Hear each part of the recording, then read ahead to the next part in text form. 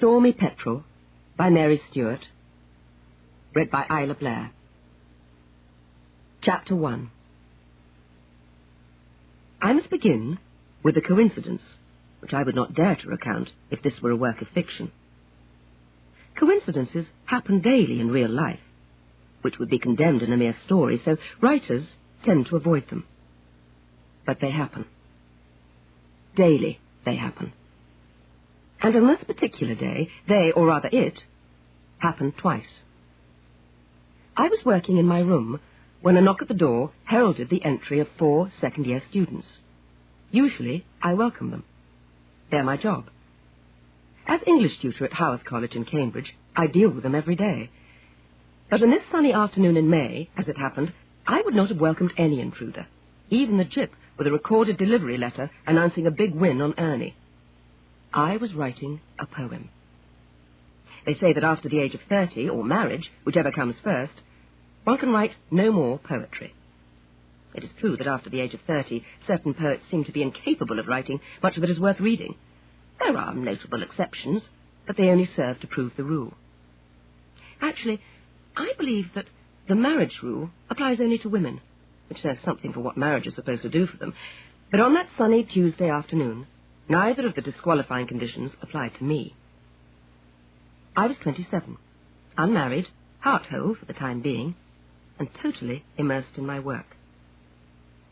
Which is why I should have welcomed the students who wanted to talk to me about the poetry of George Darley, which a misguided colleague of mine had included in a series of lectures on the early 19th century, and in so doing had worried the more discerning of my students who were failing to see any merit there. But I'd been visited that morning by what was usually at this stage of the term a rare inspiration, and was writing a poem of my own.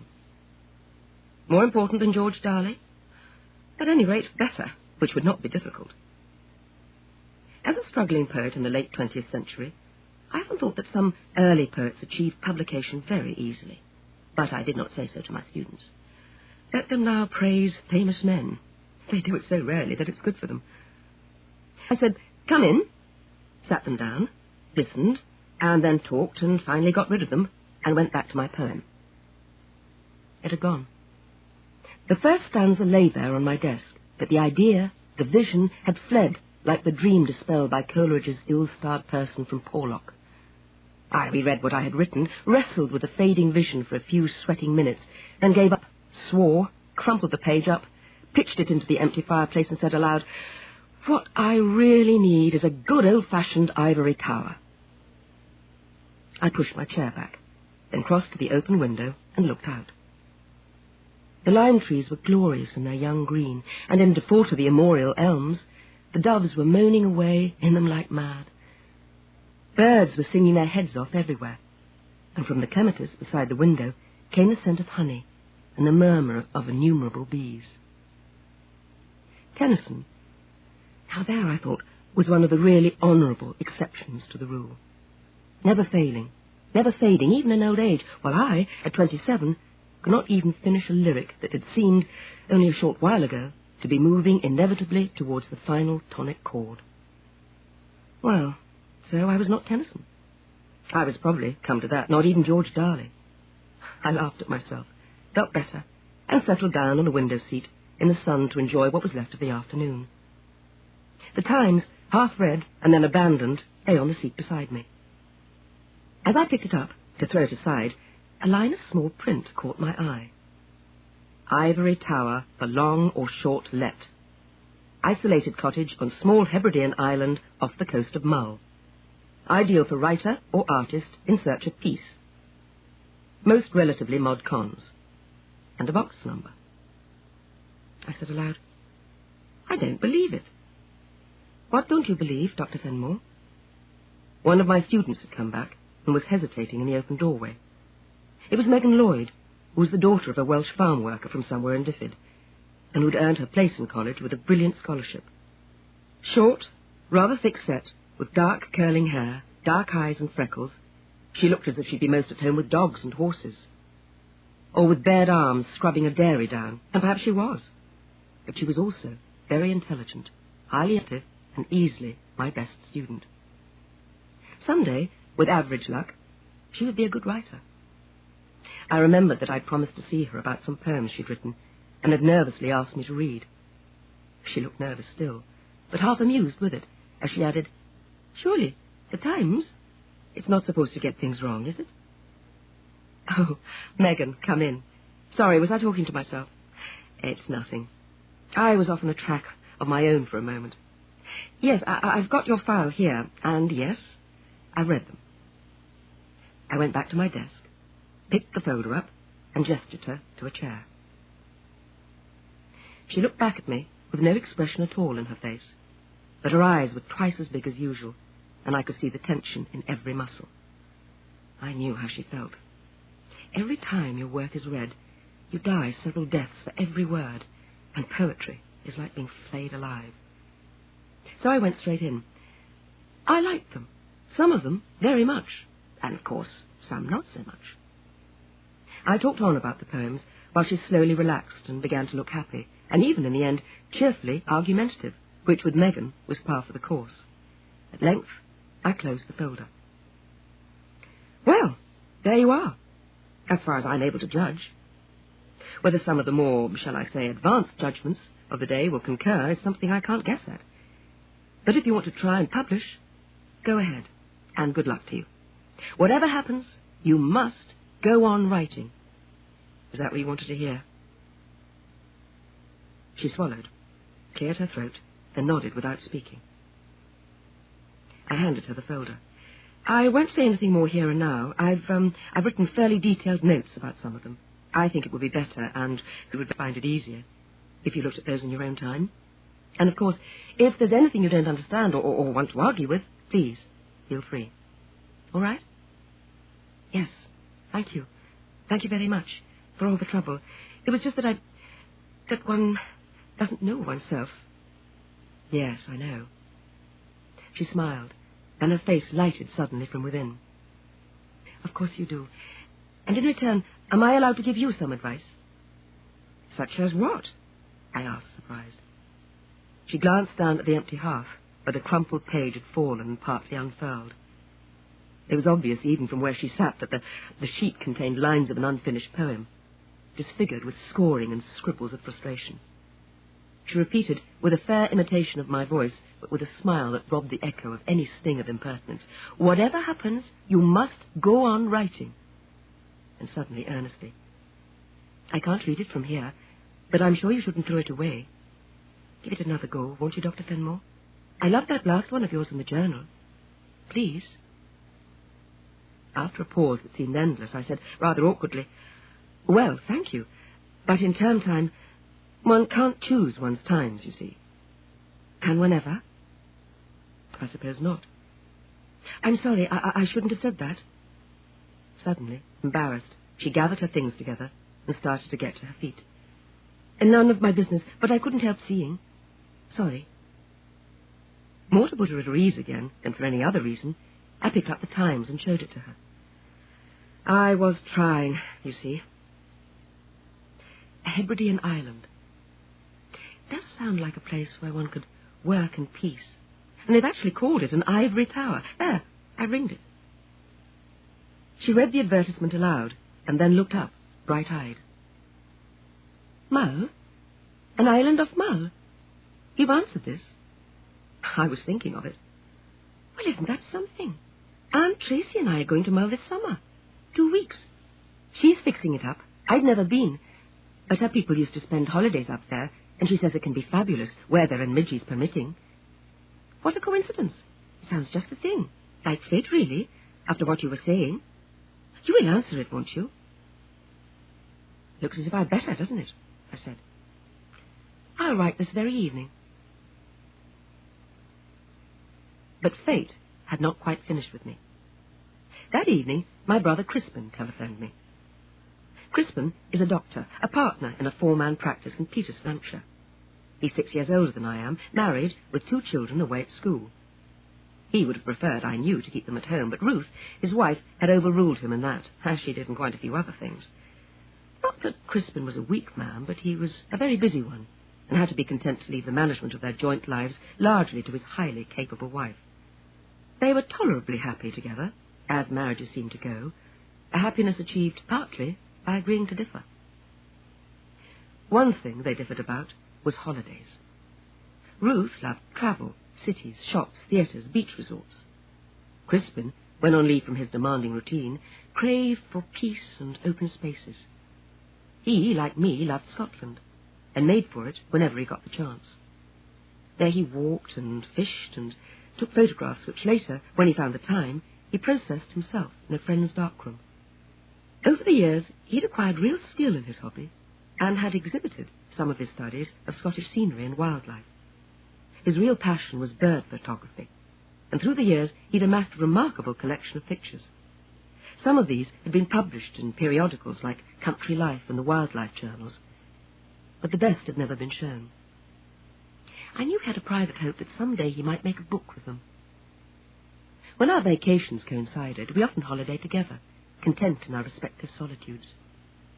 So when he rang up that evening to tell me he was taking a fortnight's leave towards the end of June, and what about a trip north as soon as term ended, I did feel as if the fates themselves had taken a hand. I've been planning that very thing. I told him about the advertisement, and he was enthusiastic. I let him talk on about harriers and divers and skuas and all the rare and marvellous birds that would no doubt be waiting around to be photographed, and then put in the usual cautious query, "And Ruth?" "Actually, no, not this time." The usual casual answer. "She doesn't like the Highlands, you know that, and she's got rather a lot on just at present. She's planning to take a holiday abroad later on, after John and Julie go back to school. But if you can get this place, it could be really good. Most of the young birds will still be at the nest, and if the weather lets up, we might get across to the Trenish Isles as well. Look, Rose, why not? Sounds great. Why don't you go right ahead and get the details, and we'll be in touch again." And so it was arranged. I wrote that night the box number, and got my ivory tower.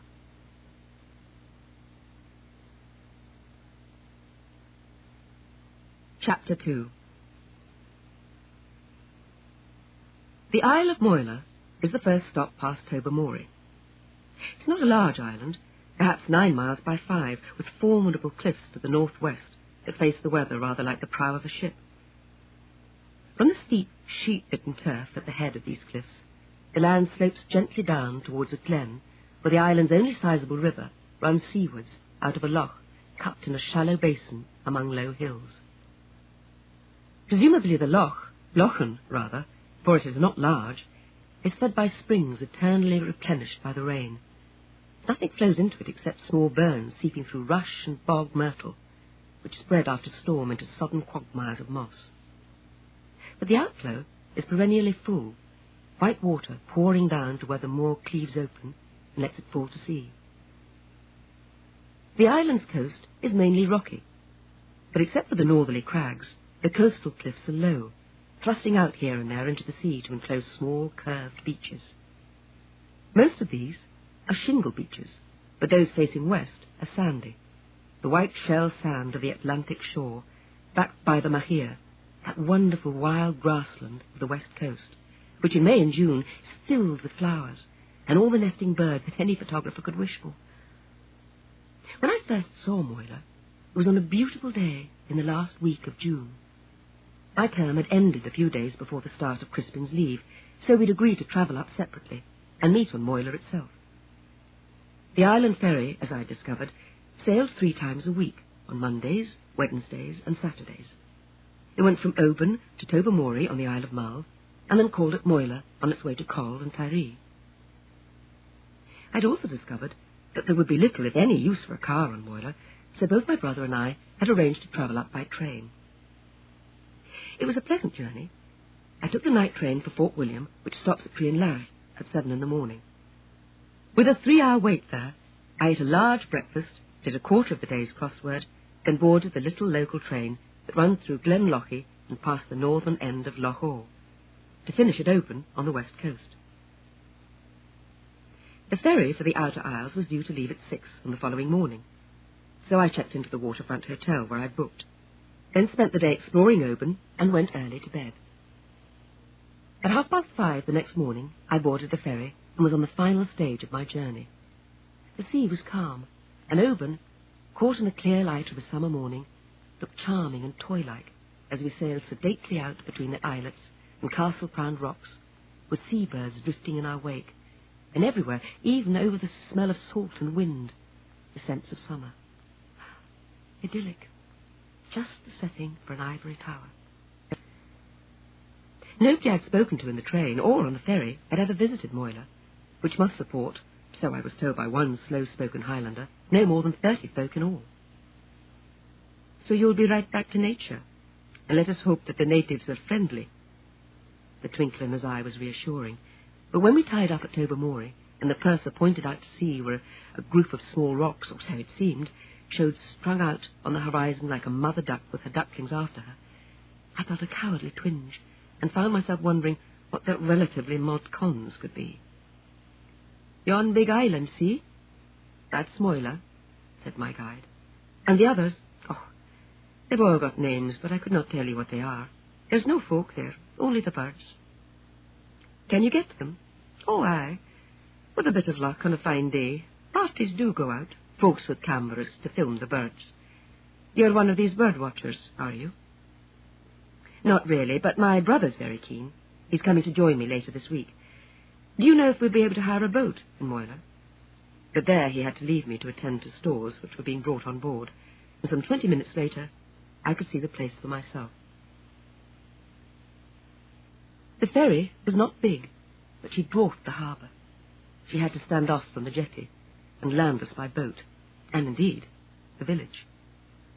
As far as I could see, there were some 8 or 9 cottages strung out on a narrow road which circled the bay. The building nearest the jetty was the post office cum shop. The homemade notice informed me that it was kept by M. MacDougall, who also did bed and breakfasts.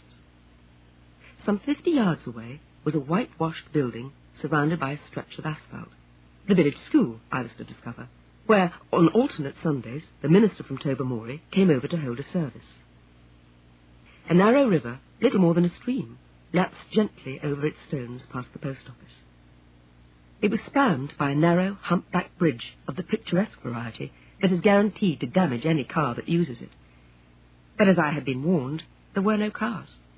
One battered Land Rover stood outside the post office, and leaning against the schoolhouse wall were a couple of bicycles, no other forms of transport. Nor, as far as I could see, did the road continue beyond the end of the village. And my cottage, as I'd been informed, lay at the other side of the island. Well, I'd asked for it. I left my cases parked on the quay and made my way into the post office. Since the thrice-weekly visit of the ferry brought all the island's mail and supplies, and the post office was very small, the place was crowded, and the postmistress, busily sorting through a pile of mail and newspapers while exchanging 2 days' news in Gaelic with the ferry's master, had no glance to spare for me. The little shop had been arranged as a market, so I found a basket and busied myself with collecting what supplies I thought I might need for the next couple of days. I was caught to myself by the echoing hoot of the ferry siren, to find that the shop had emptied of its crowd, and the postmistress, taking off her spectacles, was hurrying round to the store counter to look after the stranger. "You'll be the young lady for Camas na Brain? Miss Fenmore, was it?" She was a Finnish woman, of perhaps 50, with greying hair carefully arranged and very blue eyes. She wore a flowered smock, and her spectacles hung round her neck on a cord. She had the beautiful skin of the islands, with hardly a wrinkle, except near the eyes, where the smile lines puckered the corners. She was not smiling now, but her look was full of a benevolent curiosity, and the soft island voice, with the lilt of the Gaelic, moving through it like a gentle sea swell, warmed me as palpably as if the sun had come into the dim and cluttered little shop.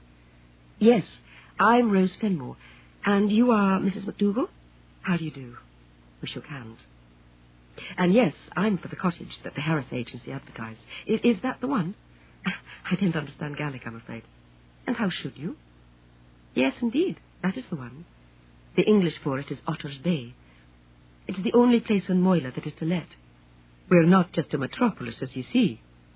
She smiled, busying herself with my purchases as she spoke. "You'll not have been here before, then?" "Well, if the weather stays fine, you'll find plenty of nice walks, and I'm told that the house at Otter's Bay is comfortable enough these days, but lonely. You are by yourself, are you?" till Wednesday at least. My brother's hoping to come then. I gave her all she wanted to know. I was part of the week's news, after all. He's a doctor from Hampshire. He couldn't get away when I did, so I came up on my own. Does the Wednesday ferry come in at the same time? It does. You have not put any fire-lighters in. You'll find it much easier to get your fire going with one of those. Are you used to a peat fire? No, but I'm hoping I can learn. Mrs. McDougall, how do I get from here to the cottage? I'm told it's about 2 miles. I can easily walk to do the shopping and so on, but I've got a couple of suitcases here now, and I certainly can't manage those. No worry about that. I saw your cases there, and Archie McLaren will have them into the Land Rover by this time. So will you perhaps be wanting a couple of bags, say, of coal to help with the fire? The house will be dry enough. There was a couple in there through the middle of May, and we've had good weather. But you would be better to stock up now for what next week might bring. Yes, of course. Thank you very much. 2 bags of coal, then, please, and fire-lighters. And, yes, I think I've remembered everything else. Oh, about milk and bread. Can one only get it fresh when the ferry comes over? We have fresh milk here from the farm, but you would be better to take some of the long life with you. It's a long walk from Otter's Bay in bad weather. Here it is, 2 cartons, and it'll keep a long time, even with no fridge. I don't know if there's one over there. The bread comes with the boat. Will I keep you a loaf on Wednesday, and another at the weekend, or 2 then, perhaps? Mostly we make our own if we want it fresh. There, was that everything? I think so, thank you. How much is that, Mrs. McDougall? She told me, and I paid her. A young man, dark, short, burly, in a navy guernsey and jeans and gumboots, came in and lifted the coal bags into the Land Rover beside my cases. I picked up the carrier bag where the postmistress had packed my groceries. I don't imagine there's a telephone at the cottage, is there? There is not. There is one here and one at the house, and that is all there are. And the one at the house is cut off since the old lady died. The house? Somehow the way she said it gave it a capital letter. The big house. It's not far from you, 1/2 a mile along the shore maybe. Take na tour, they call it. That means the house of the tower. There's a small island off the coast just there, with the remains of a broch on it. I suppose that is the tower that the house was named for. It was built as a shooting lodge in the old days, and then the Hamiltons bought it and lived there most summers. But old Mrs. Hamilton, she was the last of them, died this February, so it's empty now, and likely to stay so. She smiled. It's not everyone wants the kind of peace and quiet we have on Moyla. I can imagine.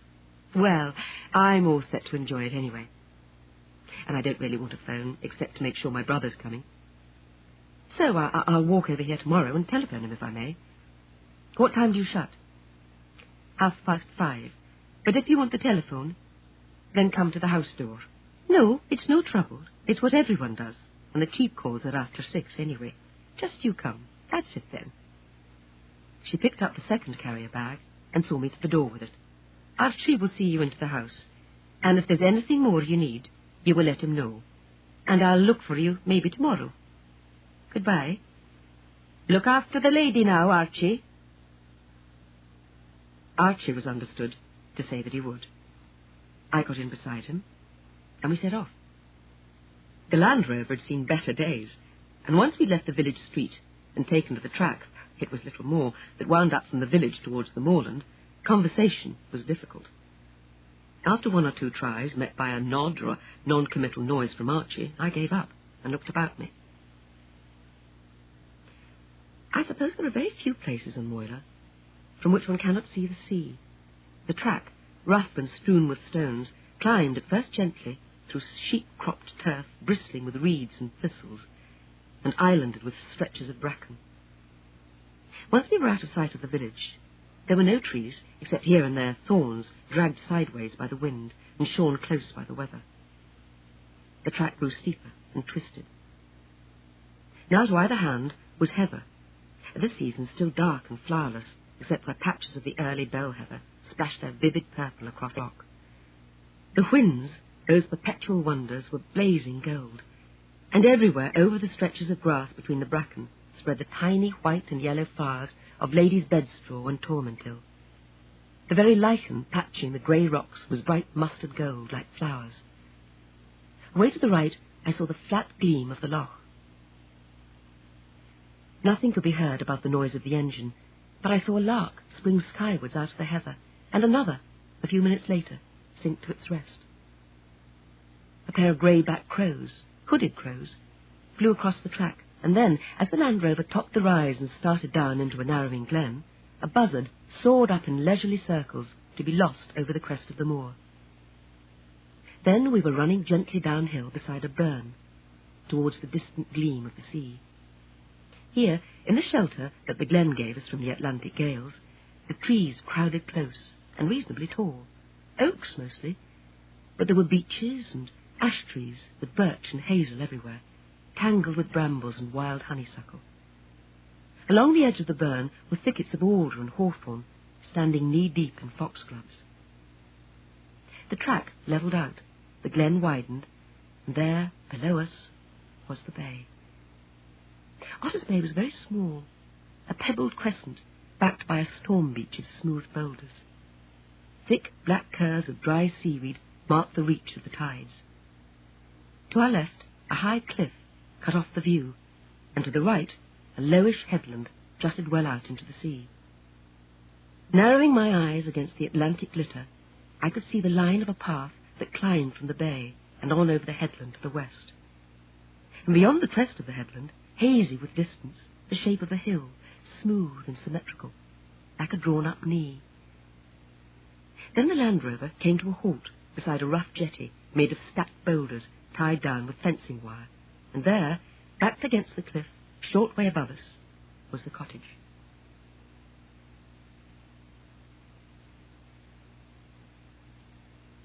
Chapter 3. The cottage was bigger than I'd expected. Originally, it had been built in the usual pattern, a tiny square hallway with doors to either side leading into the two front rooms, and a steep and closed stair up to the twin bedrooms under the pitch of the roof. But someone, fairly recently, had done a job of conversion. The two downstairs rooms were thrown into one, with a staircase half dividing them. The sitting room, to the right, had a pleasant fireplace, and was adequately, if not well, furnished with a couple of easy chairs, a low table, and a doubtful-looking sofa pushed back against the staircase wall. The kitchen diner, on the other side, boasted the usual cupboards and what looked like homemade worktops, and a table near the window with 4 chairs drawn up to it. On the worktop stood an electric kettle and a toaster, and these were the only mod cons to be seen. A door at the rear led to a narrow room which ran the width of the cottage, and had originally been the back kitchen or scullery and washroom. Under one window was a modern sink and draining board with an electric water heater fixed to the wall above it. Beside this stood the cooker, installed apparently by someone who distrusted the island's electricity supply. It was a gas cooker, and had been placed there to be within easy reach of the cylinders of Calla gas that stood just outside the window under the lean-to beside a stack of peat. That was as far as modernization had gone. The other end of the scullery was just as it had always been, with the old deep sink for laundry, served by a single, presumably cold, tap, and in the corner beyond it, the copper for the boil. A deep cupboard, clean and empty, would serve as a storeroom. Another, beside the copper, held cleaning tools. No fridge, but the place would be cool even in summer. Those windows never saw the sun. Peering out, I could see that there must once have been a garden or kale yard between the cottage and the cliff. Now the tumble-down wall enclosed nothing but a tangle of brambles and wild roses, almost hiding a garden hut. Alongside the wall, a narrow path wound between waist-high nettles to a small structure whose function one could guess at. The house agent had assured me that a bathroom and lavatory had been installed upstairs above the scullery. Looking at those nettles, I hope he told the truth. "I will take your cases upstairs for you," said Archie McLaren. "No, don't bother." "Well, thank you very much." I dumped the carrier bags of groceries on the kitchen table and started to unpack them. I heard him moving about upstairs, and it was a minute or two before he came down again. I was just, he pronounced it just, taking a look. She had Robert MacDougall over from Mull last year to do the bedrooms up. That is Mary MacDougall's cousin from Dervaig. He always does a good job. I'd not seen the upstairs rooms since they were finished, but I remember the job they had with the bathroom and with this. He looked about him with interest. It was very different here when the family had it. It was Alistair Mackay lived here. That was the gardener at the house. They only moved away 2 years ago to the mainland, and then Mrs. Hamilton did the place up for letting. When they took the old oven out, I brought the cooker down myself, and the fittings for the kitchen units.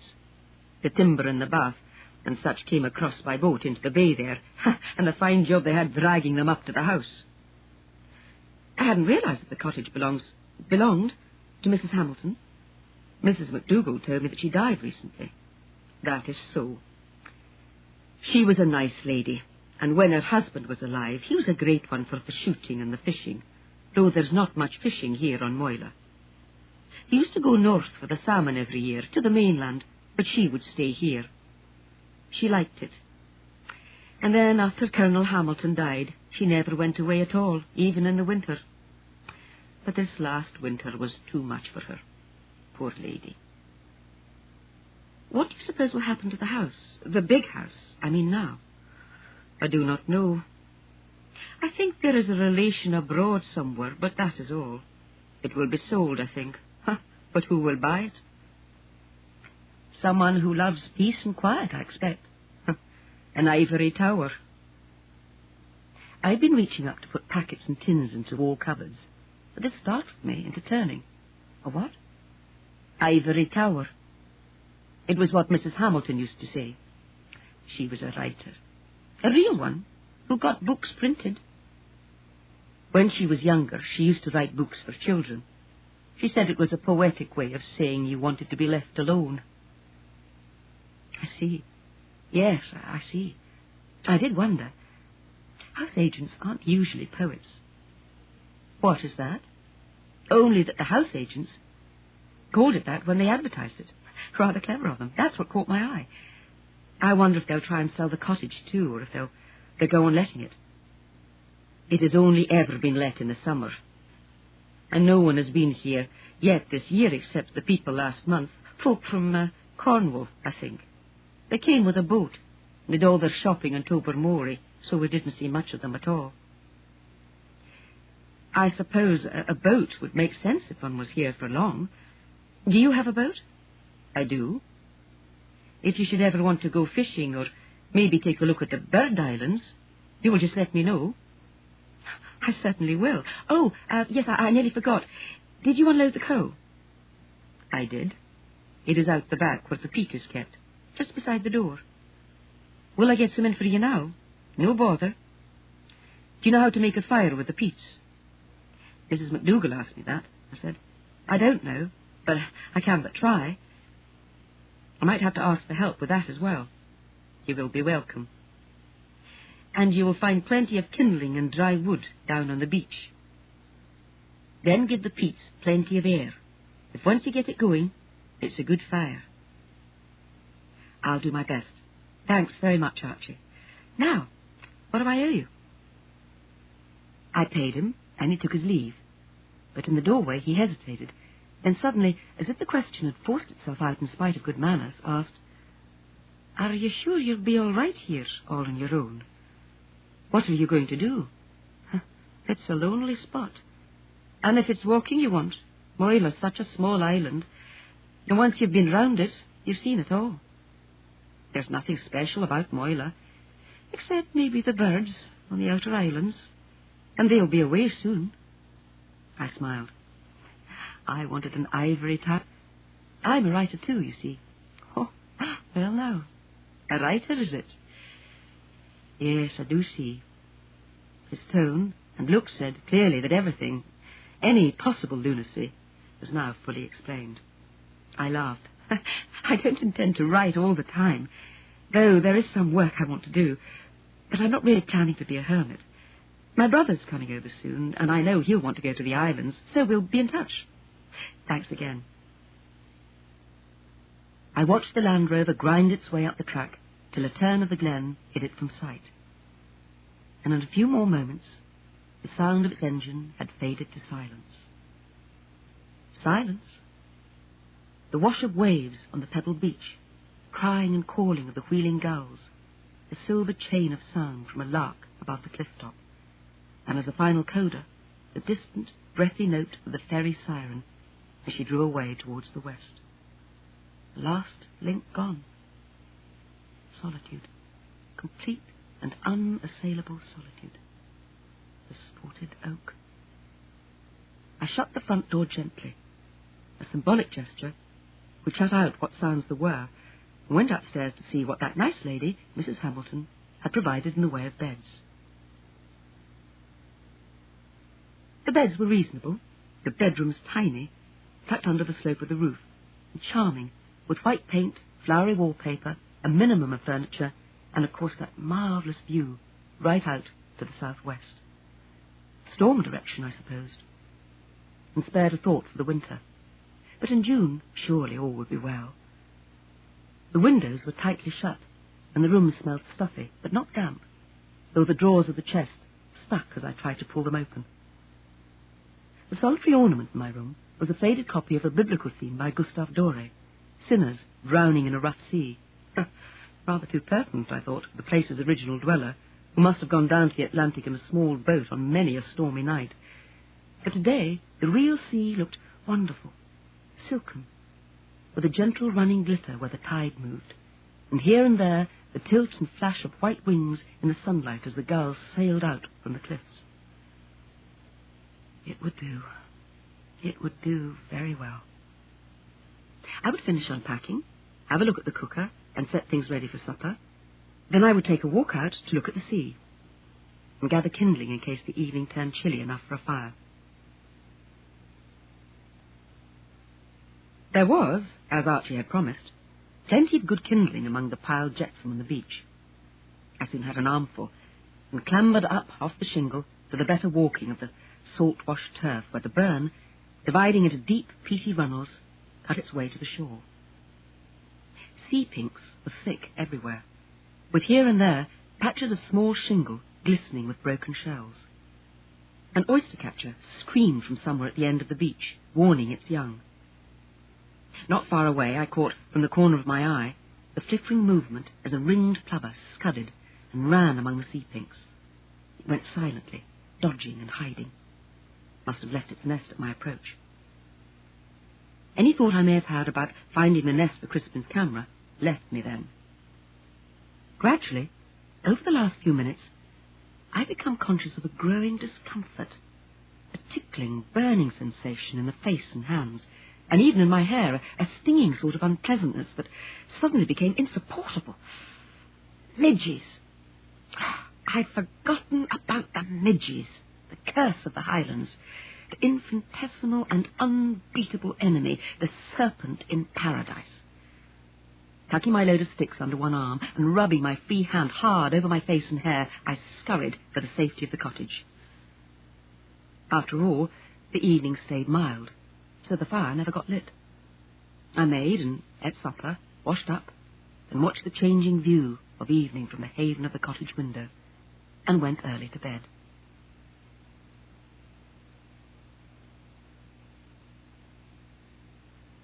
Chapter 4. I woke next morning to a brilliant, pearly light, but when I went to the window, no sea was visible. Nothing, in fact, was visible. The world was shrouded in a curtain of mist. This was not the sort of fog one is used to in towns, but a veil of salt-smelling white, damp and mild, with all the soft brilliance of a thin curtain drawn between earth and sun. But view, there was none. I could not even see as far as the mouth of the burn, so no walk today, until I was a little more certain of my way. Even the main track to the village could be treacherous in this blinding, moveless white. I was not disappointed. I told myself so, firmly, several times. I had all I wanted. Peace and privacy. A day to myself before Crispin came, and an absolute compulsion to stay indoors and take another look at the poem. that had been broken into by my tutorial in Cambridge. I would look at it again and see if it had been totally destroyed. At least no person from Porlock was likely to interrupt me today. No one did. The day went by, still and silent, but for the muted calling of the seabirds and the sad little pipe of the ringed plover on the shingle. I sat at the kitchen table, staring at the blind white blankness in front of me, and slowly, like a clear spring welling up from the common earth, the poem rose and spread and filled me, unstoppable as floodwater, technique unknotting even as it ran, like the snags rolled away on the flood. When it comes, it is worth everything in the world. There is too much easy talk about inspiration, but at such times one sees it exactly for what it is, a breathing in of all experience, all apprehension of beauty, all love. As a fire needs air to make it burn, so a poem needs to be fueled by each one of these, and the greatest of these is love.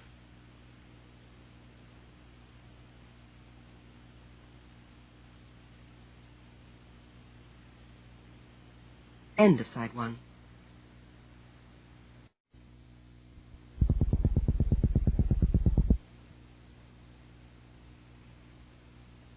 Side 2. When I looked up at last, it was to see the near cliffs bright with the afternoon sun, and the sea creaming calmly against the storm beach in the gentlest of high tides.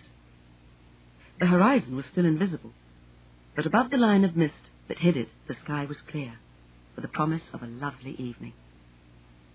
An evening with a breeze. I could see movement in the bracken that edged the track, and cloud shadows moved from time to time over the sea pinks. So much for the midges, and it would be better at the head of the track than over the central moors. I would make myself some tea, I decided, as I packed away my papers, and walk over to the post office to make my call to Crispin. My sister-in-law answered the telephone in the voice which, whether she means it or not, always sounds abrasive and resentful when she speaks to me. She was sorry, but Crispin was out on call. No, she did not know when he would be home. When did she ever? His train? Well, it now seemed that there was someone he wanted to see in Glasgow, so he was taking this chance to fit that in. He had booked on tomorrow night's sleeper and would head up to Oban on Friday. Then, she gathered, he would get the ferry the next morning, Saturday. Would that be right? It could be. I was hoping he'd manage tomorrow's boat, but Saturday would be great. I've found out more about it now, so if you wouldn't mind giving him a message, Ruth. Have you got a pencil handy? Well, the ferry is the one for Col and Tyree. Coll and Tree. Yes, they're two of the islands in the Inner Hebrides. Crispin will know. It leaves at 6 a.m, and they want you on board by 5:30. I stayed at the Columba Hotel, just near the quay. I've made a reservation for him for Friday night. Oh, and tell him that Moyler's too small for the ferry to dock, so he'll come ashore in a boat. I won't offer to meet the ferry. It docks at 8 a.m, but I'll arrange transport for him to the cottage. Did you get all that? Yes, but wouldn't it be better if I got him to call you back when he comes in? I laughed. It would be difficult. There's only the public phone in the post office, and I've just walked 2 miles to get to that. But I'll give you the number. I gave it. And if he wants to leave a message for me, Mrs. McDougall will take it. Mrs. McDougall? Yes. Now it was her professional voice, quick and cool, the doctor's wife taking another message down. Then she was herself again. Rose, what's it like? 2 miles from the phone, and you had to walk it. I must say, it sounds just the sort of place Crispin would love. He would. He will. It's quite lovely. I added in total insincerity, you really ought to have come, Ruth. The cottage is tiny, but it's charming, and the views are out of this world. But what on earth would there be to do? Well, nothing. Nothing. Blessed state for the hard-working Crispin, and for myself after the turmoil of exams and end of term. I, said my sister-in-law, who never, I am sure, means to be offensive, simply cannot stand being idle. I'm going to Marrakesh in September. Marvellous hotel, bags of sunshine and plenty of tours and fascinating shopping. That sounds wonderful. Enjoy it. I'll have to go now, Ruth. I'll ring again on Thursday evening to see if Crispin's going to make it. Goodbye now. Goodbye. And she rang off. Mrs. McDougall was in her kitchen taking a batch of bread out of the oven. I paid her for the call and stayed chatting for a while, answering her queries about the cottage and then telling her of my brother's expected arrival and the possibility that he might telephone with a message. I expect I'll walk over this way every day anyway, and if he does come on Saturday, could Archie be here, please, to take him down with his bags to the cottage? He will be there. He always meets the boat. There are always goods to carry that have been ordered. Well, it will be nice for you to have your brother here, and we will hope for the best. I'm afraid that there is bad weather forecast. I've just heard it on the news. Oh, dear, is there? Really bad? Enough to stop the ferry crossing? It has to be very bad indeed for that. Don't worry, your brother will get here. But you might find the cottage a bit drafty if it gets really rough. I'll batten down the hatches, I told her. She laughed. We talked for a few minutes longer. When I left, I had a bottle of midge repellent in my pocket and a loaf of new bread still warm in a plastic carrier. The loaf was a gift. Natives were friendly after all. I went slowly and presently found myself walking towards a most spectacular sunset. Gold, scarlet, and blazing flame I'd seen before, but never like this, washing over the low clouds from below, and backed by the most delicate and limpid green which faded to primrose and then into the shadowy greys of the upper sky. I stood to watch. To my right was the small loch, edged with deep reedy banks of moss and thymy turf. The water lay smooth as glass, polished with all the colours of the sunset sky. Then something moved, and the shining world broke up into arrowing ripples as a bird slid across the water, no more than a shape of black against the glare. A duck? Too big. Diver? I'd never seen one, but my brother had talked to them, and I knew that he was hoping he might find one here. As I screwed up my eyes against the dazzle, trying to see the creature so that I might describe it to Crispin, it vanished. Duck or diver, it had dived, and though I waited for long minutes, it did not appear again. I walked on to the cottage, which already seemed like home. It is never quite dark on a clear June night in the Highlands, and never in the long, light nights do the seabirds cease from calling and flying. I went outside again that night, just before bedtime, to look at the stars. Back in the city, or in fact anywhere that I've lived, the night sky was disfigured by street lamps and the city's emanations. But here, in a clear arch of pewter grey air, the stars were low and bright, and as thick as daisies on a lawn. I picked out the Plough, and Orion, and the Pleiades, and of course the long, splashing tail of the Milky Way. But that was as far as my knowledge went. Of one other thing I could be certain. The weather was changing. A wind was getting up, and even as I stood there, the lower stars were obscured by drifting darkness. The cries of the seabirds, muted, seemed to change too, and the soft murmur of the sea. It was perceptibly colder, and the wind smelt of rain. I went indoors and to bed. During the night, the wind got up, and the morning dawned grey and blustery with bursts of heavy rain. Thankful that I'd taken the trouble to gather dry wood while it was fine, I lighted the fire and soon had a cheerful blaze going. And once the chores were done, there was nothing to do but write. It is time, I think, to make a confession. Though I was a student of literature and, I believe, a reasonably good teacher and loved my work, and though I was, moreover, a serious poet who'd gained some small recognition in circles even outside my own university, my writing life was not confined to poems and articles or even lectures. I wrote science fiction. Not only wrote it, but published it, and made what seemed to a poorly paid lecturer to be a very acceptable amount of money with it, under another name, of course. The flights of Hugh Templar's imagination paid Rose Fenmore very well indeed. They also gave her a much-valued safety valve for an almost too active imagination. The pure invention of these tales, the exercise of what at its best can be called the high imagination, allow the writer, in Dryden's phrase, to take the clogs of his fancy and to escape the world at will. So through that dismal day, Hugh Templar sat at his kitchen table and pursued the adventures of a team of space travellers who discovered a world directly behind the sun, which was a mirror image of our own Earth, with the same physical composition, but with a rather different kind of population, a race having strange and, I hoped, thought-provoking ideas about how to run their planet. At 10 o'clock, the lights went out. Though normally, in the Highlands, there is almost enough light at that time to write by, the storm clouds that had thickened and threatened all day made it quite dark. The fire had died to cold ashes, but I felt my way to where I'd seen a candlestick, left ready in the mantelpiece, presumably as insurance against just this event. I crossed to the uncurtained window and peered out. The wind was stronger than ever, and fistfuls of rain hurtled against the glass. A wild and nasty night. I finished the section I'd been writing. An idea left in mid-paragraph tends to vanish very quickly, then took myself and my candle early to bed.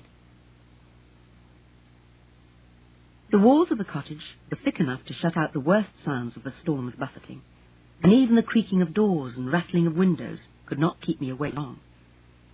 But some sharper, unaccustomed sound, brought me out of my first deep sleep into listening wakefulness. The storm was still raging, more fiercely now than before. I could hear the crash of waves on the shingle and the intermittent shriek of the wind as it tore through the gaps in the kail-yard wall. But the sound that had startled me awake was different.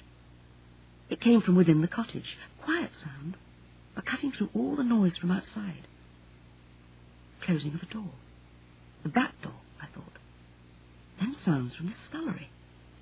A tap running, and the echo of metal as the kettle was filled. Crispin? Against all expectation, all possibility, had my brother managed to make his way here, to cross Moyler in spite of the storm? Too bewildered by sleep to think just how impossible it was, I slid out of bed, pulled on my slippers, threw my dressing gown on, and opened my bedroom door. There was a light on downstairs, and as my bedroom door opened, all sound ceased from inside the house. For a moment I thought I'd been mistaken, and that perhaps I'd left the switch on after the light failed, but no, I was sure I'd switched it off. And I'd locked the back door. I ran downstairs. He was just turning from the sink, kettle in hand. A young man, tallish, slenderly built, with dark hair dragged into a tousle by the wind, and a narrow, pale-skinned face, a good-looking face, blue eyes, straight nose, cheeks flushed with cold and wet with rain, and with tomorrow's stubble already showing dark. He wore a navy fisherman's jersey and gumboots, and a heavy anorak, shiny and running with wet. I'd never seen him before in my life. I stopped dead in the doorway. He stood rigid, gripping the kettle. We both spoke at the same time, and inevitably the same words. "Who the hell are you?"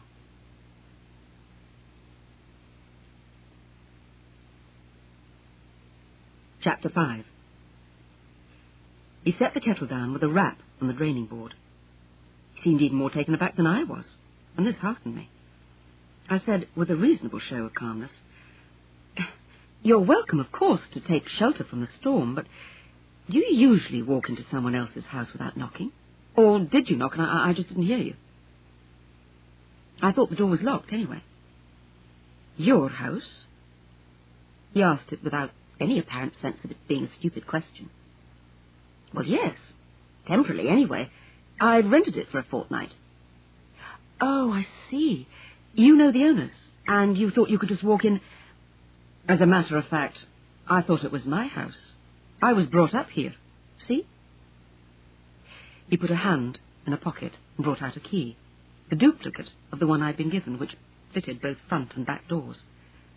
"I'd no idea the place had changed hands. I'm sorry." "I'm sorry, too."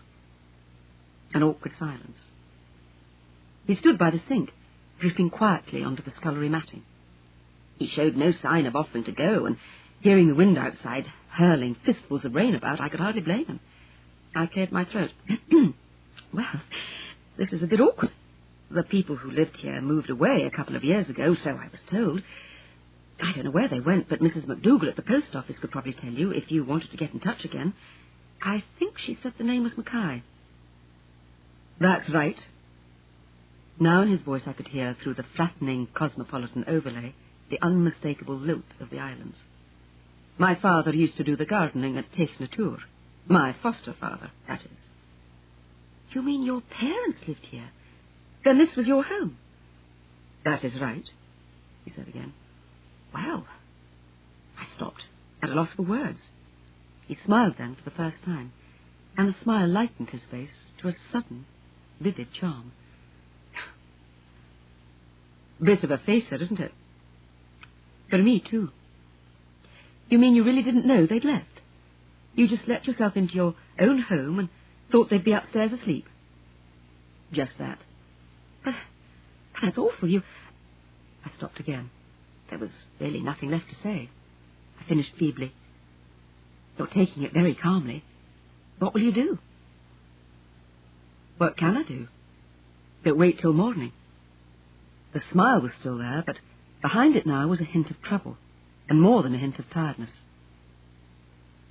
It wasn't quite such a shock as you might think. It certainly shook me when you came downstairs, but then I just thought my people might be away and have let the cottage.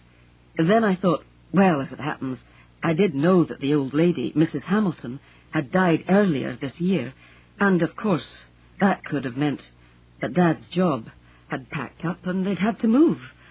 But then, when you said they'd been gone for a couple of years... He paused and took his breath in.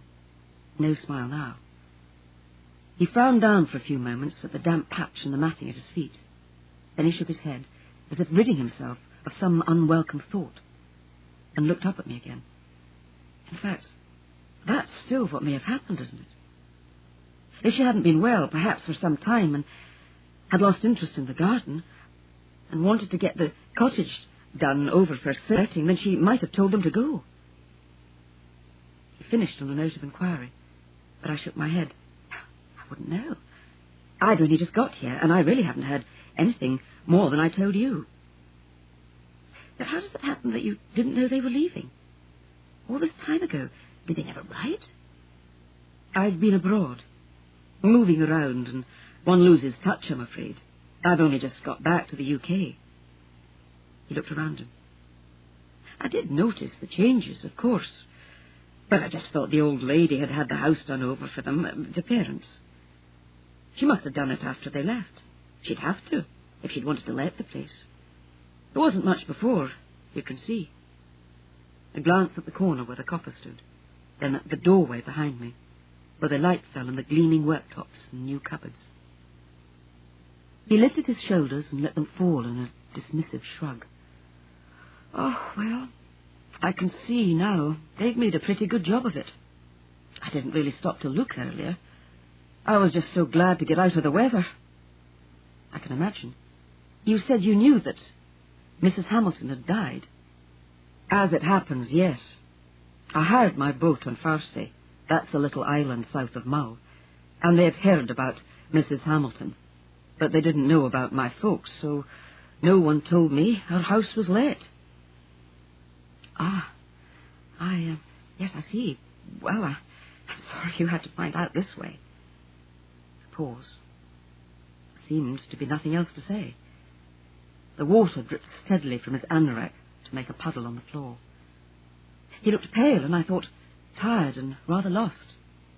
I said crisply, "Give me the kettle. You look as if you could do with a hot drink, and as a matter of fact, so could I." I carried the kettle into the other room, plugged it in, and switched on. "What do you have? Coffee, tea, cocoa? I'm not stocked up with strong drink yet, I'm afraid. Why don't you take that wet anorak off and get the fire going again while I make the drinks?"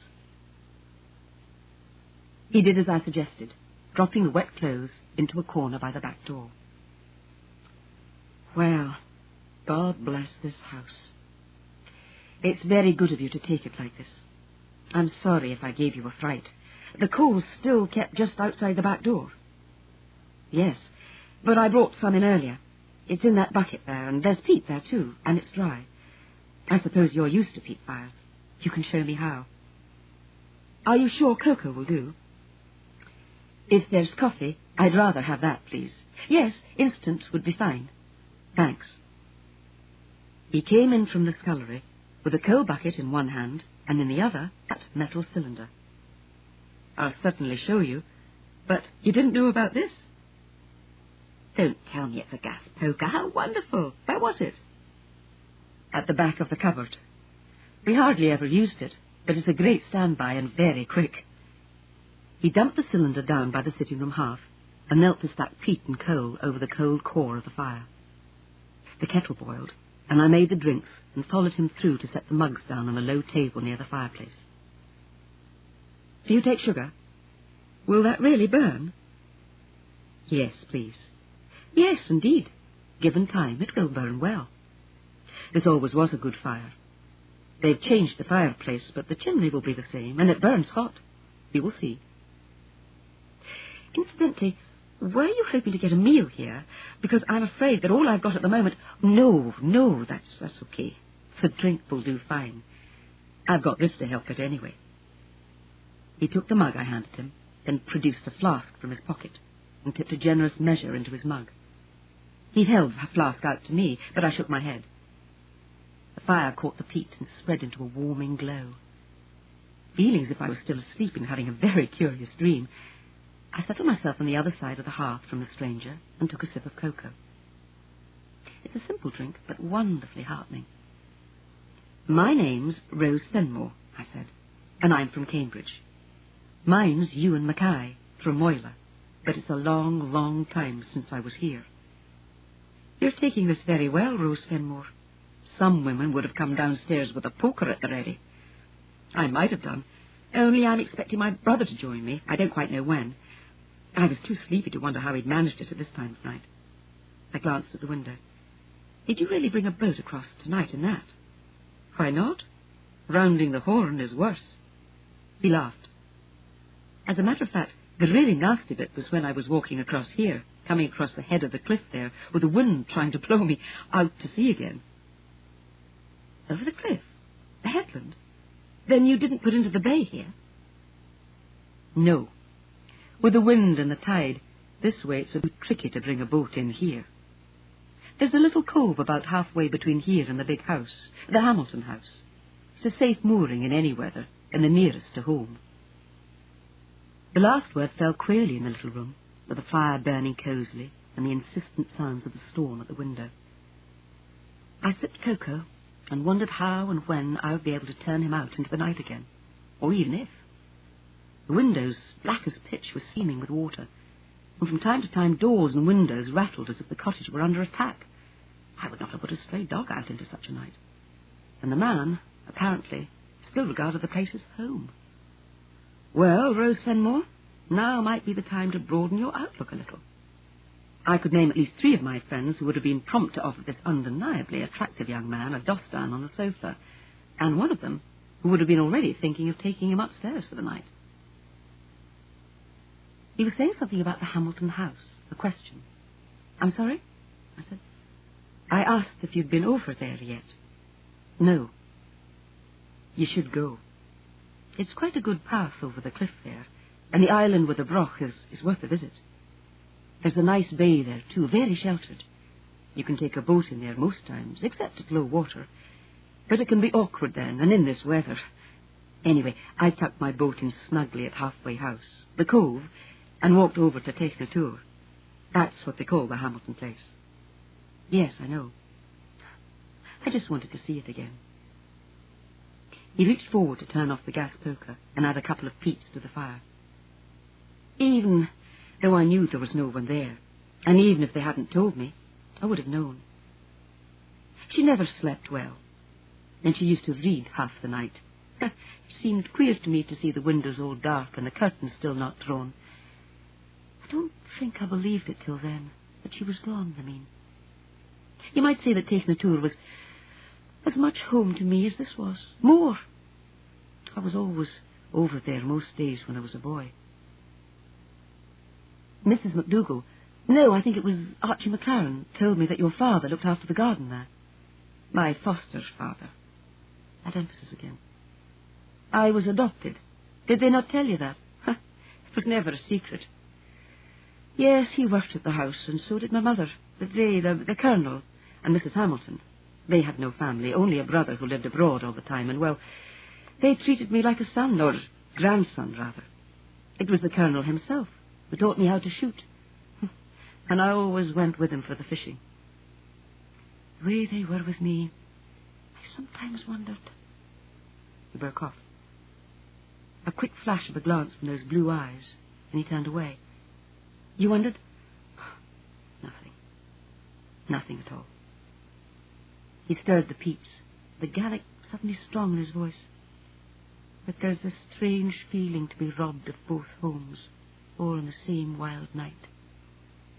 Celtic twilight, I thought. Is it dramatizing all this a bit for sympathy and a bed for the night, or is this the normal way of the gale?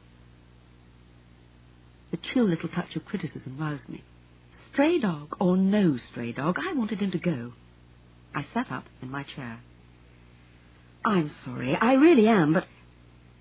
He smiled at me suddenly, the same flash of charm. And that was not a hint for you to offer me a bed for the night, Rose Fenmore. You've been very kind, and I'm good and dry now, and I've slept on the boat many's the time before, and in worse nights than this. The wind's dropping a bit anyhow, and she'll be all safe and snug in Halfway House. I'll maybe get round to the harbour in the morning and have a talk with Mrs. McDougall. He asked. No, really, they're nothing. Give me yours. As I got up to take it from him, there was a sharp rapping at the front door. In the time it took me to turn my head, Ewan Mackay came upright, and a hand moved, incredibly, towards a pocket. It was a movement I'd seen 100 times on television, but never before in real life. For real life, visit Moyla, the island of the Ivory Tower. His hand dropped. I said feebly, would you answer the door, please? And, if it's my brother, don't shoot him. He didn't smile. He gave me a sideways look that was curiously disconcerting and went to the door.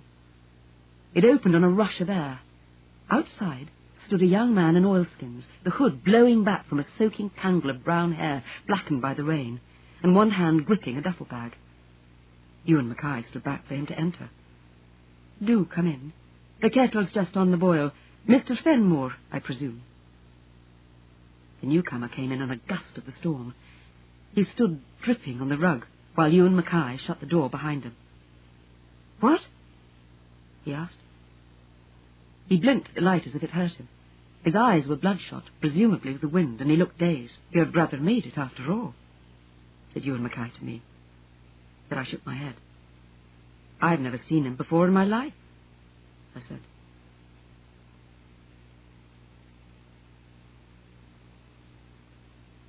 Chapter 6. I'm terribly sorry to butt in like this. The newcomer looked from Ewan Mackay to me and back again. He was understandably taking us for a couple whose holiday idyll he'd just interrupted. Though why we should be sitting at the fire at that hour, with me in a not very elegant dressing gown and Ewan in plain jeans and a Guernsey, it would be hard to imagine. Something of the thought was getting through to him. He paused and finished uncertainly. My tent was blown away and some of my stuff with it. I tried to chase it, but it was no good in the dark, and I went clear into a bog, and in the end I saw your light, so I picked up what was left and came along. If I might just wait here till the storm passes, till daylight perhaps, and then try to track my things down. Well, of course, said Ewan Mackay warmly, before I could speak. I looked at him in surprise, but he ignored me. Come right in and get those wet things off. A shocker, isn't it? We were just having a hot drink. Join us? Thank you. It's very good of you. I'd like that. He was shedding his wet things as he spoke, and a glance at me indicated who was supposed to hurry off and get him the hot drink. I found my voice. I gave Ewan a chilly glance. If you're the host, you make the drink. You know where the kettle is. The newcomer looked surprised, but Ewan took it without a blink. In fact, he smiled. Of course.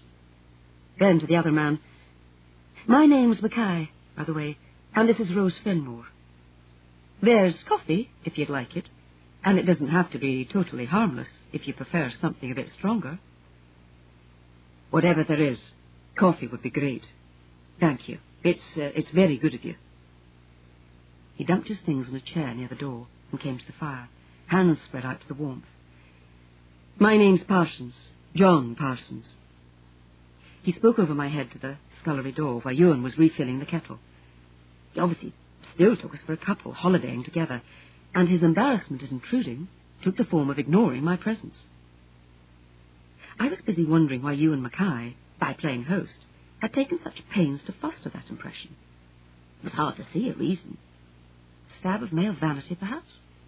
Discovered alone in a remote cottage with a young female whose brother had once described her as a don, alas, but a dish when she takes the trouble. Had he quite deliberately misled the newcomer?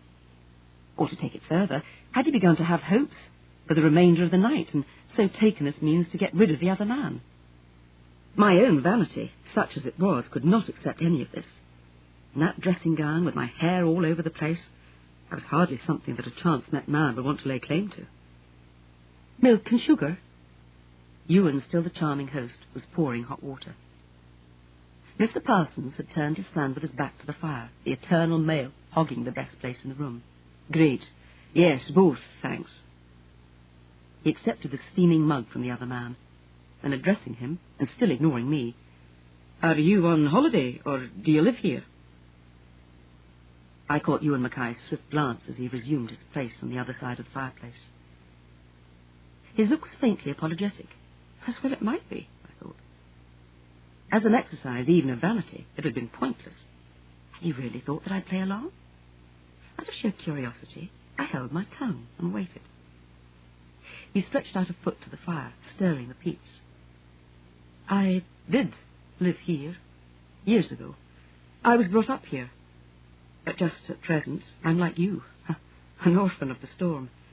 Miss Fenmore gave me shelter, too. Oh, really? I see. Mr. Parsons looked down at me at last, and I could see a different embarrassment replacing the first as he met my ironic eye. Well, Miss, it's awfully good of you. Quite an invasion. I'm terribly sorry to be such a nuisance. Think nothing of it. Are you Mr. For a moment, I thought I'd gone too far. In the grey eyes regarding me through the steam of the coffee, I saw a spark that might have been amusement. It might equally well have been annoyance. John Parsons, the macho male, being quietly baited by the nonentity by the fireplace. Then it was gone, and he answered mildly, On the Mahir. But the wind this way, it's next to impossible. Back to Ewan. You lost your tent, too? Not a tent. I've a boat. I tied up in the cove west of here, just beyond the headland. I asked, Can you really see the lights of this cottage from the Mahir? A perceptible pause as Mr. Parsons turned and set his mug down on the mantelpiece. I doubt it. But when I saw it tonight, I just struggled as far as the road. Why? I just wondered. Whereabouts on the Mahir? Asked Ewan. Pretty exposed for camping, I would have thought. Or were you near the house? Which house? The locals, we call it the big house, or just the house. The one opposite the island where the broch is. Yes, of course, I remember. Isn't that the Hamilton house? That is right. Old Mrs. Hamilton, who lived there, died recently, so the place is empty now. You know it, then? You've been to Moyla before? Yes, a long time ago, when I was a student. I wondered. Ewan Mackay had been staring hard at the other man while they talked. Now he asked, Perhaps we met then? I've been wondering if I knew you. Perhaps. I don't think so. So what brings you back here now? I'm a geologist. Mr. Parsons sipped his drink placidly. He'd accepted the addition from Ewan's flask. There was something I remembered that I wanted to look at, and I thought it would be an interesting place to spend my leave. I've been working in Sydney. I'm planning to move across soon to the Broch Isle. There's an igneous intrusion there with fragments of garnet peridotite. That's a rock from Earth's crust, and I'd like to spend a bit of time there, though the rocks at the northwest end look pretty difficult to get at. But that won't interest you. The conversation had long ceased to interest me. I was feeling the need to get back to bed and to sleep, and from where I sat, I could not see the clock on the mantelpiece. I got up to look, and something else caught my eye. Tucked behind the clock was a small sheaf of papers, letters and bills, perhaps, pushed there and forgotten, presumably by the last tenants. An address was printed and clear. J. R. Parsons, Esquire, at Otter's Bay, Isle of Moyle, Argyll. So John Parsons was perhaps not genuine all the way. When you and Mackay suggested that they'd met before, I thought that the other man had countered with a faintly wary look. And Ewan himself, for all his outgoing charm, had certainly acted in a way that gave pause for thought. All else apart, I could not forget that movement of his hand to his pocket when Parsons knocked at the door. I carried my empty mug out to the sink, then stood in the doorway and regarded them. Neither of them had taken the slightest notice of my movements, except that Mr. Parsons was already in my empty chair, and the two of them, with Ewan Mackay's flask of whisky now standing between them, were talking about salmon fishing, a subject which, I thought dryly, afforded a good deal of scope for liars. The next move was mine. Ewan Mackay had said he could sleep on his boat, but he'd made no move to invite Parsons to share it with him. There might not be space for two, and I could hardly turn the other man out now. Safety in numbers. Let them both stay. I may be a dish, but I am also a don, and not prone to see emergencies when none exist. I said, "It's after 3 o'clock. I'm going to bed. The bedroom upstairs is all ready for my brother, and I'd prefer to have that floor to myself anyway. I see you've salvaged your sleeping bag, Mr. Parsons. I'll throw some towels down and a couple of blankets. And you can toss for it who sleeps on the sofa and who gets the floor." I added, out of pure malice to Ewan, "And, of course, you remember where the old loo is. Not more than 20 yards from the back door. Good night. Sleep well."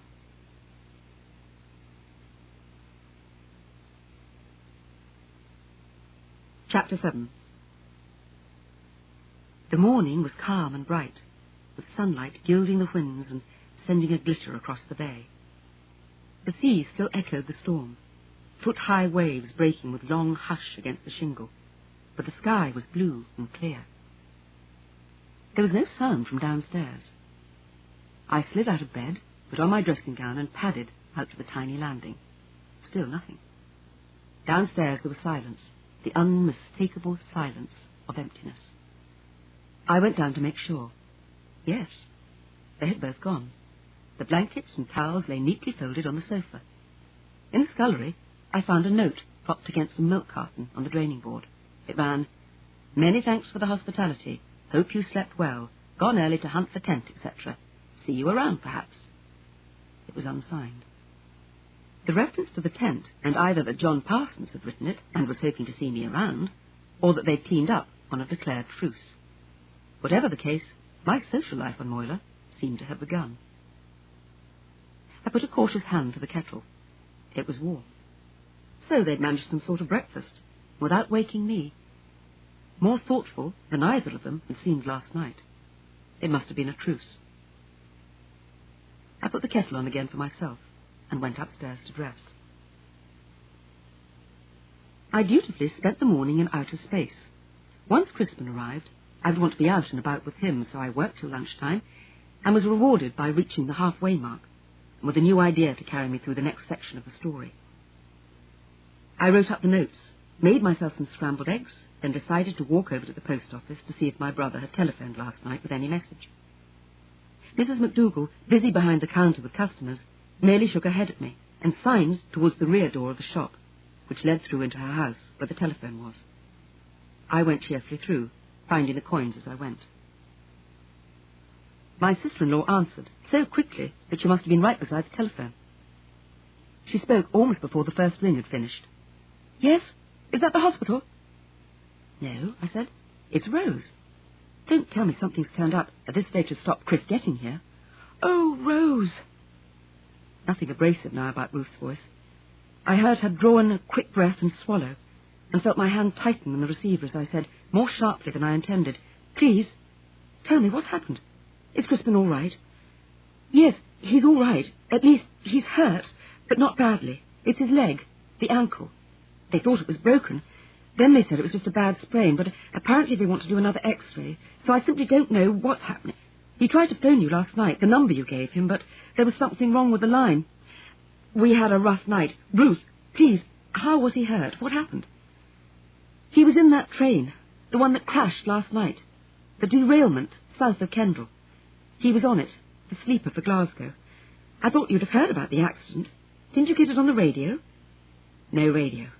Go on." "About Crispin." "He's all right, really. He phoned me himself. It wasn't a bad accident.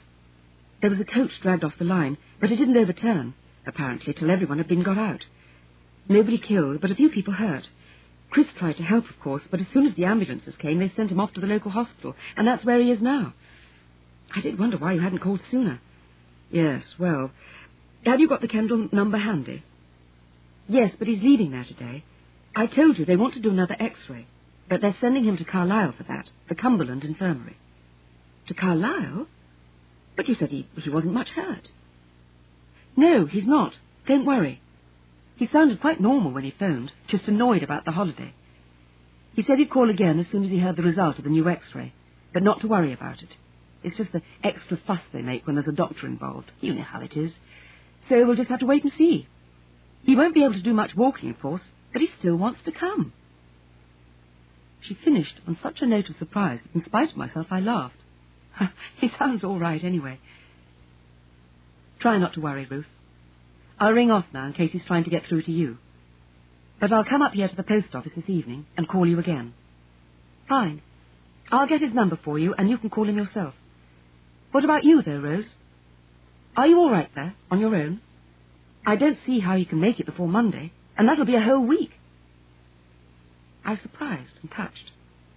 "I'll be fine, thank you. The cottage is rather cosy, and I'm busy on a new story, so I've plenty to do even if the weather's bad. And when it's fine, well, it's a lovely little island, and I can have some bird walks of my own. Give Crispin my love, Ruth, and I'll ring tonight and see how things are." "I'll tell him. Goodbye, Rose." "Goodbye."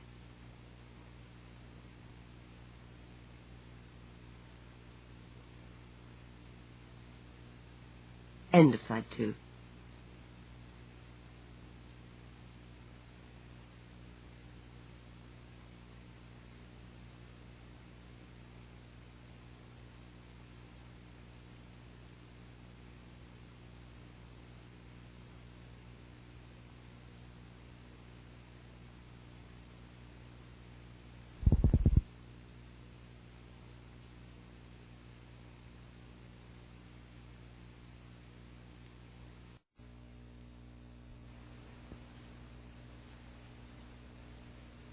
Side 3. Mrs. McDougall was still busy when I went back into the shop. I collected what I needed, and when I got to the counter, I found that she and her neighbours were discussing the train accident. Mrs. McDougall, with a quick, concerned look at me, took my basket from me and dumped it on the counter. "I hope it was not bad news, Miss Fenmore." "Did you not think that your brother might be coming north soon, and from London? So it would be on the line where they had the accident, would it not?" "Yes, he was on that train, I'm afraid. No, thank you very much. It's all right. He isn't badly hurt. A sprained ankle. And they say it isn't serious, but it does mean he can't come north yet." They exclaimed and condoled, with, once I'd assured them that nothing serious had happened to my brother, a rather charming mixture of sympathy for me and pleasure in the excitement of the news. I gave them their full due, repeating all that my sister-in-law had said, and told them that I would hear from my brother himself that evening, then paid for my groceries and made my escape. I was halfway home before I realized that, with all the worry and talk about the accident, I'd forgotten to ask Mrs. McDougall about Ewan Mackay, or indeed about John Parsons. Not that it mattered, as I'd probably not see either of them again, but the scene last night had been strange, and my curiosity was aroused. Take Parsons first. He was, I was sure, an impostor. I refused to believe that he chanced to have the same name as the previous tenants of the cottage, unless he himself was the previous tenant, and had for some reason returned to Moyler without wanting to be known. I remembered that, according to Archie McLaren, the family had used a boat and done all their shopping on Tobermory, avoiding the islanders. An echo of Parsons' geological jargon last night sounded in my head. I'd heard the word garnet. Perhaps he really was a geologist. Perhaps he'd discovered a seam. Did you have a seam of garnet? And had come back secretly to exploit it, and... This was Hugh Templar taking over. Nonsense. Forget fantasy and look at fact. Take Parsons again. He had, possibly, lied about his name. He'd certainly lied about seeing the cottage light. If he'd been chasing his flying tent from them here, on the west coast of the island, he might have got as far as the bogland near the Lochen, but surely light from my cottage would not be visible until he'd followed the road downhill past the curve and almost into Otter's Bay. Hence, his excuse for coming to the cottage was also a fake. Now take Ewan Mackay. Maybe he'd not lied, and in any case, what he said about the cottage being his home could easily be checked. He had known where the coal was kept, and the Calla gas poker, and he'd had a key, which now I thought about it, I should certainly have asked him to hand over to me. But there was that unmistakable and disquieting reaction to the knocking on the door, and then the pointless deception which followed. Pointless because he must have known he could not get away with it. Had it merely been a quick try at getting rid of the intruder, but why? Then there was the rather sharp bout of questioning, which had on both sides a sort of wariness about it. And finally, the note this morning, with its suggestion of a truce between the two men. I stopped in mid-stride so suddenly that an oyster-catcher, which had been guddling among the reeds at the edge of the Lochen, took off seawards with a screamed complaint. Supposing, just supposing, that Mackay and Parsons had arranged to meet at the cottage. The storm had been fortuitous, an extra. Mackay, key in hand, where had he really got it from, had made his way to Otter's Bay and had walked straight in, assuming the cottage to be empty. I found it hard to believe that, even if he'd been out of the country, his family could have moved away without his knowing. Unless, of course, they'd not wanted him to know, and had seen to it that he had no address for them, which would say certain things about Ewan Mackay. So, for some reason impossible to guess at, he and Parsons had arranged to meet. It was I, the unexpected tenant of the empty cottage, who was the joker in the pack. I'd made them welcome, accepted their nonsensical stories because it didn't matter one way or the other, and then gone obligingly off to bed and left them to their meeting. Something moved on the farther side of the Lochen, something bulky and dirty white, caught in the bog myrtle, where it shifted and billowed in the breeze. John Parsons' tent? Could there have been that much truth in what he'd said? I dumped the carrier with my groceries down beside the road and set off across the moor. Not that it mattered, I told myself again, one way or the other. But now that my brother's arrival was postponed, at least until Monday, it would be good to have something of the story checked. And of course, if the object did happen to be the flyaway tent, its owner would need it back. It was not a tent, nor indeed any sort of camping equipment. It was an old plastic sack, probably used by a farmer and left outside to blow away. And it could have blown a good distance in last night's gale. I regarded it with distaste, decided that the rain would have washed it reasonably clean, then dragged it clear of the bog myrtle and looked around me for somewhere to dump it out of sight. A fox's earth, long abandoned, not taken over by birds or rabbits, provided the dumping ground.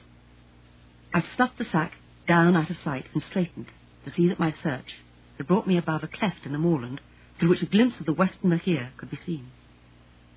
It was a lovely stretch of shore, white sand and sheep-grazed turf, backed by a stretch of flat, flowery meadowland. Even from where I stood, I could see the white and yellow of dog daisies and hawkear blowing in the sea breeze like coloured veils over the green. No sign of a tent, but over to the left, just showing, was a clump of trees, thickly planted and apparently sheltered from the worst of the weather, and, standing up from among them, the chimneys of a house. The Hamilton house, presumably, Teich na Tour. A big house, with no smoke rising from the chimneys, and, I walked another few yards and craned my neck to see. No sign of life in the little bay beyond, with its boathouse and jetty. Across from the bay, beyond a narrow stretch of water, was a small island, an islet really. It was long and low, humped at the northern end and tapering to the south into flat rocks washed by the sea. Just below the hump I could make out, I have good eyes, the dark outline of what must be the ruined broch, and beside it, in its shelter, was a speck of bright alien orange. A tent. He'd found this tent and already moved to the broch island. The oyster catcher had come back and was wheeling noisily over the lochen. So what? I said to it. So what indeed? Whatever the facts, both men had gone about their affairs and would presumably not trouble me again. Forget it. Get back to something more reasonable in the way of fantasy fiction. Another chapter today would see me nicely into the second half of my story, and this evening I would talk to Crispin and get things sorted out with him. And tonight, well, I had noticed that on both front and back doors of the cottage there were stout and serviceable hooks. As I squelched my way back round the lochen's edge towards the road, I saw the diver. Unmistakable, even though I'd never seen one before. A big bird, brown and grey with a red throat, low in the water, where the wind-rippled surface managed to camouflage it in the most extraordinary way. When I passed the lochen earlier, there'd been no sign of it. It must be nesting, and now my near approach had driven it off the nest. The thought had hardly occurred to me before the diver, with a weird-sounding cry, left the water in a noisy take-off and flew seawards in alarm. And there, 2 paces in front of my feet, was the nest.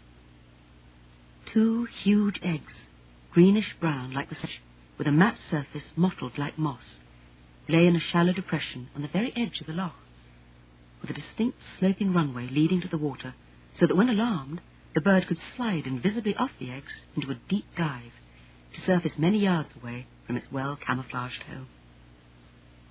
I glanced around me quickly. No one in sight. Of course there wasn't. No one to see my interest in this spot in the lochen's edge.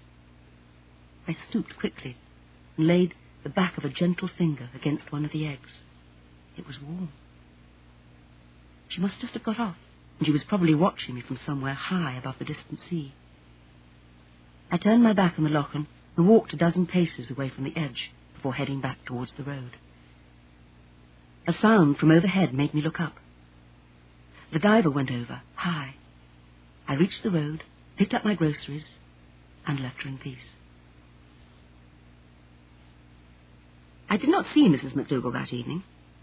There was a girl in charge of the place, a child of perhaps 12, who told me that her name was Morag, and that her auntie had stepped out on a visit, but had said the young lady from Camas-Nudder-Brain might be there to use the telephone and pleased to go through. For what it was worth, I asked her if she knew of a Ewan Mackay, who might once have lived at Otter's Bay, but she shook her head. No. She spoke with an accent so soft that it sounded as if an H was attached to each consonant. Not at all. There was a Mr. and Mrs. Mackay living there, yes, but they moved away, right to the mainland. My auntie would know. Alistair he was called, though. Alistair Mackay. That was the gardener to old Mrs. Hamilton at the big house. Did they have children? She hesitated, then nodded, but doubtfully. There'd been... Yes, she was sure there'd been a boy, a long time ago, that would be. She'd heard tell of him, but it was when she was very small and she didn't remember him. He'd be a grown man now. She did not remember his name. Ewan?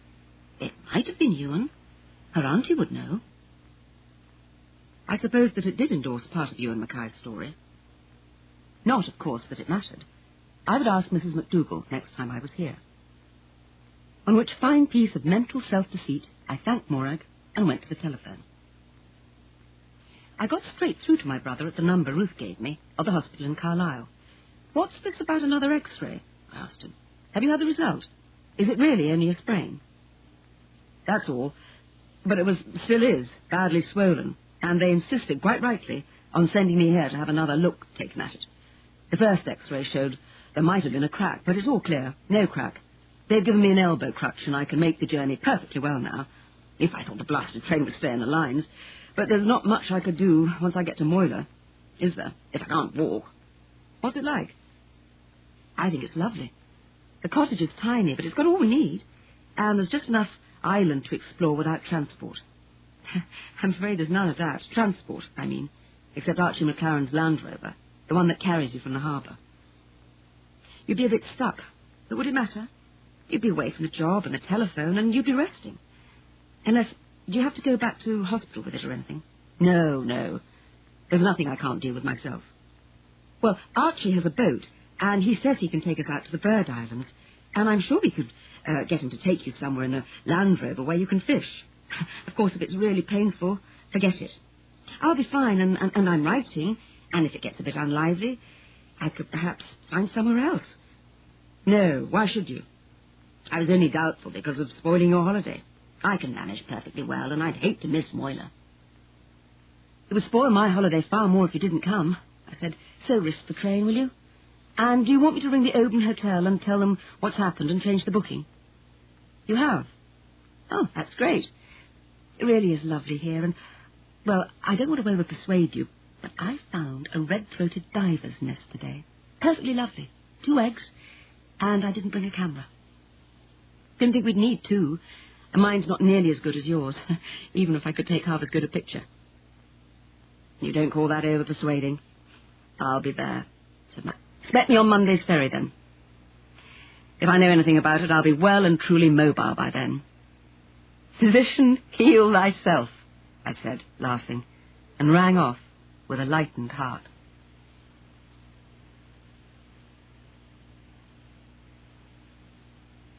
Chapter 8.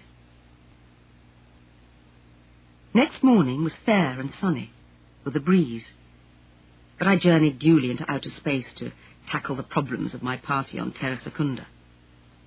Their difficulties were rapidly threatening to become too much for them, and consequently for me, too.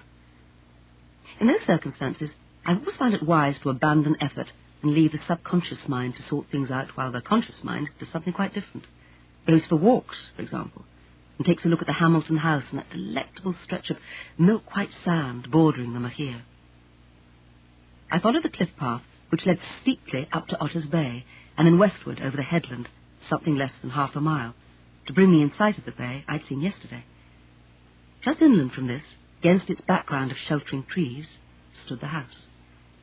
A high, dry stone wall enclosed the land round it for some 4 or 5 acres, and inside this enclosure were more trees, oak and fir and beech, above the massed colours of rhododendrons in flower, with one big horse chestnut in full bloom, holding its creamy candelabra out against the wall.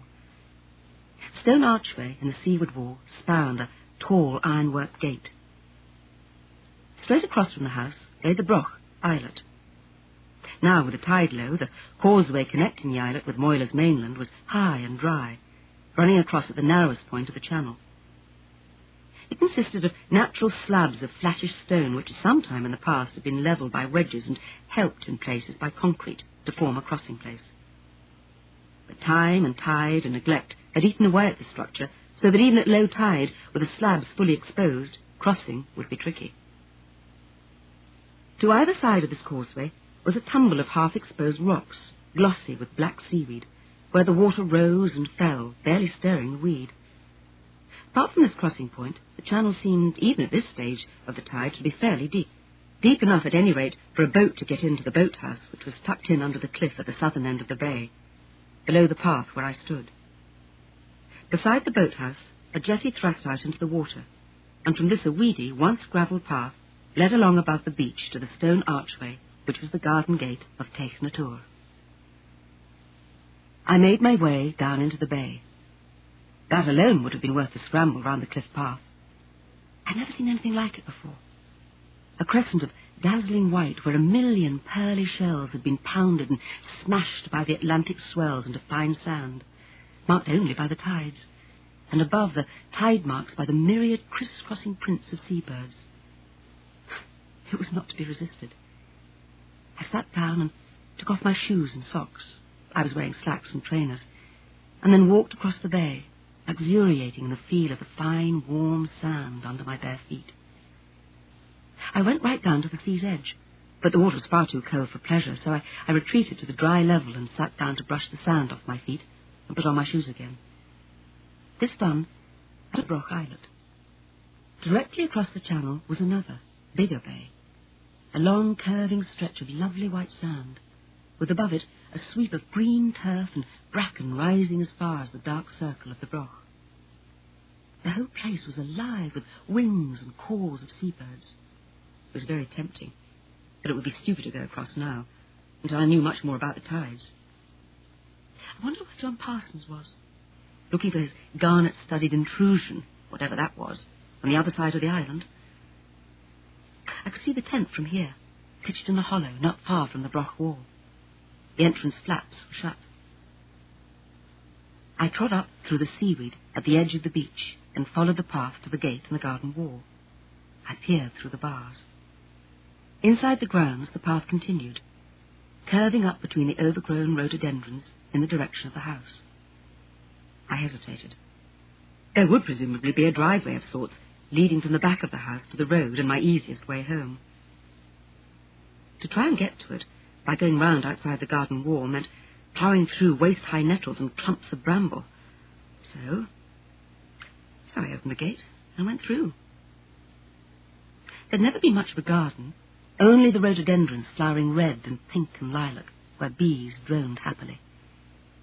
Beyond the wild tangle of flowers, I could just see the upper story of the house, grey stone with tall sashed windows and a roof of grey slate with its unsmoking chimney stacks.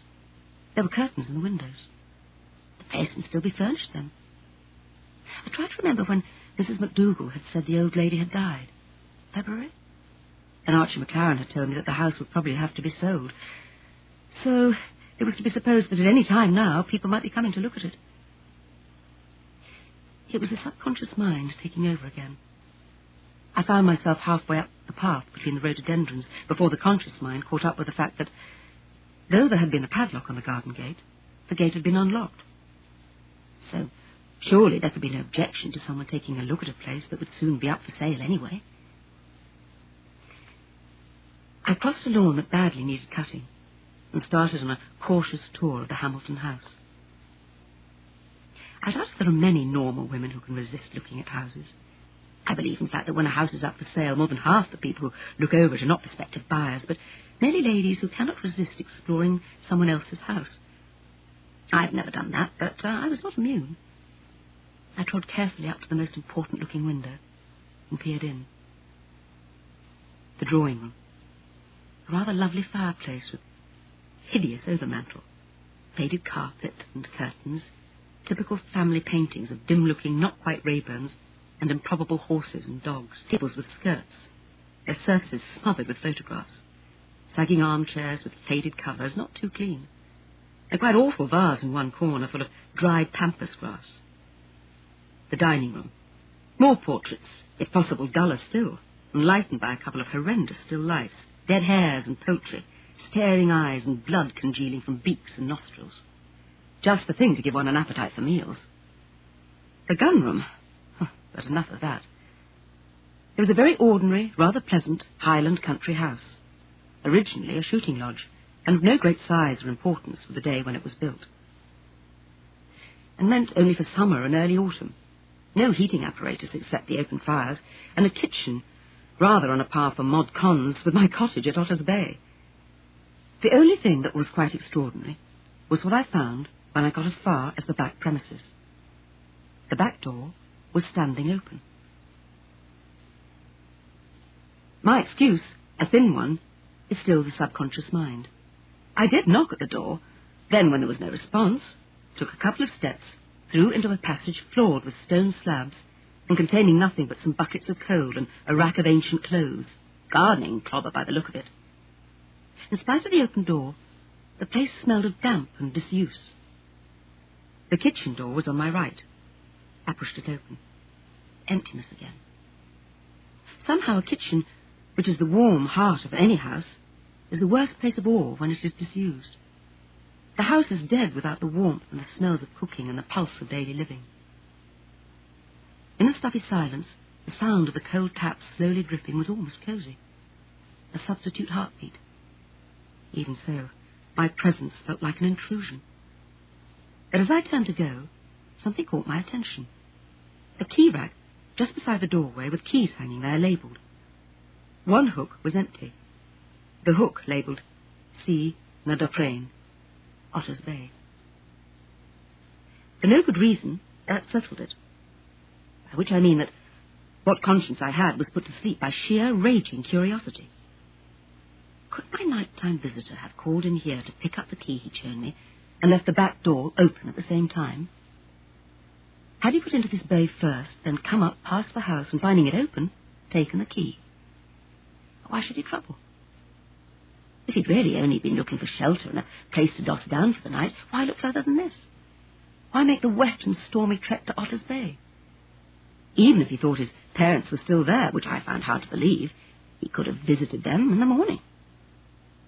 Somehow, this seemed to justify what I'd done. When Mackay's visit to my cottage, the clue to it might well be here, in the house he had claimed to be familiar with. More, he had hinted, unless I had misread him, at a connection with the family.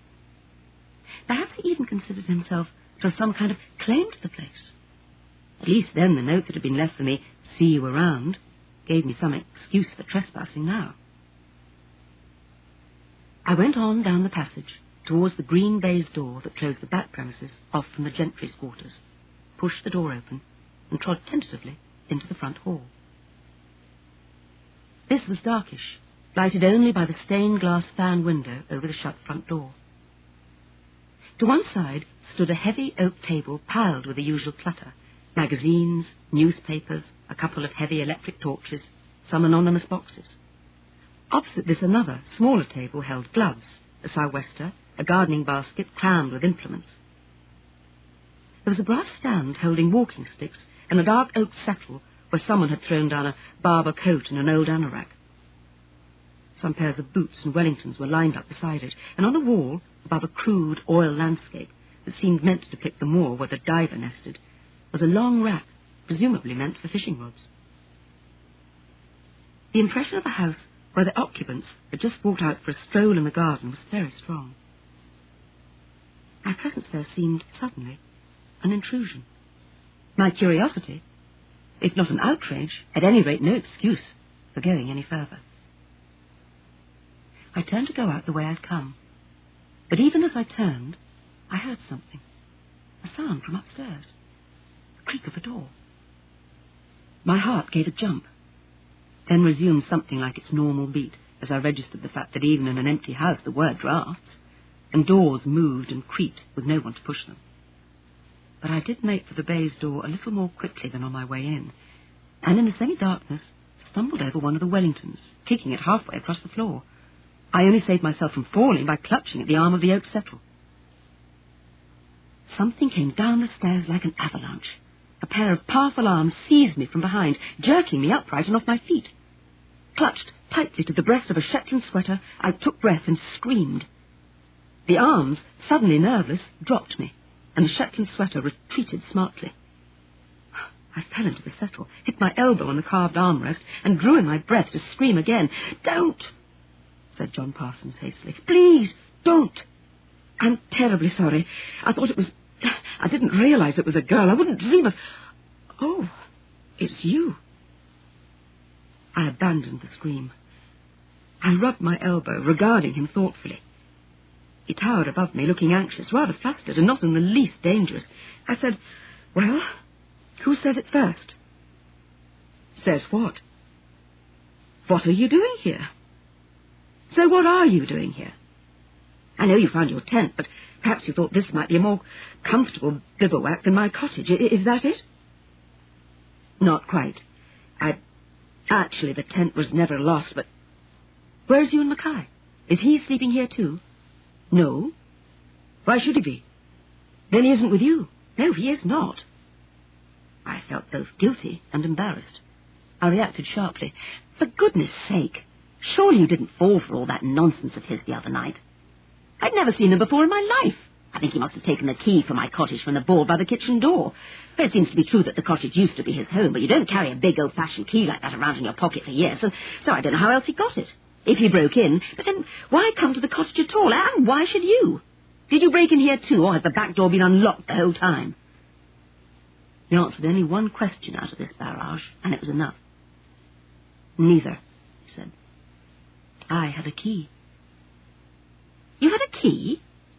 The repetition sounded stupid, but the situation itself was a repetition of Wednesday night's adventure. "You too?" I took a breath. "But perhaps... Did you have an order to view or something?" "Not quite. The house is mine." "Oh, no, not again." I must have sounded, if possible, more stupid than ever. "Yours?" He smiled suddenly. "Yes, mine. I'm not sure how long wills take to prove, but I was Aunt Emily's only living relative, and it's always been understood that the place would come to me. In any case, someone had to come and try and sort things out.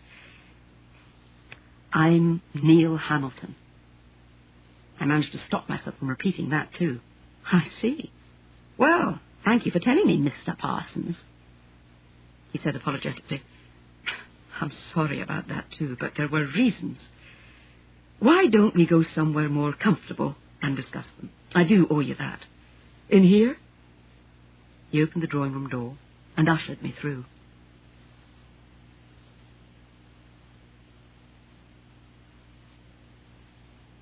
Chapter 9. He crossed to the French window and pushed it open.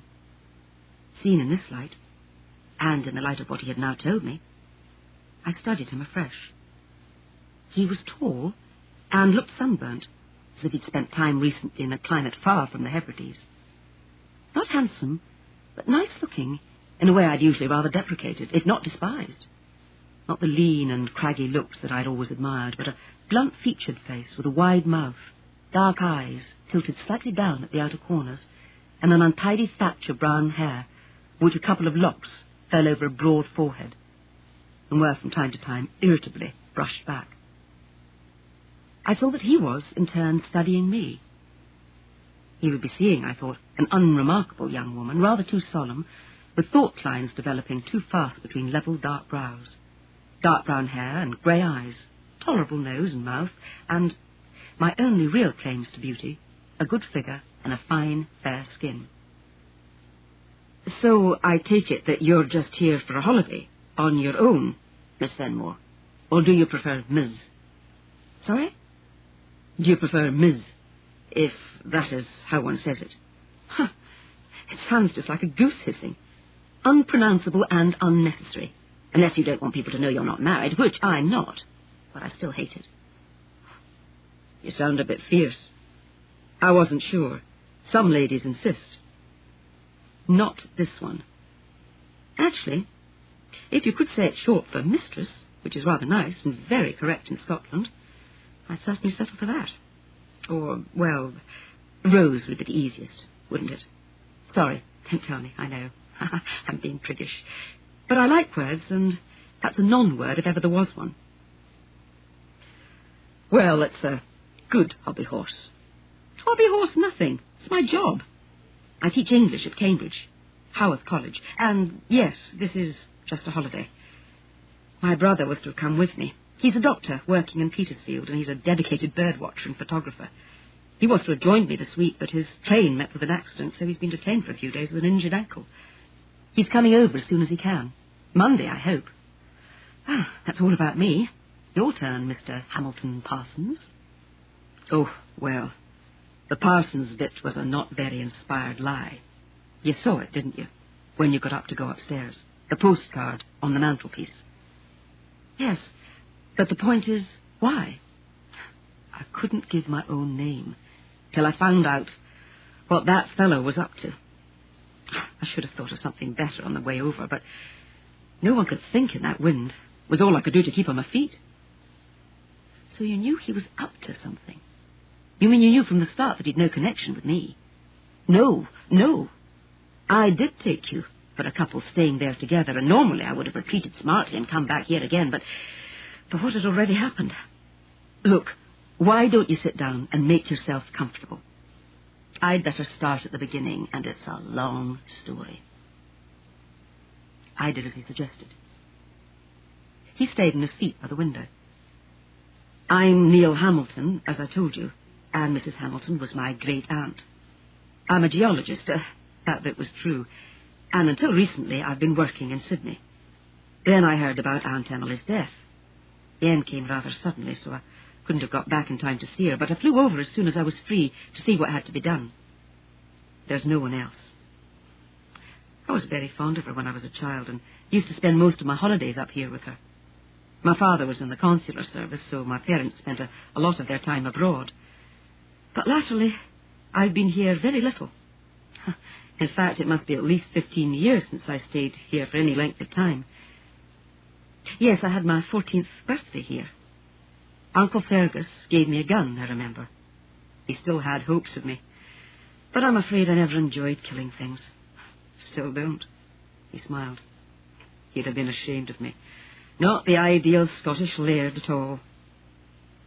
As he spoke, he'd been wandering round the room, picking up photographs, looking at books, standing in front of the pictures.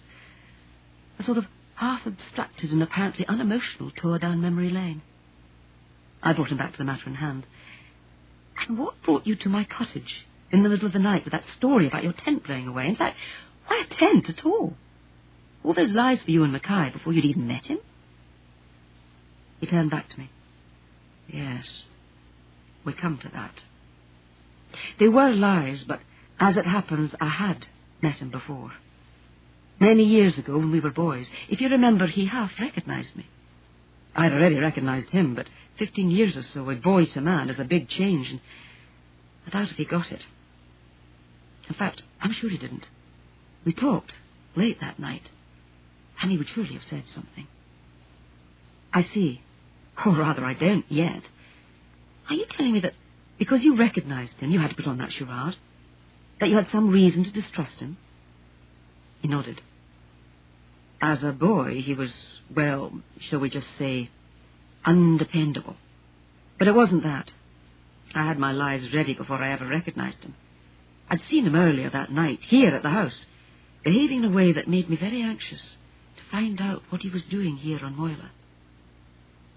Here? You were here, then? Why, everyone said the place was empty. It was. I just arrived, and I hadn't been up to the village yet or seen anyone. Still haven't, if it comes to that. How did you get here? I have a boat, hired. Aunt Emily sold the one that was here. She had no use for it latterly. I came across from Oban, made a run for it, with the weather worsening all the time, but got here safely and made straight for our bay. Put the boat into the boathouse and made the doors fast, then came up to the house. I'd been to see my great-aunt's solicitors in Glasgow, and they gave me the keys. I bought all I needed from Oban, so I just came up here and got myself settled in. It was pretty late, and I was tired, so I found my old room and went straight to bed. It was well after midnight, getting on for 1 o'clock, when I went to open the bedroom window, and saw someone coming up through the garden from the bay. He stopped prowling at last, and dropped into one of the easy chairs facing me. Of course, at first I just thought it was someone from the boat that had been driven in by the weather. You remember that night was pretty dark, so I couldn't have seen if there was a boat tied up at the jetty. The chap had a torch. Coming to ask for shelter, I thought. Why, he couldn't sleep in his boat. As I said, it's quiet down there in the channel, even in a storm. That made me wonder what he wanted, so I stood and watched. He got as far as the lawn, just out there, and then he stopped and stood, seemingly just staring at the house. That seemed odd, too, in all that rain. Anyway, I came downstairs. The front door was still locked and bolted. I'd only used the back one since I got here, and the keys were out at the back. So I came in here to open these French windows.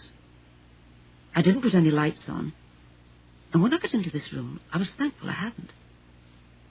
I found him trying the window. Well, I said reasonably, in that storm, and if he thought the house was empty, I know. I thought so too. But he didn't just try the handle. He had some kind of tool, and he was trying to lever the window open. I stood there like a fool watching. Somehow, one isn't prepared for that kind of situation. Then I thought, well, I'll have to tackle him somehow. So the best way, rain or no rain, was to go out the back way and take him from behind. He had a gun, I said. That startled him. Had he indeed? I think so, but go on, please. I'm not exactly a man of action. That kind of action. Who is, except in television series? There used to be guns in the house, of course, but it never occurred to me to look if they were still there. But I must have felt the need for some support, because I found I'd grabbed hold of one of my hammers. A geologist is always armed with a hammer. And when I got through to the back of the house, he was there already, at the kitchen window. Good heavens. So? I'm not quite sure what might have happened then, but for some reason, he gave up. He could have forced the window in time, anyone could, but he seemed suddenly to think better of it. One moment he was there on the sill, then suddenly he was gone.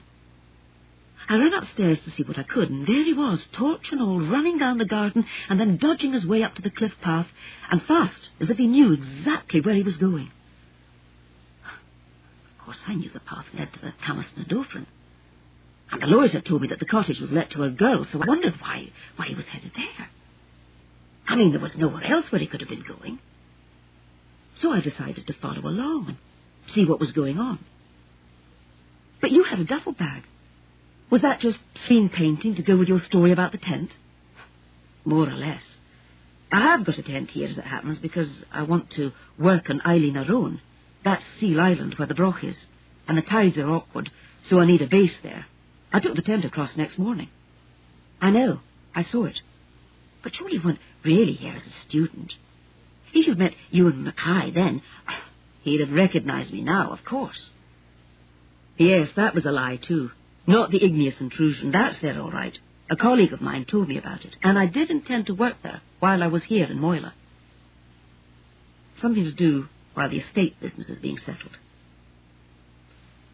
And did you bring the hammer, too, when you came chasing over to my cottage? I hardly remember. I don't suppose I did. And then, of course, when he opened the door to me, I recognised him. And since he obviously didn't recognise me, I didn't want to connect myself with the house until I'd found out what his game was. And mine? Well, yes, and yours. I smiled. Fair enough. But whatever your motives for coming over, I'm glad you did. If he was really up to no good, the situation might have turned awkward. Though, as it happened, he was perfectly civil, and I wasn't nervous. I could see that. And that made me wonder if you were in it, too, and he'd had a rendezvous at the cottage. I found out next morning that his boat was in Halfway House, but when I first saw him, I'd no idea he was a Moyla man, and it didn't occur to me that he would know the mooring there. I just assumed he was making for Otter's Bay. A pause, while he seemed to be studying the pattern of the carpet. Then he looked up at me. What reason did he give you for coming all the way over to Otter's Bay, when he could perfectly well have slept in his boat? Oh, that the cottage had been his home, and he said, or pretended, that he didn't know his people had moved away. I'm sure it was true that he didn't know the place was let to me.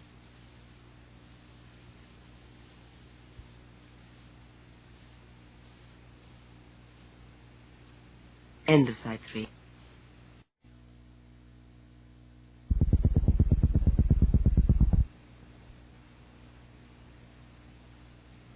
Side 4.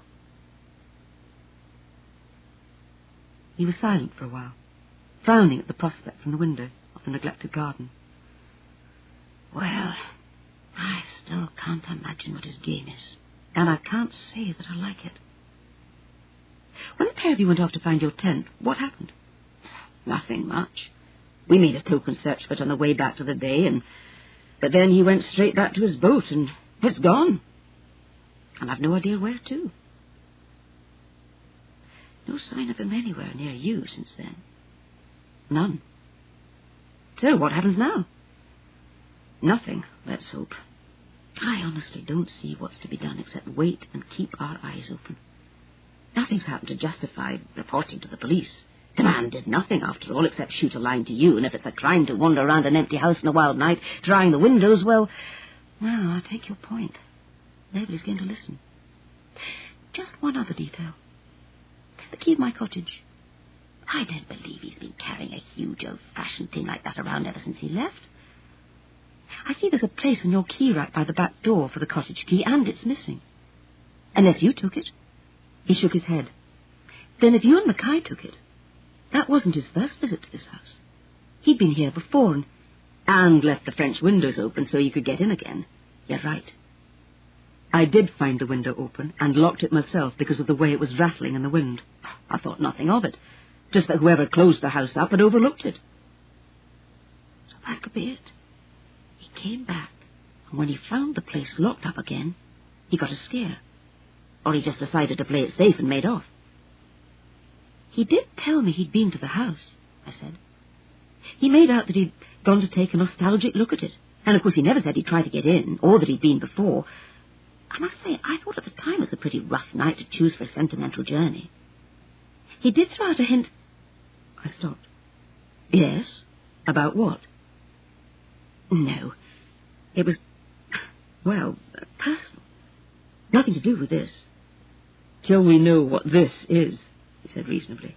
Everything may be to do with it. I suppose so. So go on, please. What did he hint at?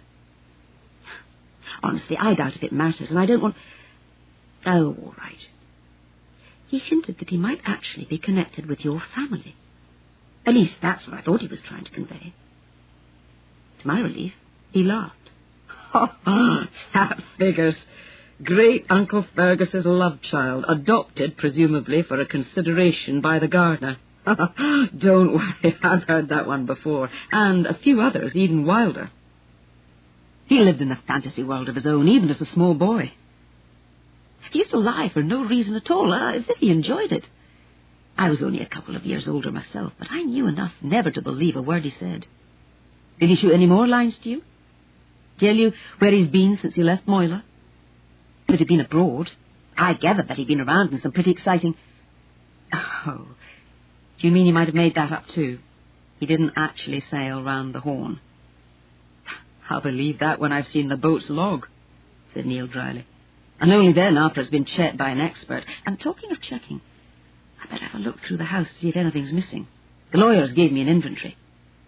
Blast. I'd hoped to take my time over sorting out the house contents, but I'd better take a look straight away, at any rate for the movable stuff. Tell me, how sure were you he had a gun? Not sure at all. It was just the way his hand flew to his pocket when you hammered at the door. Then let's hope that was window dressing too.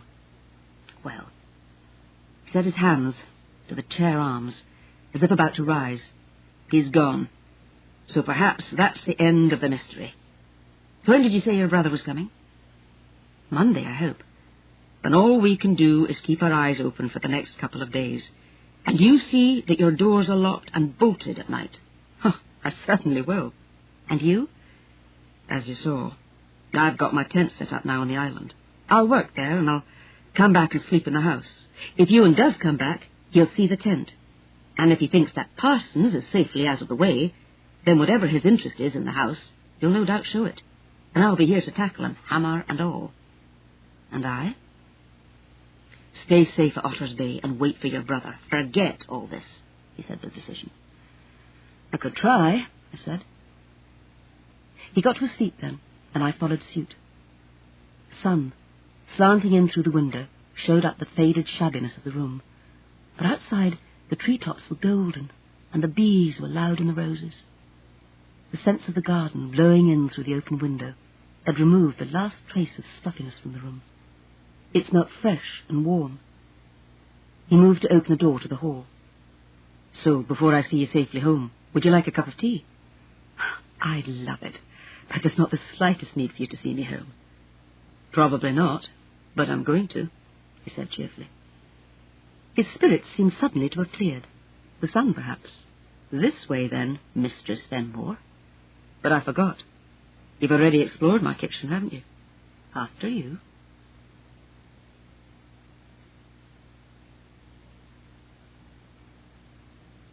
Chapter 10. After tea, we walked down through the remains of the garden. The path was ankle-deep in weeds. To either side, the overgrown rhododendrons, heavy with flowers, crowded in over the mosses and ferns of a mild, damp climate. Wild honeysuckle clambered everywhere, and the air was sweet with it. We'll take a shortcut.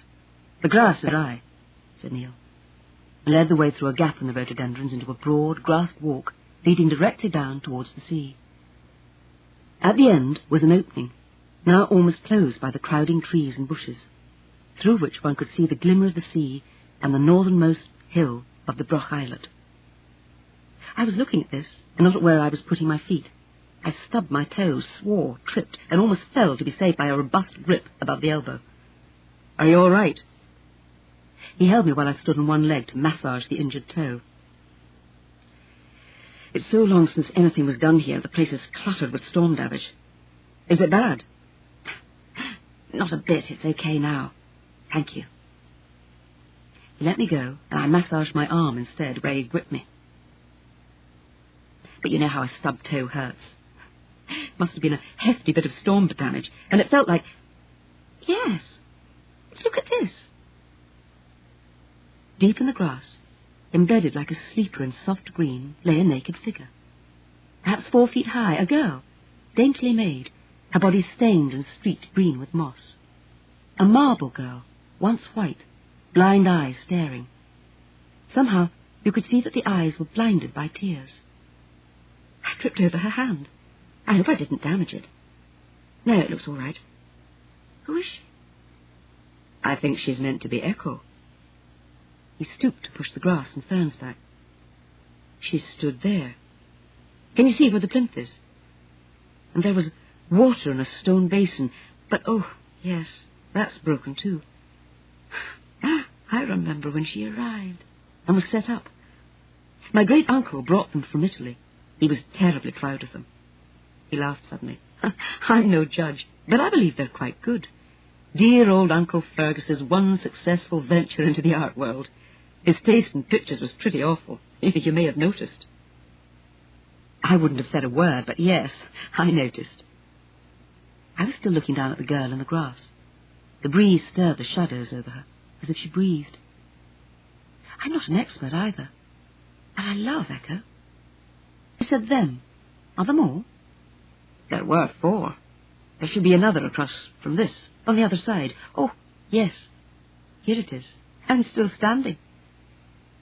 He crossed the ride, pushing some of the strangling boughs aside to show the other figure, which was in fact kneeling. The stone basin was intact and half filled with black, dirty rainwater. A marble boy, a youth, knelt over the water, gazing down. Narcissus? I suppose so, he said. I don't remember. The others are along there at the end of this walk.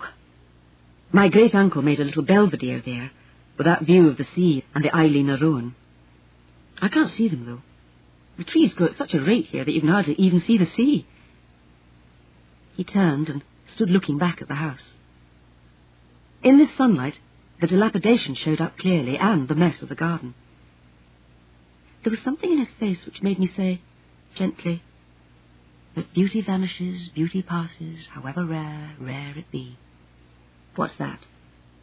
Faute de la mer. And when I crumble, who shall remember that lady of the west country? And heaven knows, there's beauty here and to spare, without anything men have built. He was silent, still looking at the house. Eventually he said, as if to himself, "Glad I came back." Then briskly to me, "I sometimes think it's a mistake to have been happy when one was a child. One should always want to go on, not back."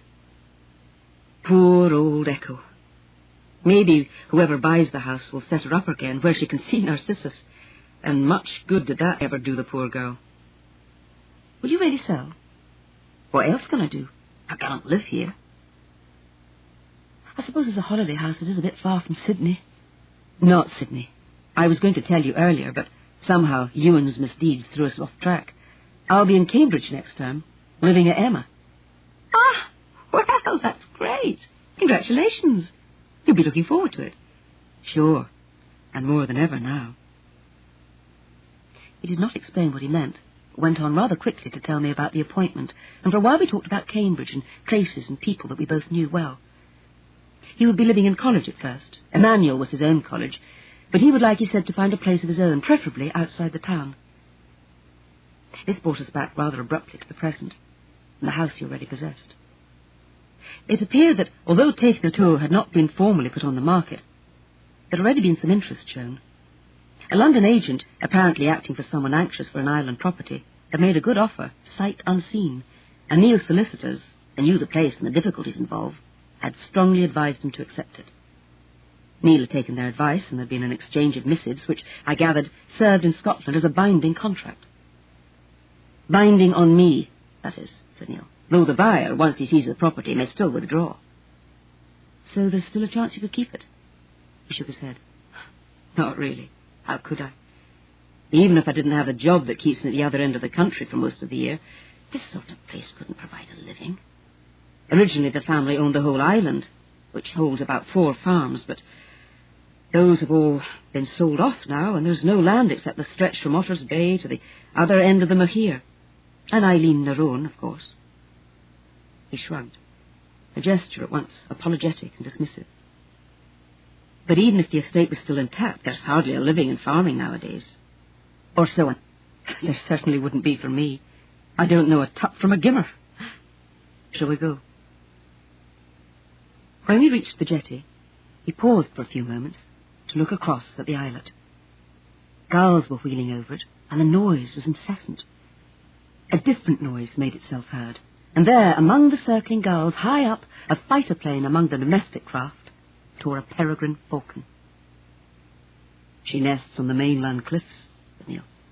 Ever since I can remember, there's been a peregrine in that cliff. I tried to climb down to the nest once. I was about 11 years old. They caught me at it, luckily, before I'd gone over the edge. Over there, see? White streaks high on the cliff. He was pointing northwards to the cliffs towering beyond the Mahir. I could just make out the spot he indicated. I said with reference, "My God!" He laughed. Oh, it makes your blood run cold to think what small boys will do without a second thought. I don't suppose my brother will have any hope of a picture there, even from a boat and with a telephoto lens, but if he can manage it, may I please take him over to the island to look at the birds there? What was its name again? Eileen Narone. It means Island of the Seals. They come ashore there to breed. Go over by all means, but do watch the tides. The crossing's only really safe for about 2 hours on either side of low tide. You see that rock there, shaped a bit like a shoe? He pointed at a rock near the causeway. When the sea gets to the base of that, the tide's already too high, and it comes in like a horse trotting, as they say. You don't need my permission to go over there anyway. Didn't you know there's no law of trespass in Scotland? Not even in your house. He smiled. That was a pleasure. The whole visit has been a pleasure.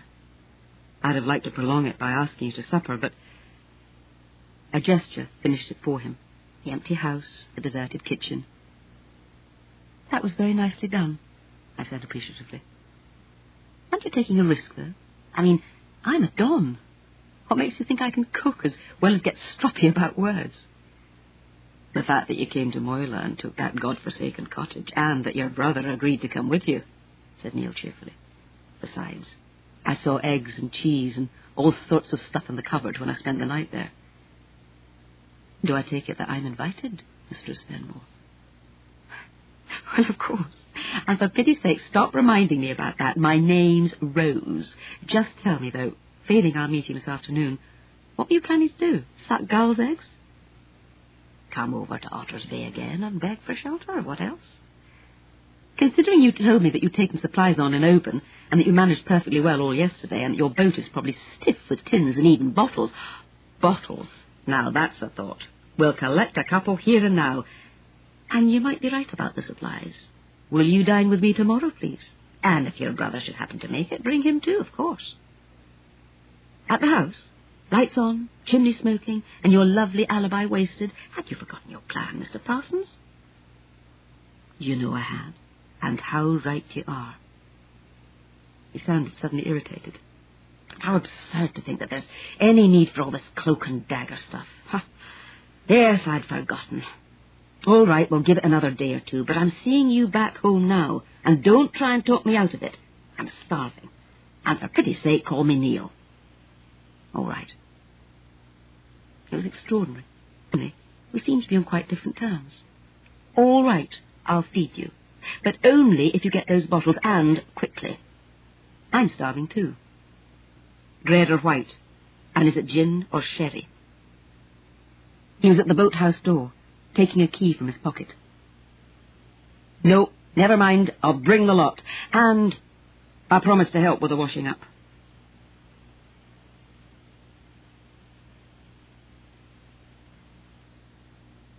Chapter 11. Saturday morning, and once again a fair and breezy day, so fair that I decided to give myself a holiday from writing and go straight after breakfast to pick up the supplies I would need for the weekend. Mrs. McDougall had promised to have milk and bread for me, and there might possibly be mail, brought over by the morning's ferry. Neil had told me to try and forget about the mystery, and this proved surprisingly easy to do. On such a morning with a sky full of larks and the banks beside the road stiff with foxgloves and wild roses, the odd events of Wednesday night seemed remote, and indeed little more than odd. So I busied myself as I walked with plans for supper on Monday night, when I hoped that my brother would be here, and I'd invited Neil to join us. When I drew near the village, I could see two girls sitting on the parapet of the little bridge. They seemed to be watching me. Then one of them waved, and I saw that they were Megan Lloyd and Anne Tracy. Anne, Megan's constant companion, was a complete contrast to the dark, rather intense Welsh girl. She was a land agent's daughter from somewhere in Norfolk, tall and fair, with heavy gilt hair curling down over her shoulders and a long, slim, slightly drooping body that had a certain elegance. Her oval face, with its thick, fair eyebrows, blue eyes and high colour, and the small mouth with a slight droop there, too, looked deceptively gentle. In fact, I knew her for a tough-minded young woman with feminist leanings and rather more interest in student politics than would be helpful in her academic work. At present, Anne led and Megan followed, but that would sort itself out in the long run. Anne had a good brain, but Megan had it in her to be brilliant. When the greetings and exclamations were over, they told me that they'd been staying on Mull for a few days and had just arrived on Moyler and were putting up at the post office with Mrs. McDougall. She told us where your cottage was, and we've got a map. Not that you really need one on Moyler. We were planning to come down today and see you. That was Anne. Megan put in quickly. We knew you were on your own. Mrs. McDougall told us about your brother. We're terribly sorry. Is he badly hurt? No, he says it's nothing, and he should know. He's a doctor. I've talked with him on the telephone, and with any luck, he should be over here on Monday. I don't know how well he'll be able to get about, but we'll manage somehow. I'd love you to see the cottage. Were you thinking of visiting me this morning? Yes, said Anne. And then Mrs. McDougall said you'd be coming up here for your shopping, so we waited. And don't worry, said Megan, putting a haversack that lay beside her on the parapet. We've got masses of food for a picnic, so you don't have to feed us. We were going to say hello to you and then walk round to that little island. It's called Seal Island. I can't say the Gaelic name, but Mrs. McDougall told me that's what it means. It's the one with the broch on it. It looks as if there's a path over from your cottage, so perhaps we could walk round there and then come back to you for tea. But of course you may.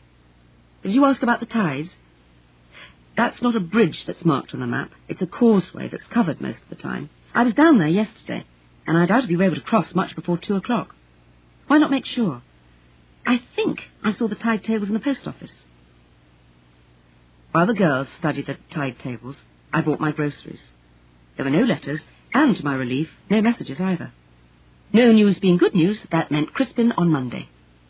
I told Morag. Mrs. McDougall was busy over the tide tables with Anne and Megan, and then went out to wait for them. It appeared that my guess about the tide had been near enough. Low tide at 4:04, said Anne, and we've been warned to leave not 1 second later than 6, or be marooned all night. Oh, well, we'll just have to have our picnic on the mainland. Did you say you were down there yesterday, Dr. Fenmore? What's it like? There's a house marked right beside the bridge, the causeway, I mean. So, will there be people about? The house is empty, and the place is quite lovely. I was just too late yesterday to go across, but the islet looked marvellous. There's quite a lot of the broch show, almost the complete circle, with one very high bit where I'm told there are steps going up to what's left of the top level, and a view. Sounds terrific, said Megan. Anne made a face. Ah, you could have it. Then to me. We went to Orkney last summer, and she made me crawl into a ghastly tunnel into some underground charnel house. Never again. It's bad enough now, but it must have been really something when it was occupied.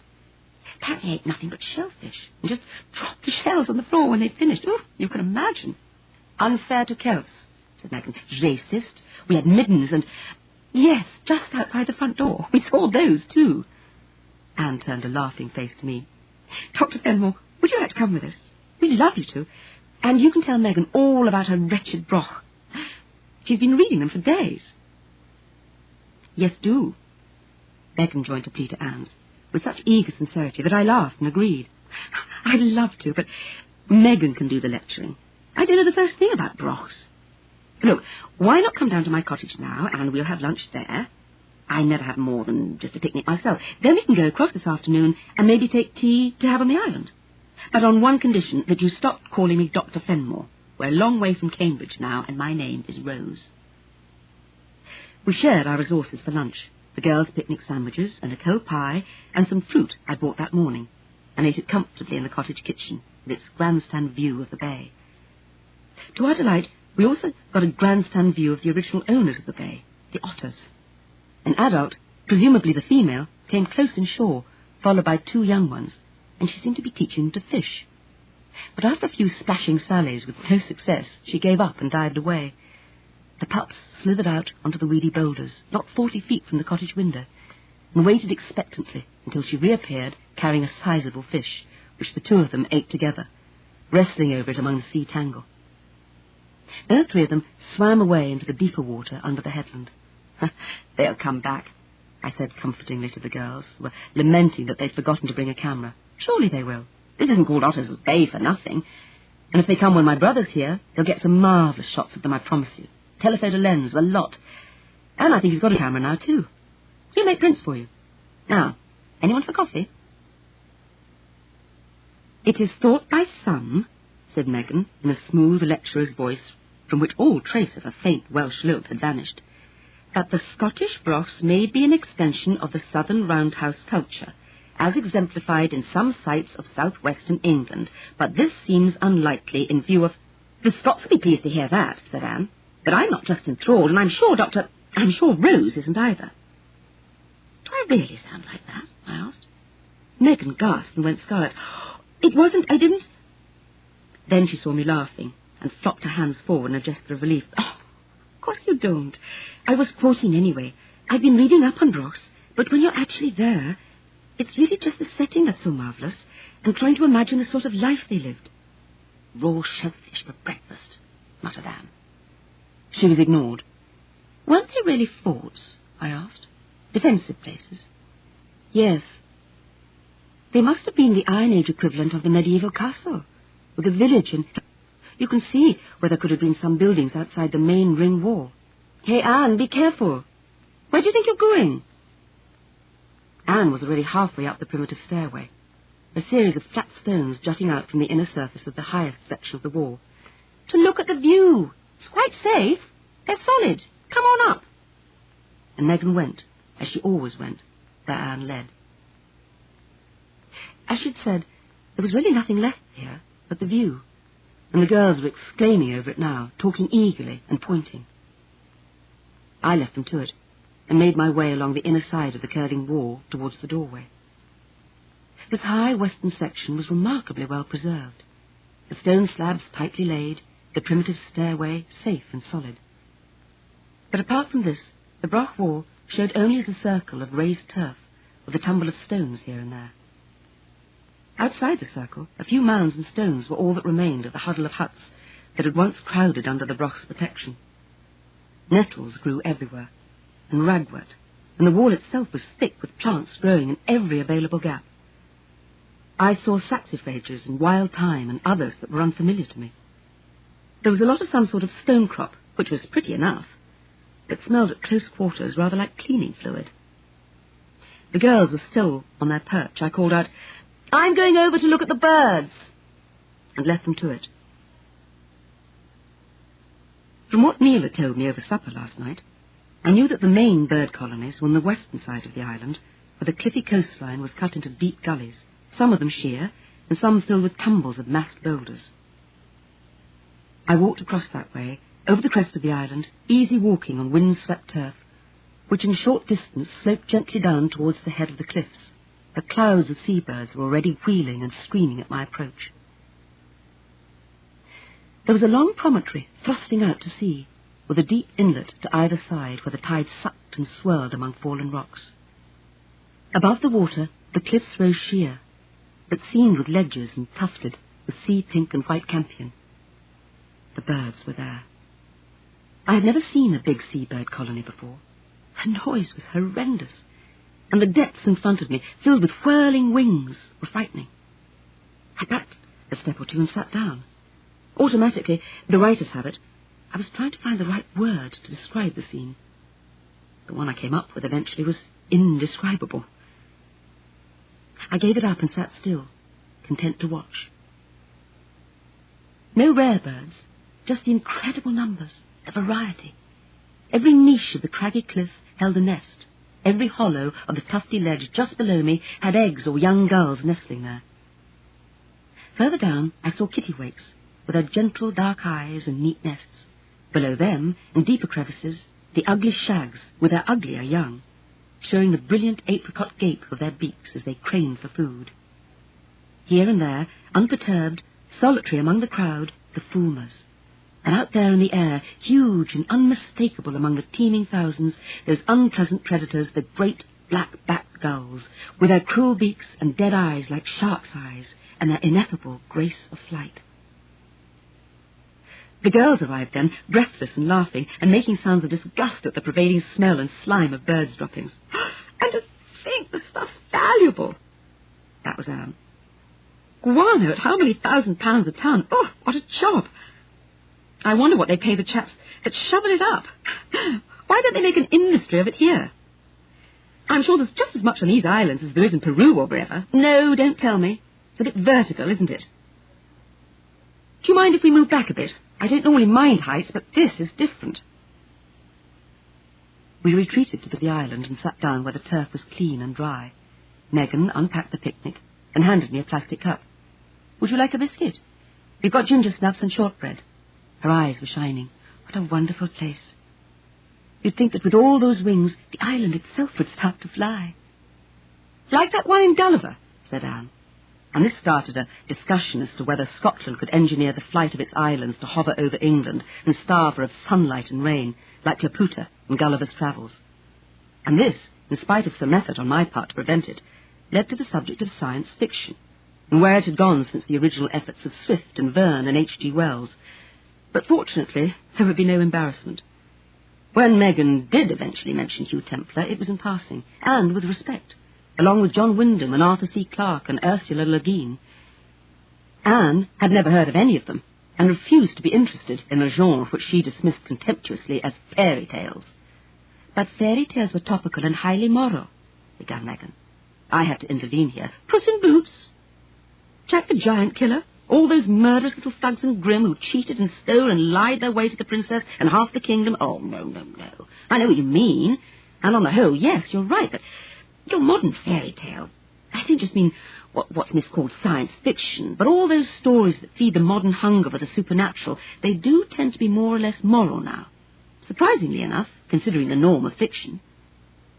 This steered them away, as I had meant it to, and they talked for a while longer, then fell silent, enjoying the warmth and the view.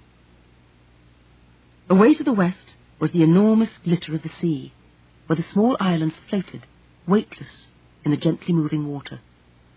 Even Mull, with its mountains, looked insubstantial. I could just make out Tobermory, looking like an Anne Redpath painting, cubes of white and blue and primrose and Venetian red, the houses and shops strung out along the bay, tiny in the distance. Can't see your cottage from here, said Anne. She had binoculars out and was looking the other way. Can't really see that house either. Too many trees. She focused nearer. I wonder whose that tent is. No sign of them. Rather an odd place to camp, having to keep your eye on it the whole time. He's a geologist, I said. I've met him, and he has a boat. She lowered the glasses and glanced at her wrist. And talking of watching the tide, it's nearly 4:30, and Mrs. McD does a high tea at 6:30. If we're to go home through the fields by the shore, what do you call them, Meg? The Mahia. Yes, we ought to go. Can we get there along the shore from the causeway? Can you see? It looks as if there's a wall sticking right out over the shingle. That's the belvedere at the end of the house gardens, I said. But there's a path round under the wall, and over here starts just beyond the trees. Yes, you're right. Megan had the glasses now. That's fine, then. We'll go that way. These are good glasses, Anne. I can just about see that B&B we had in Tobermory. And hang on a minute. I wonder... Yes, it could be. What? Anne and I spoke together. The Stormy Petrel. I'm sure it is. What? My voice went high with excitement. A Stormy Petrel? Where? There. You see? That boat just out of Tobermory. You take a look, Anne. She handed the binoculars over. Is it? Wait a mo. Anne stood up and focused. I honestly can't tell one boat from another, but it looks different. I think it's just a fishing boat. I subsided onto the turf. A boat? I thought you were talking about a bird. The how you'd spot one of those little things. Oh, well, skip it. What boat did you think it was? What's this Stormy Petrel? Oh, it belongs to a terribly nice chap we met on Mull. Anne lowered the glasses. No, he's not coming this way. So I can't get a close look, but I'm sure it's not him. Probably just as well from what Mrs. McDougall told us, said Megan. Just what are you two talking about? What has Mrs. McDougall got to do with it? I asked. It's nothing, really. We met a chap the other day when we were staying near Dervaig, over the other side of Mull. We found a tiny B&B in a heavenly spot, a lovely bay, and hardly any people. He had this boat called Stormy Petrel, and he was living on it. Well, we sort of got together a couple of times. He was an interesting sort of man. Done a lot of sailing, single-handed stuff. He'd even been round the... Had he indeed? I sat up again, all interest now. Sorry, go on, Anne. He did have some really good stories, said Anne. And the way he told them, well, he was fun, and we both liked him. He took us out in his boat a couple of times, and he offered to take us over the Trenish Isles. But the forecast wasn't too good, so we never made it. He said he was coming over to Moyler later on business. Really was terribly nice there, wasn't he, Megan? Well, we thought so. I looked from one to the other. And Mrs. McDougall told you something about him that changed your minds? Anne said judicially, what she told us doesn't alter the fact that he had bags of charm, but it seems that it's his stock in trade. She knew him. She said he was from Moyler, and ever since he was a boy he'd been a sort of con artist and could get away with anything. A pathological liar and a thief. Generations of Welsh Methodists spoke in Megan's direct voice. What she told us meant just that, even though he was only a boy when she knew him. And as for sailing single-handed round the Horn, lucky to get as far as the Trenish Isles, said Anne. And Mrs. McDougall was a bit staggered when we told her he was in Mull. Apparently, everyone was hoping that he wouldn't come back here, because his people moved out after he went to prison and asked Mrs. McD not to let him know their address. He went to prison? I caught Megan's quick glance, but Anne seemed to take my sharp interest for granted. Yes. She says he must have been released early, and she's dreading him coming to see her and demanding his parents' address. His name's Mackay, so if you come across him... Did she tell you what he'd been in prison for? No. She rather skated away from the subject after a while. After she learned that you knew me and were coming down to see me. They were gathering their things together, ready to go. They stopped and stared at me. Well, yes. I suppose it could have been. Anne? I think so. Why, Rose? What's it got to do with you? I got to my feet. Nothing, I hope, I said cheerfully. Only that the Mackays used to live in my cottage. They moved away 2 years ago. That's all Mrs. McDougall told me. Perhaps she didn't want me to worry about it. In any case, she must have thought that he was still safely locked away. Now that you know he's out and around, will you mind being alone down there till Monday? No. Now, don't worry about me. If you want to get back for your high tea, you better go. Aren't you coming over now? Not straight away. There's time yet. Come and see me again, won't you? And, thanks for the tea. Thank you for the lunch, they said. It's been a lovely day. Be seeing you. I watched them down to the causeway.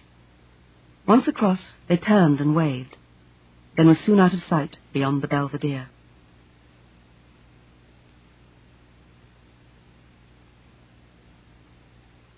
Chapter 12. After the girls had gone, I sat for a little time, thinking. What they told me put quite a different complexion on the mystery. I would have to seek Neil out and tell him that his old acquaintance was now, if not necessarily dangerous, at the least some kind of villain who needed careful watching. Neil had told me that he might spend the daytime hours between tides over here on Seal Island. He was working at present on the rocks at the northwest point, which were only accessible at low tide or from a boat. I thought that, in spite of the noise of the birds, I would have heard a hammer going down there along the cliffs.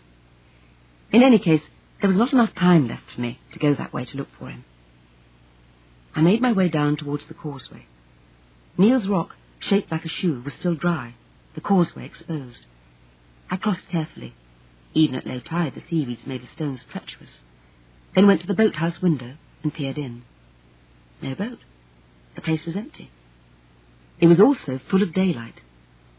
The angle at which it stood to the water had made it impossible to see from the islet, as I now saw that the doors were open. Well, if he was out there hammering the cliffs to bits, he would be back keeping watch in the house tonight, and tomorrow would be time enough, surely, to see him and warn him. After all, he'd known Ewan Mackay as a boy, and was aware of the reputation the latter had even then. The only new thing I could add was the prison bit, and Mrs. McDougall had not told the girls anything about the offence of which Ewan had been convicted. I thought about it as I walked up through the weedy garden. Even if I'd had a pencil and paper on me, I would not have cared to leave a note where someone else might see it first. So tomorrow would have to do. And the obvious move now was to see Mrs. McDougall myself and get what might be called hard evidence from her. She might be willing to give me, as the tenant of the former Mackay home, the details which she kept back from Anne and Megan. For my part, I was to decide how much I would tell her without giving away Neil's presence. I did not see how he could keep it secret for much longer, but, well, that was his business. However, I went to my cottage. Ewan Mackay was mine. I walked to the post office.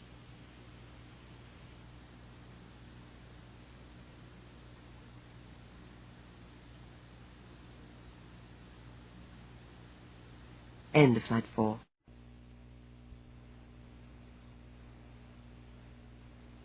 Side 5. The shop was shut, but the house door stood open. There was no sign of the girls, so I suppose they must have gone out again after their high tea. I met Morag on the step. She had been for a message, she told me. And was it the telephone? Her auntie was in, but I was to go in at any time for the telephone. Well, but her auntie would be pleased to see me any time. Pleased to come in. Mrs. McDougall was in her kitchen, not baking this time, though a pleasant after-smell of cooking pervaded the room. She was sitting beside the Rayburn, knitting. She made me welcome, nodded me to a chair on the other side of the stove. Morag unpacked her message. It was a large cauliflower from someone's garden, and a couple of pounds of tomatoes, which had obviously, from the scent, been freshly picked. Then, after we'd admired them, left us. Tomatoes already? I was actually faintly ignorant about the timing of tomatoes, or indeed any homegrown vegetables. But in view of the admiration that had obviously been expected, it was the right thing to say. My sister, said Mrs. McDougall. Duncan, that's her man, spends near all his time in the garden when he's not fishing. They have a greenhouse, and he keeps adding to that. He's a handy man, is Duncan, and they're always earlier than anyone else around. She reached the end of a row, paused for a moment to count, then turned her knitting and started again. He comes from Ahiltibui and worked for a bit at the hydroponics there. So now he's trying the same way here. Have you been there? I have not, but my sister worked in a hotel there for a time. That is where they met, and she says it's very remarkable. I said no, I hadn't. And what were hydroponics? She told me, while the kettle sang gently on the top of the Rayburn, and the creamy Aran knitting grew perceptibly on her lap. What she told me about the vegetable growing meant very little to me, so I can barely recall now what she said, except that she would let me have some strawberries on Monday for my brother's supper. But I could remember how easily the talk went. My unexpected visit serenely taken for granted, with no query as to why I'd come. Just a pleased acceptance of the company, and a chat while the kettle sang its way to the boil. It boiled, and she laid the knitting aside and made tea. From a tin in the cupboard, scones were produced and spread with butter and honey. I accepted plate and cup, thanked her, and wondered how on earth, into a conversation which had ranged from hydroponics to knitting to the situation in the smaller countries of the Warsaw Pact to the best breed of wool for spinning tweed to the honey and the sighting of the hives, how on earth I could decently introduce my queries about you, and I need not have worried. What I was experiencing was an islander's version of the tea ceremony and its ritual. As she took her own cup and settled herself into her chair, Mrs. McDougall looked at me over her spectacles and said comfortably, "The girls will have told you about you and Mackay." "Yes, they did. And I think that Archie told you that your cottage used to be where his family lived. So perhaps you're worried in case he comes home, now that he's back in these parts." It was a statement, not a question. I hesitated, then shook my head. No, not really. But I did feel I'd like to know a bit more about him. Why he went to jail, for instance. Was it for something he did up here, in the islands? No. It was in London. But his parents still lived here, then?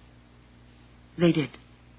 And, of course, everyone knew all about it, just as they knew that the Mackays, poor souls, had done everything they could for the boy, ever since they took him in for adoption. She sipped tea. You know that they left Moyla. It was partly for shame after all the talk and the things that the paper said, but as well as that, they wanted to cut him off for good. A little smile. For good. That is exactly what it was. He was bad all through that one, and they were good folk. They wanted rid of him for good. And I think they were a bit afraid he might come back. And then how could they turn him out? Afraid of him? Of violence, you mean? I do not know. I did hear once that he'd threatened his father, but I do not know if it was true. And they, poor souls, never said a word against him. Mrs. McDougall, I said flatly, what was he sent down for? She set her cup aside and picked up her knitting again.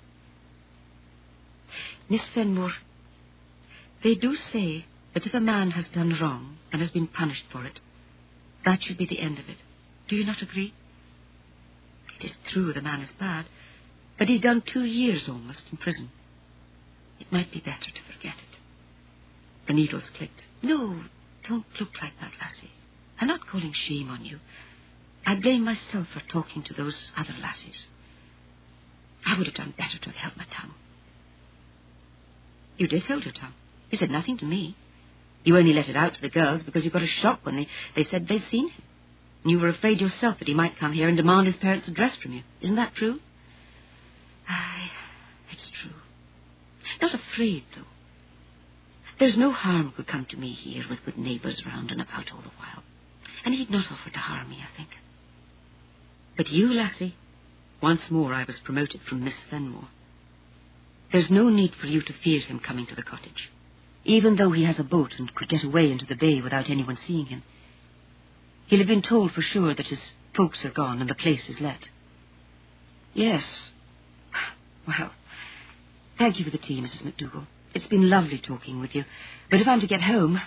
I rose. Since I'm here, may I use the telephone, please, before I go? You may. The knitting was in her lap, and she was regarding me steadily over her spectacles. Just sit you down again for a minute, lassie. It wasn't just for idleness you came to ask for that rapscallion, was it? Are you afraid to sleep in that cottage? Because if you are... No, it's all right. It's not that. She nodded. I thought so. It is something else.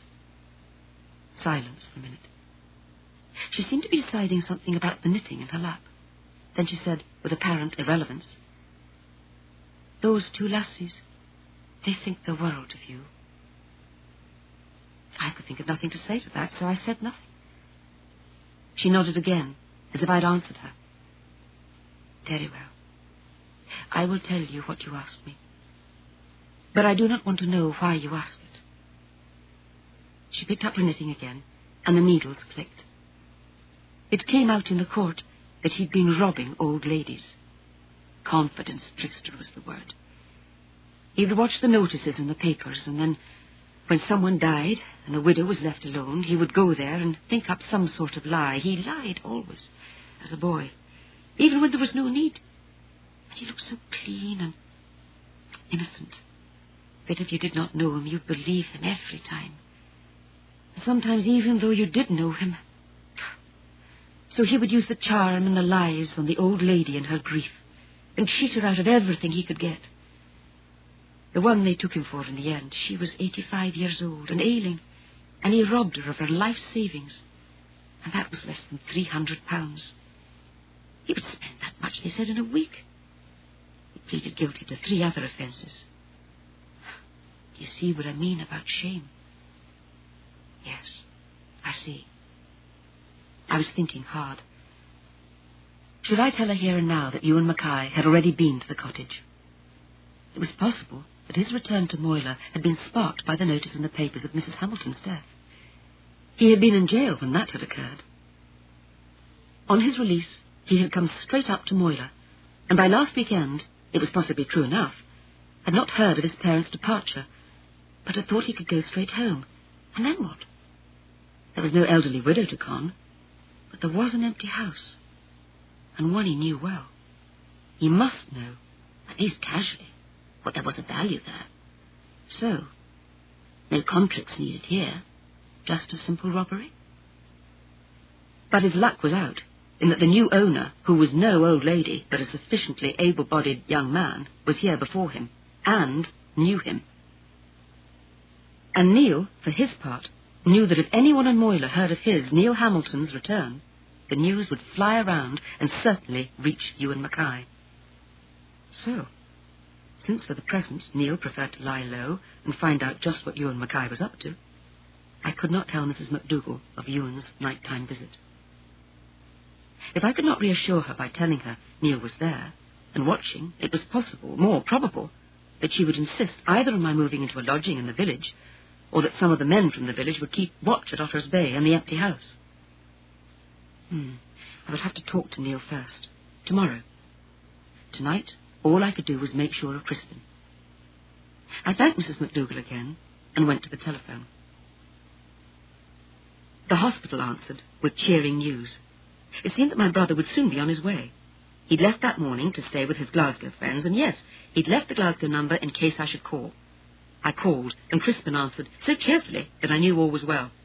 Yes, I'm all set to come up tomorrow. We'll be at the Columba Hotel and on the ferry first thing Monday. We? Yes, there was someone else heading for Oban. And we were in the crash together. He'll be getting the same train. To tell you the truth, I'm quite glad of his help. I'm what they laughingly call mobile, but carrying a suitcase as well as all my camera junk is a little beyond me as yet. And the foot really is mending. It's fine. Another day or two and I'll be skipping like a ram on the high hills, depending, of course, on what you've got laid on for me. Anything new? Only several 100,000 gulls and shags and things. But I did see black guillemots swimming down in the bay, and a gully full of boulders where they probably nest. Oh, sounds great. Accessible? From the sea. And there's a boat handy. Don't forget the binocs.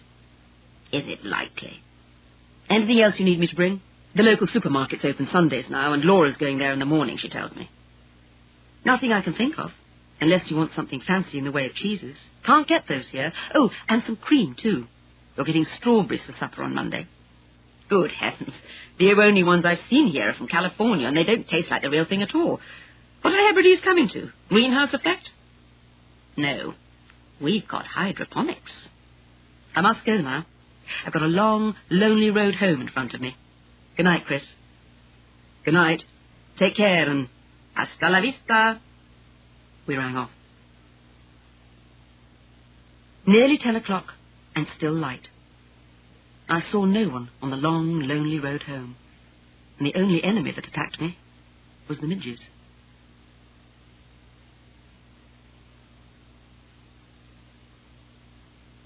Chapter 13. I slept later than usual next morning, and woke to see 9:30 on my bedside clock, and a cascade of raindrops chasing each other down the window. By the time I'd had breakfast and done the morning's chores, it was after 11.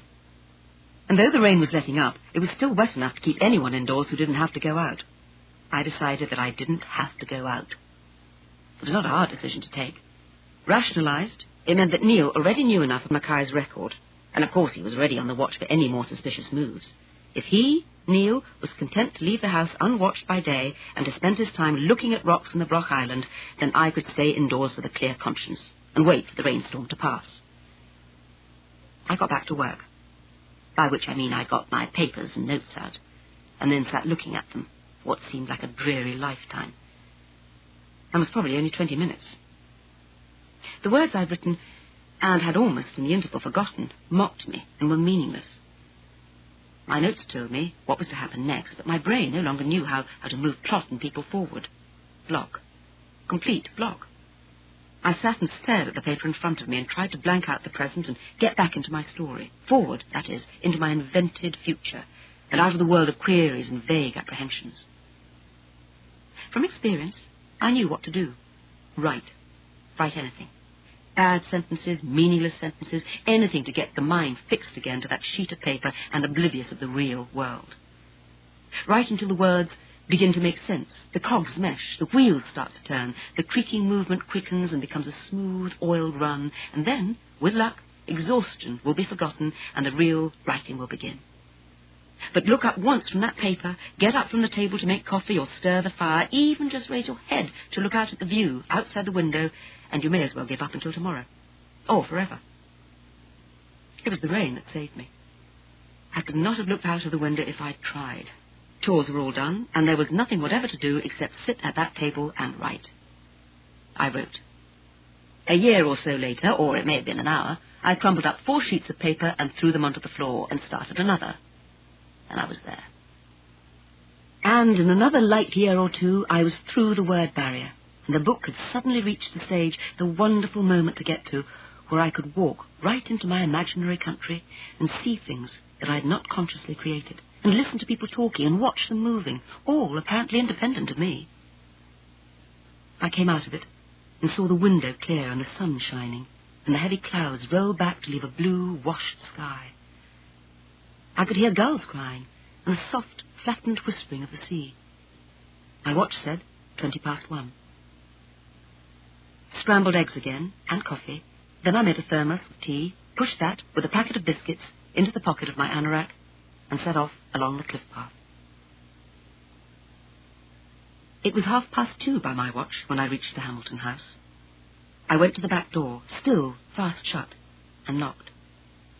The sound echoed through the silence with that hollow, unmistakably empty noise. Perhaps he was working on the island again. I made my way round the house and crossed the mossy terrace to look in through the drawing-room window. Nobody there, of course. It looked just the same. If he was really living in the house, he must be taking pains to leave no signs of his occupancy. Somehow the knowledge irked me. He'd been right, I thought. In spite of what the girls and Mrs. McDougall had told me, the whole idea of a mystery was, in this place, wrong and irritating. Whatever Ewan Mackay was up to, it could really hardly matter. Must not be allowed to matter. He no longer belonged, had never belonged. He was the changeling of the classic tale, thrust on good people, who was to repay good with evil. The hints he'd thrown out, that he was connected in some illegitimate way with the Hamilton family, could be dismissed as a typical lie told to impress. Another Cape Horn. I wondered what his real origins were, and if there was really any such thing as original sin, people born evil. It was fashionable not to think so, but there were people of whom it had to be believed. For instance, I checked the train of thought. This was no place for it. Moyla was too lovely, and my ivory tower was still solid. This was my holiday, and my brother would be here tomorrow, and all would be normal once more. The boathouse was empty again, its sea doors fastened back. I walked to the end of the pier and across at the island. There was no sign of life except the birds, and Neil's tent was again fastened shut. I glanced at my watch. The tide was still falling, and should be safe for another 3 hours or so. I went across. I climbed the slope to the hollow where Neil's tent was pitched. There was no sign of him there. I stood still, listening. No sound of a hammer. There were gulls flying and calling, but I had not disturbed the main colony, and thought that I would have heard if he'd been working below the cliffs at the northwest point. I gave it a couple of minutes, then made for the broch and the steps up to the landing where the girls had gone yesterday. Steps looked fragile, transverse slabs of stone with one end built into a dry stone structure of the curving wall and jutting into the air with no other support. But they were solid and led safely up to the ruined top of the wall where another, larger slab made a good viewpoint. From here I found, as I had hoped, that I could see down to the shore at the point where Neil had told me he wanted to work. If he'd been close to the cliff, I would not have been able to see him, but I could see the whole section of shoreline, and there was no boat there. Short of clambering down there myself, I could be no surer, and there was no real need for that. More rationalization. I made my way carefully down the staircase, intending to sit in the sun at the foot of the wall and drink my tea, but the breeze could find no way there, and the strange, musky smell from the wall where those plants grew was stronger than ever. Besides, the midges were out. I left the broch and walked uphill as far as I could without disturbing the bird colony, then made my way towards the southern end of the island, where the land sloped gradually down to the sea in long, flat terraces of rock. I found a niche where a small landslide had left a level lawn with a backing of turf, and where the breeze still moved enough to allay the midges, and sat down to my picnic. The silence, for the sound of the birds and sea adds to the silence as beautifully as we ever know in the noisy world of today, together with a sweetly moving air and a sense of thyme and bell heather and sun-warmed bracken, all combined to distill something very potent. It was the sort of time and place where one might have expected an idea, the spring of a poem, to well up from the quiet and the beauty. But sheer sensation, the warmth of the sun, the scent of the air, the mundane pleasure of tea and biscuits, simple well-being possessed me, so that I could only feel, not think. A look at the sea below me told me that the tide was still low, though presumably it had begun to turn. A glance at my watch showed it was still only 5:10. I leaned back again, shut my eyes, and let the sun have its way. Gradually, as the breeze moved and eddied, I became conscious of a strange, soft sound that was filling the air. It was like the sound of the sea, but it was not the sea. It was like the wind, but was not the wind. It was as if the sea and the wind together were singing a lament, mourning, with a not quite human voice. The voice of water echoing in a sea cave, weird, unearthly. I opened my eyes and sat up to listen, with skin flaring up on my arms. Teach me to hear mermaids singing. The wonderful thing about literature is that great poetry can chime in on any thought or experience. As Dunn's line rang in my head, I placed the sound. Something Neil had told me about the island. This was Eilean na Rowan, the island of the seals, and the grey seals came ashore here to breed and bask. And now, perhaps with the evening tide coming in, the seals had come with it, and were singing. It was no wonder that, hearing that uncanny sound coming out of the mist, the old sailors ascribed it to mermaids or sirens or strange creatures of the deep. It was almost music, almost a human sound, but never quite. It is as if a wind instrument, soulless in itself, were being played through warm and breathing tissues instead of through wood or metal. And it is magical, compelling wonder. For me, it was the peak of a perfect day. I'd done some good writing, and I'd heard mermaids singing. Very slowly, and keeping down below the seal's horizon, I crept forward towards the sound of singing. At last, I gained the crest of a rise, and there below me stretched the sloping, flat rocks, and yes, the mermaids were there, their fur dry in the sun, their bodies slack and contented, their eyes closed, enjoying the afternoon exactly as I'd done myself. A fat, grey mermaid, waving her flippers gently, turned on her back to show a pale, spotted stomach. Another came heaving out and flopped to where her calf lay, and delightfully the baby nuzzled in to suck. Not very far from me, another baby lay, apparently full and contented. It saw me, and the big eyes stared with mild curiosity, but without fear. This was Eilean na Rowan, and I was only a passer-by. It was time to go. Reluctantly, I inched backwards, without disturbing the sleeping nursery, and stood up. I took another glance at my watch. 5:10. 5:10? It had been 5:10 when I'd last checked on the time. I held the watch to my ear. It was battery run, but a faint tick could normally be heard. No sound.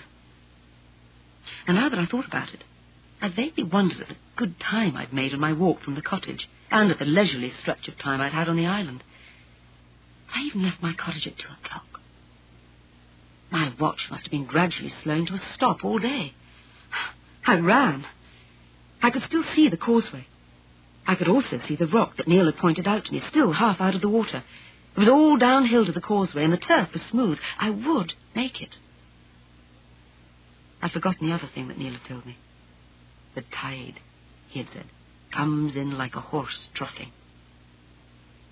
And it did. Though the marker stone had been half out of the water when I started to run, the whole barrage of banked stones with the causeway atop was suddenly a swirl, and as I raced for the crossing, the level seemed to rise a foot or more. I stood hesitating. I could probably still have got across, but as I've said, the stones of the causeway were thick with seaweed and treacherous even when exposed. And though I can swim pretty well, the swirl of the tide was fierce and looked dangerous. Besides, I had no desire to swim. And of course, the moments of dismay and indecision were moments lost. The next wave came round the point, and the marker vanished. So, that was that. And the tide would be high at what?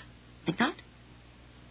I had a few moments of fury, a fury compounded of shame at my own stupidity, the triteness of the situation, and the thought of my cottage and supper and the cosy fireside.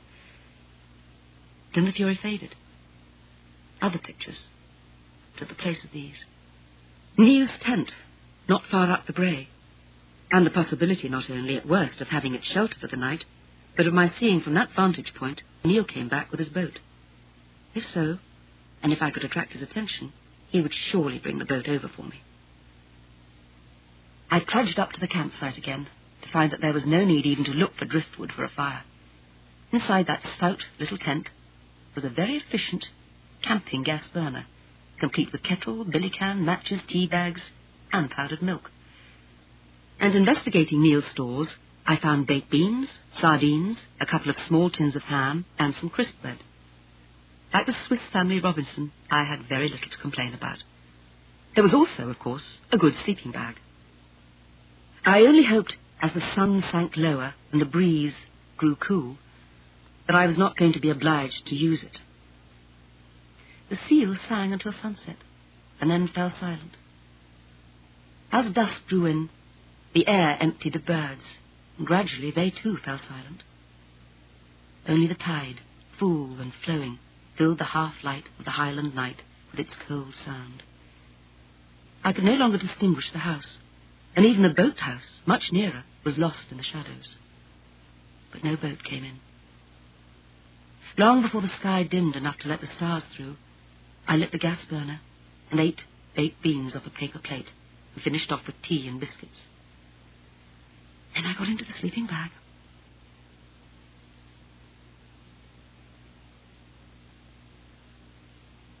Chapter 14. I had gone to sleep with the sound of the sea filling the night with subdued song. What woke me was the land singing. At first, it was part of a dream, which vanished as soon as I woke and knew I was alone on the Broch Island, lying on the turf in a sleeping bag, with my head pillowed on my rolled-up sweater, but seemingly connected with the earth itself, which, apparently right below my head, came a sound every bit as strange as the mermaid song of the seals. It was a soft, slow moaning, punctuated with sharp little sounds like cries, the earth grieving in a whisper, but in some weird way, with a purpose, as if there were a language, a communication. Crooning would be the better word for it. And as the word suggested itself, I had a swift and vivid mental picture of the colony of birds in the west of the island. Birds aggressive, protective, maternal, tender. Weird, perhaps, but not frightening. I sat up. The sound retreated, but still it was there, somewhere in the night, as if thrumming along some wire sunk in the ground. I slid out of the sleeping bag and unzipped the tent opening. I stuck my head out and looked around me. Twilight still, no more than that. The sky was clear, greyed over with stars. The moon, a half-moon, polished thin at the edges, swam low and gave a little light. My world, the island, was drained of colour, but every shape was clear. Nothing stirred, no bird cried. But still, faint now, but persistent, came that crooning, subterraneous song. And all at once, so subtly that I could hardly be sure when I first saw it, I realized that the sky was full of movement. Small, shadowy shapes, skimming low over the ground, silently, as if bats or nighttime swallows were crisscrossing my line of vision, swarming between the Broch and the sea. The Stormy Petrels, Mother Carey's chickens, the fragile, tiny black birds, nocturnal and solitary, that come ashore to nest, but spend most of their lives flying close above the sea waves, come storm or shine. They must be nesting in the rabbit holes beneath the turf where the tent was pitched, and in the Broch, where the queer chemical smell I'd noticed came, not from the plants, but from the holes where the birds sat on their eggs. If anything had been needed to crown my day, this would have been it. To be here, alone, in the Highland night, and to witness the flight of these marvellous creatures, so shy, so rarely seen. I found I was outside the tent, standing up with my jacket clutched to me, the better to see them. They took no notice of me. They were creatures of the night, the air and the ocean. I was only a piece of land, meaningless, to be flown round like a boulder or a stump of wood. I was brought back to the mundane present by the shiver of chill that ran over me. Pulling my coat more closely round me, I turned my attention from the dark shape of the Broch and its flitting ghosts to my own situation. I looked across to where the Hamilton house must stand in its shadows. No light there. That, of course, meant nothing. Even if Neil had returned while I'd been asleep, he would take care not to show a light. More importantly, somewhere in the early morning hours, the tide was due to turn. I'd no way of telling what time it was, but surely it might soon be possible for me to escape from Desert Island and make my way back to the cottage in a warm bed. I was not familiar enough yet with the light nights of the Highlands to be able to guess at the time. The sky was paler, and the stars were fading. I took a few cautious steps forward to where, by craning, I could just make out the ghostly crescent of the beach opposite the pier. I could not see the state of the causeway. And suddenly, I heard it. A boat's engine, throttled back and purring softly, somewhere beyond the headland to the east. Neil coming back to keep the promised watch in his house. And from where? Fishing? At that moment, all that this suggested to me was the possibility of fresh mackerel for breakfast. I dived back into the tent and scrambled into my sweater and shoes. I did zip the tent flap shut, but wasted no other time on housekeeping. I would come back in daylight to tidy up and replace the stores I'd used. It was not possible to hurry downhill in that half-light, so I made myself go slowly, and at last reached the beach and the end of the causeway. It was almost uncovered. Almost. But I could just make out a narrow stretch halfway over where the water flowed smooth and fast with each swell. As I craned to see, the next wave broke and swirled, luminous with foam. Even if I failed to attract Neil's attention, I would probably be able to cross quite soon. I found that I could no longer hear the boat's engine. I knew very little about boats, and had hated what little experience of sailing I'd had, but it seemed unlikely that any boat would shut down its engine until it was safely round into the bay, or even then. I strained to hear, and had just decided that it would be difficult to hear any idling motor over the lap and rush of the sea in the channel, when I saw the light. Not a boat's light. This was the small, dodging light of an electric torch coming round the path that skirted the headland. It was the path from my cottage. and I remembered the little cove called Halfway House, a cove where in any weather a boat might tie up safely and its owner make his way round to taste natur. His owner, who did not want or did not dare to bring his boat round to the jetty. Not Neil, then. Someone else who did not want his visit known. Ewan Mackay. The mackerel disappeared from the breakfast table, and the mystery came back with a rush. It was certainly Ewan Mackay. I could see him now, outlined fairly clearly against the light background of the beach, as the torch beam cleared the path and he came fast along the shore towards the boathouse. I sat down on the sand, in the darkness cast by a large boulder. He would never see me unless I moved. He was at the boathouse.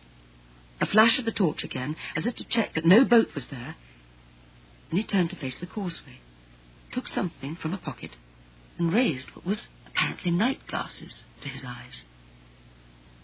I froze in the shelter of my rock, but the glasses were aimed higher, at the tent. I had a moment for calm. What would he read into the carefully closed flaps?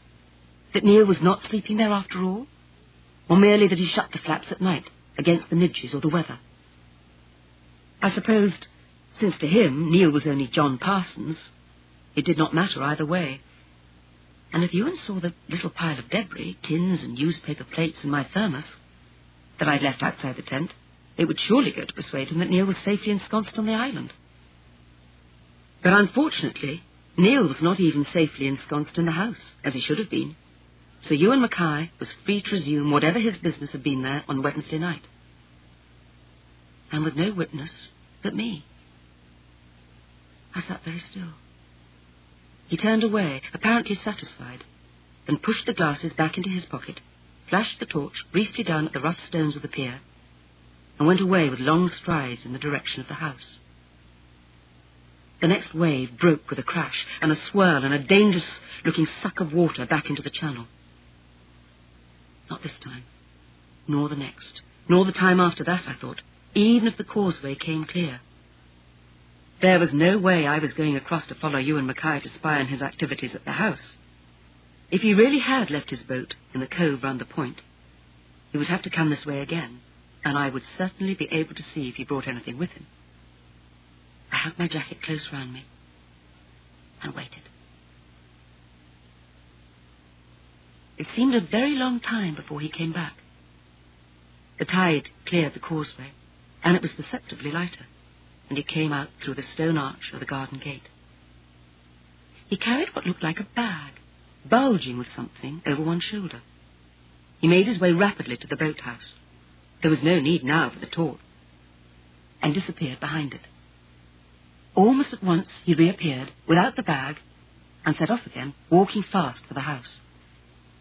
I stood up, the better to see the state of the causeway, and made some rapid calculations.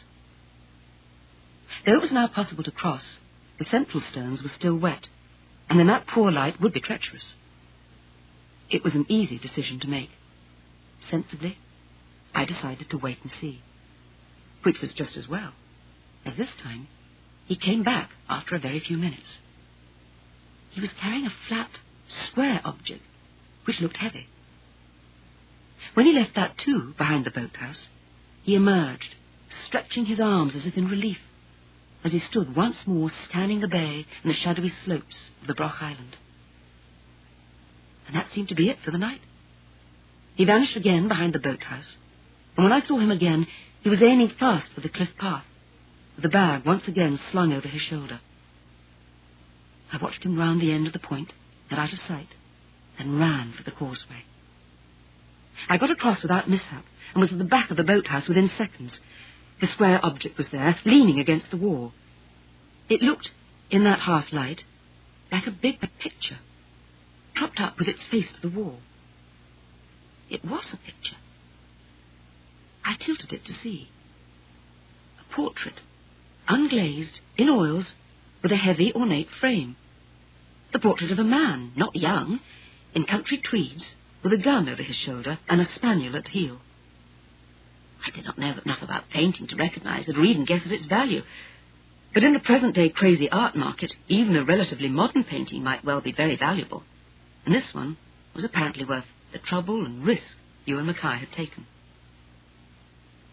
I toyed with the idea of taking it myself and hiding it somewhere, but it was almost too heavy for me to carry, and there was nowhere much nearer the house itself where it could be hidden.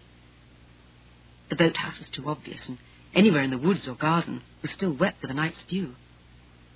Besides, the move would hardly help, only alert him and start him searching, not just for the picture, but for whoever had moved it. In any case, no need. I took a quick breath of relief as I heard it, the engine of another boat throttling down to a murmur as she crept into the bay.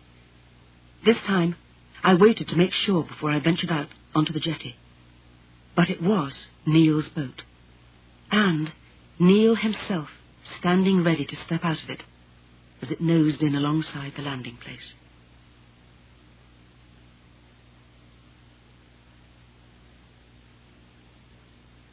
Chapter 15. I ran to him, stumbling and nearly falling on the rough stones of the jetty. He jumped out of his boat and caught my arm to steady me. Rose! Rose, what on earth are you doing here? Shh! Keep your voice down. He's been here again. I saw him go up to the house. Hang on. Take it easy. You're shaking. Why, you're cold. I'm not cold. I'm all right. Neil, it's you and Mackay. I saw him. Never mind how. I'll tell you later. But the point is, he's been up to the house and taken things. Brought them down here, and then gone off along the cliff path with them. He'll be coming back because he left something here. Along the cliff path? Did you hear a boat? Yes. I thought he must have left it in that place around the point, halfway house. Did you see anything as you came in? No, but you can't see into that cove from the way I came. But what are you doing here? No, that can wait. You say you saw him go up to the house and take something. You mean you actually saw him breaking in? No. I was over on the island.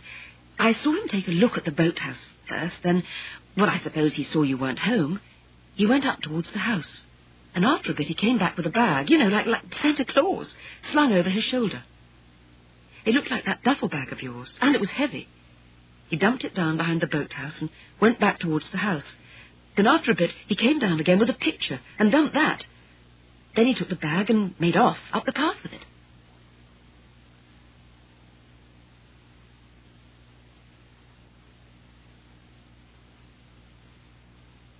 End of side 5.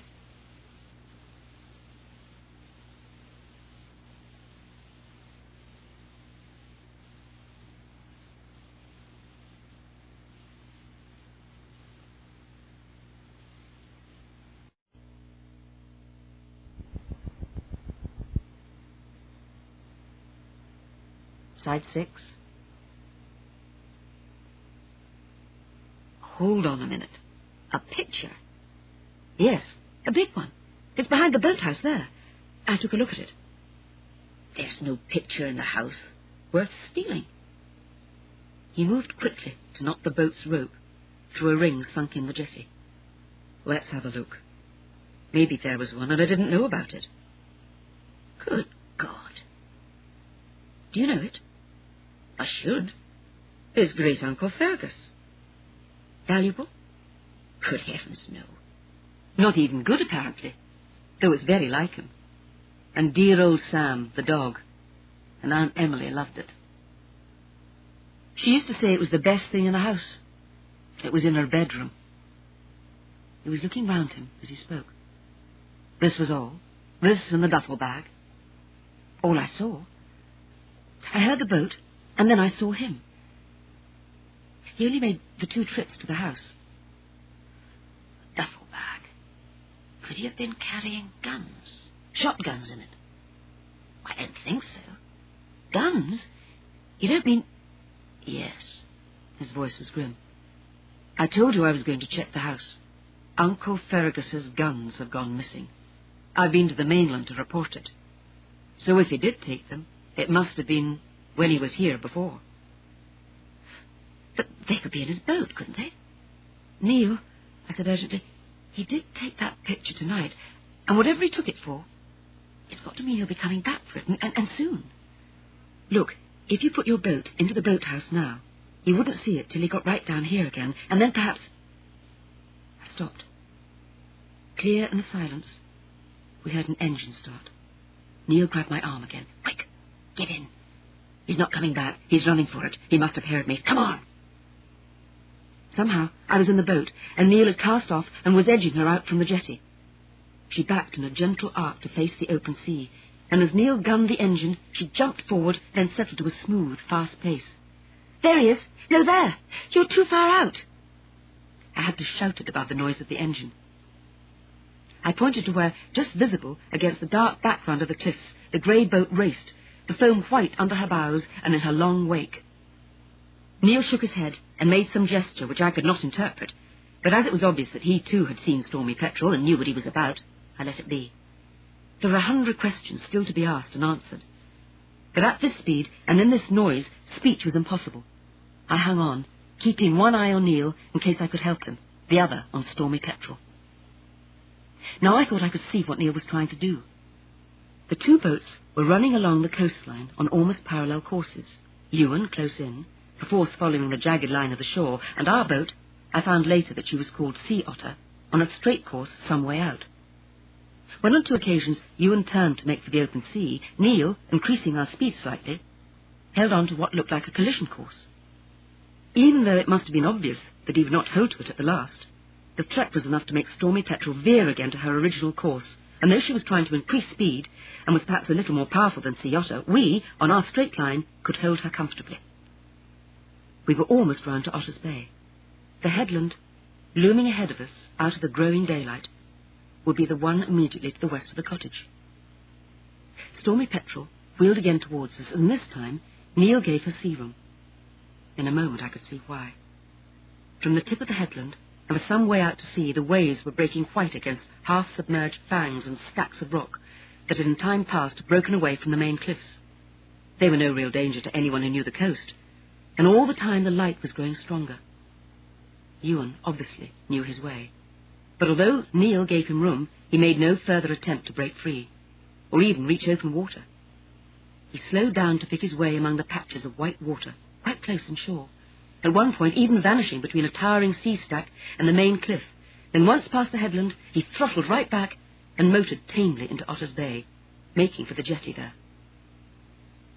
I turned in surprise to Neil to see him pointing away from the bay towards where, in a cloud of spray, a powerful-looking launch was heading fast towards us. I'd never seen a police launch, but this one had an unmistakably official look about it, and in size and speed would be more than a match for either Stormy Petrel or Sea Otter.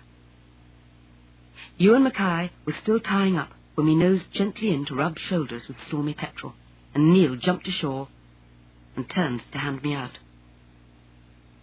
"Why, Miss Fenmore, you were out with Mr. Parsons, then?" Ewan straightened with a look of surprise and pleasure. His dark hair rumpled by the wind, flushed face, and those brilliantly blue eyes, he looked very handsome. His expression was one of uncomplicated welcome, which altered as he turned to Neil.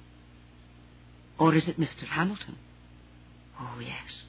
It took me a bit of time to recognize you, but I got there in the end. Did you have a good night's fishing?" "I've been out myself, and I didn't get a thing. Not a thing." Another glance at me, apparently quite free of guile. "Well, I'm glad he got you home safely. It seems you've forgotten how to handle a boat, Neil. All those years in Dismal Swamp with canoes and muggers and billabongs, whatever they may be. Just what the hell were you doing? A game's a game, but you could have piled me up back there. And then you'd have had a few questions to answer."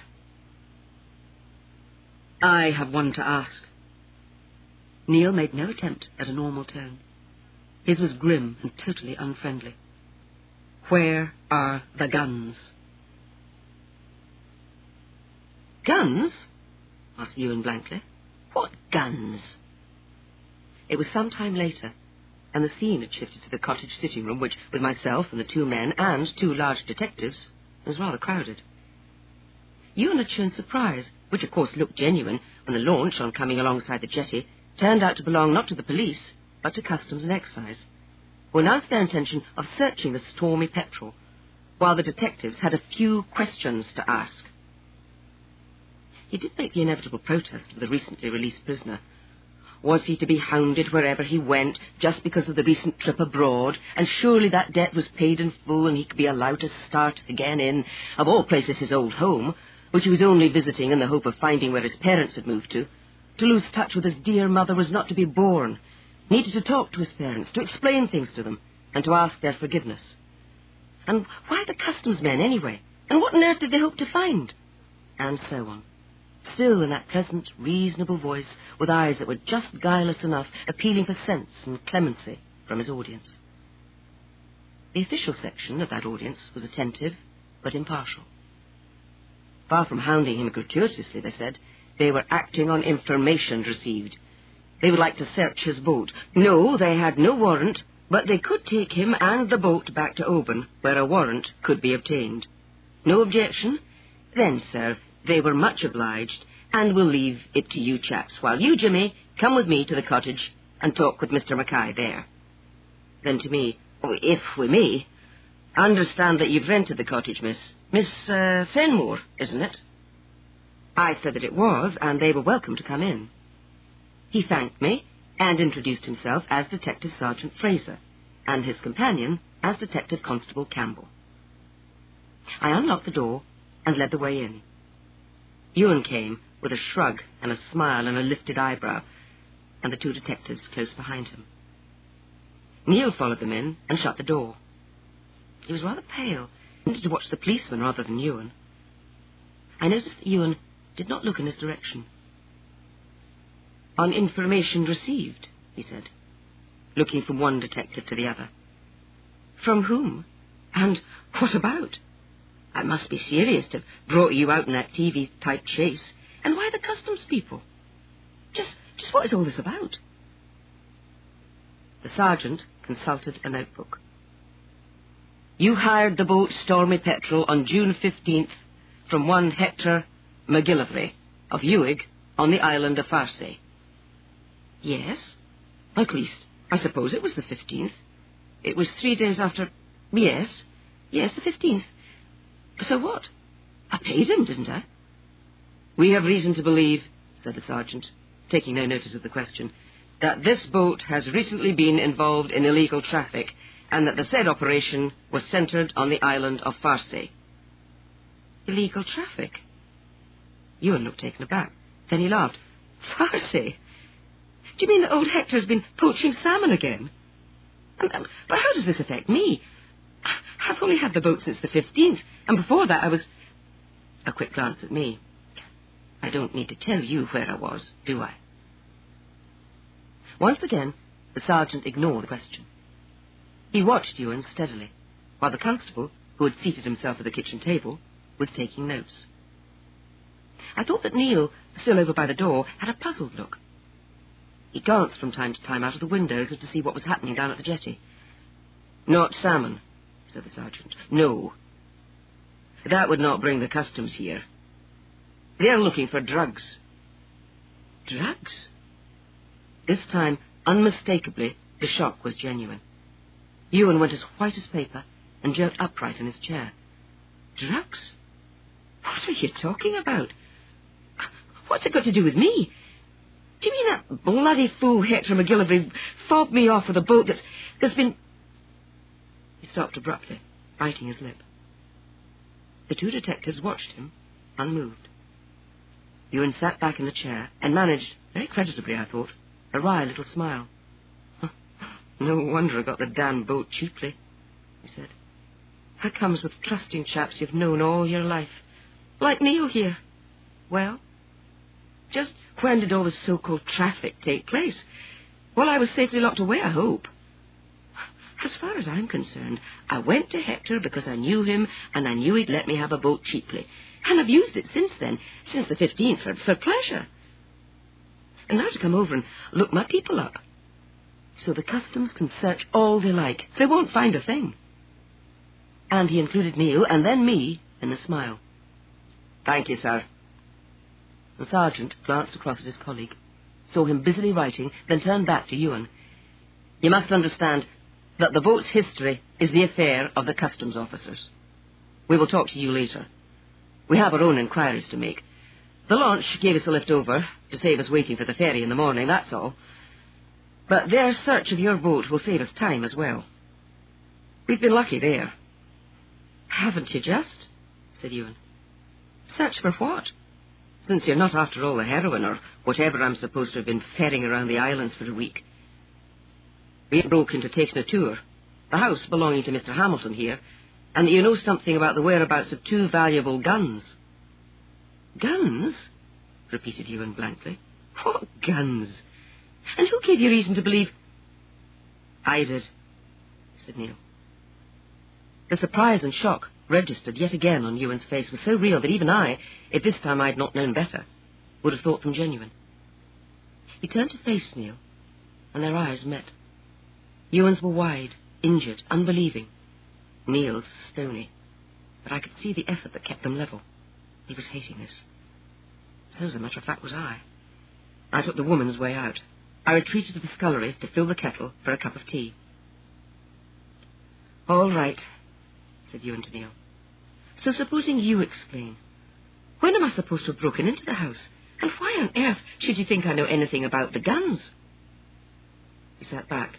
Apparently, he was sitting in the same chair he'd had before, on that late-night chat. Go on, Mr. Parsons. Explain. There was a slight flush on Neil's cheekbones, and he seemed to be avoiding Ewan's eye. In view of the latter's steady, incredulous gaze, I could not blame him. He spoke to the hearthrug. I have already told Sergeant Freezer what happened. I was in the house the night you came back, and I watched you try the French windows, and then go round to the back to find the kitchen window locked too. Possibly this made you uneasy, or possibly, with the storm blowing up, you did not want to take your boat across to the mainland again, so you decided to let things alone, and not risk taking any stolen goods on board. I watched you make off along the cliff path, as if you were making for Otter's Bay. The lawyers had told me that the cottage was let to a girl who was here alone. For all I knew, she was with you. But if she was just a visitor, I had to make sure she'd be all right. So I followed you over and found you here in the cottage. You told Dr. Fenmore that you thought your parents still lived here. That may have been true, but for the moment, it's irrelevant. That's wonderful. Ewan was letting anger show now through the hurt. Anything that may be true is irrelevant. I'll tell you what is irrelevant. All that breaking and entering bit. You just said yourself that all I did was try the windows, and why not? I'd been welcome in that house for as long as you had, longer. Because you were away and I just about lived there. So go right ahead. What's all this about stolen goods and, for God's sake, guns? Only that it wasn't your first visit since my great-aunt's death, said Neil. You heard me say you came back. I don't know when the first visit was, but it must have been very recently. Possibly within a few days of your release. He paused and looked across at Fraser. The sergeant nodded. We know you hired a boat, he said. Straight away after you came out of prison and came up to Oban. It was possible that you would come over to Moyla, and of course there was nothing suspicious about that. And of course, to start with, we knew nothing about the boat's history. That, if you will allow the word, is also, for the moment, irrelevant. An explosive sound from Ewan, which was ignored. The sergeant continued, But then Mr. Hamilton found the valuable guns missing from taking a tour, and he reported that, with a story of your attempt to get into the house last Wednesday night. So our inquiries, and possibly the search of your boat, will take you nowhere. In fact, said Ewan, also just a shade of relief in his tone, you don't know anything at all. And as for the guns that are supposed to be missing from taking a tour, I can tell you all you want to know about that. When the Colonel was alive, he always took me shooting with him, and I helped look after his guns. Oh, he'd quite a few, half a dozen there in the gun room. With a light one he got from Neil as a boy, and I used to use. Mrs. Hamilton hated guns and never shot. He looked up at Neil. Nor did you, when you could get out of it. And I was here when the Colonel died. You were in Australia. And even if you didn't know, the police here should have known. The guns were sold. There were some that were quite valuable, a Churchill, I think, and a Boss. And they were sent to a gunsmith in Glasgow, Peterson and Briggs, and they were sold. As far as I know, the gunroom's been empty ever since. You should know, Inspector. Didn't you have to check them all nowadays, ever since the Hungerford affair? It was Neil who answered. You haven't mentioned the Purdys. Purdys? Don't pretend you don't know about them. His favourite guns, the Specials, that were made for his father, my great-uncle, in 1906, in the great days of shooting parties. He shot once with King Edward. You knew all about that. It was one of his favourite stories. He must have known all about the guns. If they were valuable when Uncle Fergus died, they're astronomical now. Well, and so what about them? Of course I remember them. Oh, he'd never let me touch them, always cleaned them himself. They were sold with the rest, weren't they? No, they were never sold, though the lawyers thought they'd gone with the others. My great-aunt may even have deceived them deliberately. I don't know. I know she'd never have parted with them. Her husband asked her to keep them for me, keep them in the family, that is, but she didn't want to be troubled with all the precautions and inspections since the Firearms Act. In fact, I'm not sure that she even attempted to understand them. She merely packed the pair of Purdys away in a trunk in the attic, locked the trunk, and told no one. And it must have been assumed that they were sold with the rest of them. She left a letter for me, and she did include the Purdys in her will, and told us where to look. I looked yesterday, and found the trunk empty. So I went to the mainland to report it, and we've been in touch with the lawyers, the gunsmiths, and the sale rooms. No trace. But from our description, one sale room, it was Christie's, quoted us about £30,000. So? Ewan's air was still jaunty, but the syllable came tightly. So, it occurred to me that you, as my great-uncle's gillie, might even have known what his plans were for his Specials. And putting that together with your visits to the house and the gun's disappearance, Ewan had himself in hand again. He appealed to the sergeant. Do you hear that? And you call this grounds for suspicion?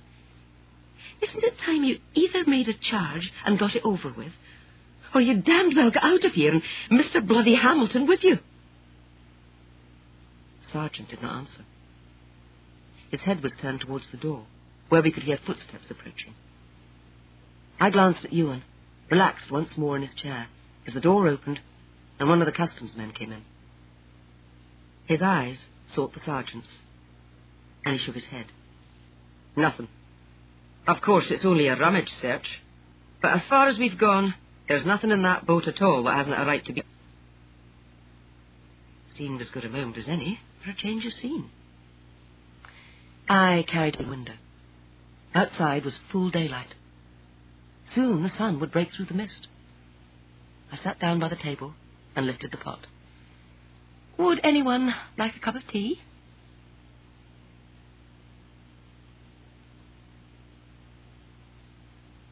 Chapter 16. It seemed that the cliché of the detective story, that a policeman drinks nothing when on duty, did not apply in the islands. After that sea trip through the damp mists of early morning, I didn't blame them. The sergeant accepted a cup of tea, then gave a nod to the detective constable, which the latter seemed to understand. He took the cup I gave him over to Ewan, who accepted it politely, shook his head to the sugar bowl, and then sat sipping, for all the world, as if it were a normal tea party, and he was waiting for someone to start the conversation. As, of course, he was. For him, so far so good. Plenty of talk, but no proof of anything but of misdemeanour. So keep quiet and let the opposition make the running. I poured tea for the four of them, then went to refill the pot. When I'd filled my own cup and sat down again by the table, the sergeant was speaking to Neil.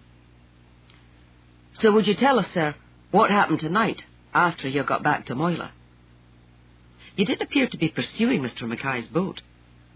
Have you any reason, other than suspicions you've told us of, and Mr. Mackay's visit to your house, when you say he did not break in, for pursuing him here, in what looked like a dangerous manner?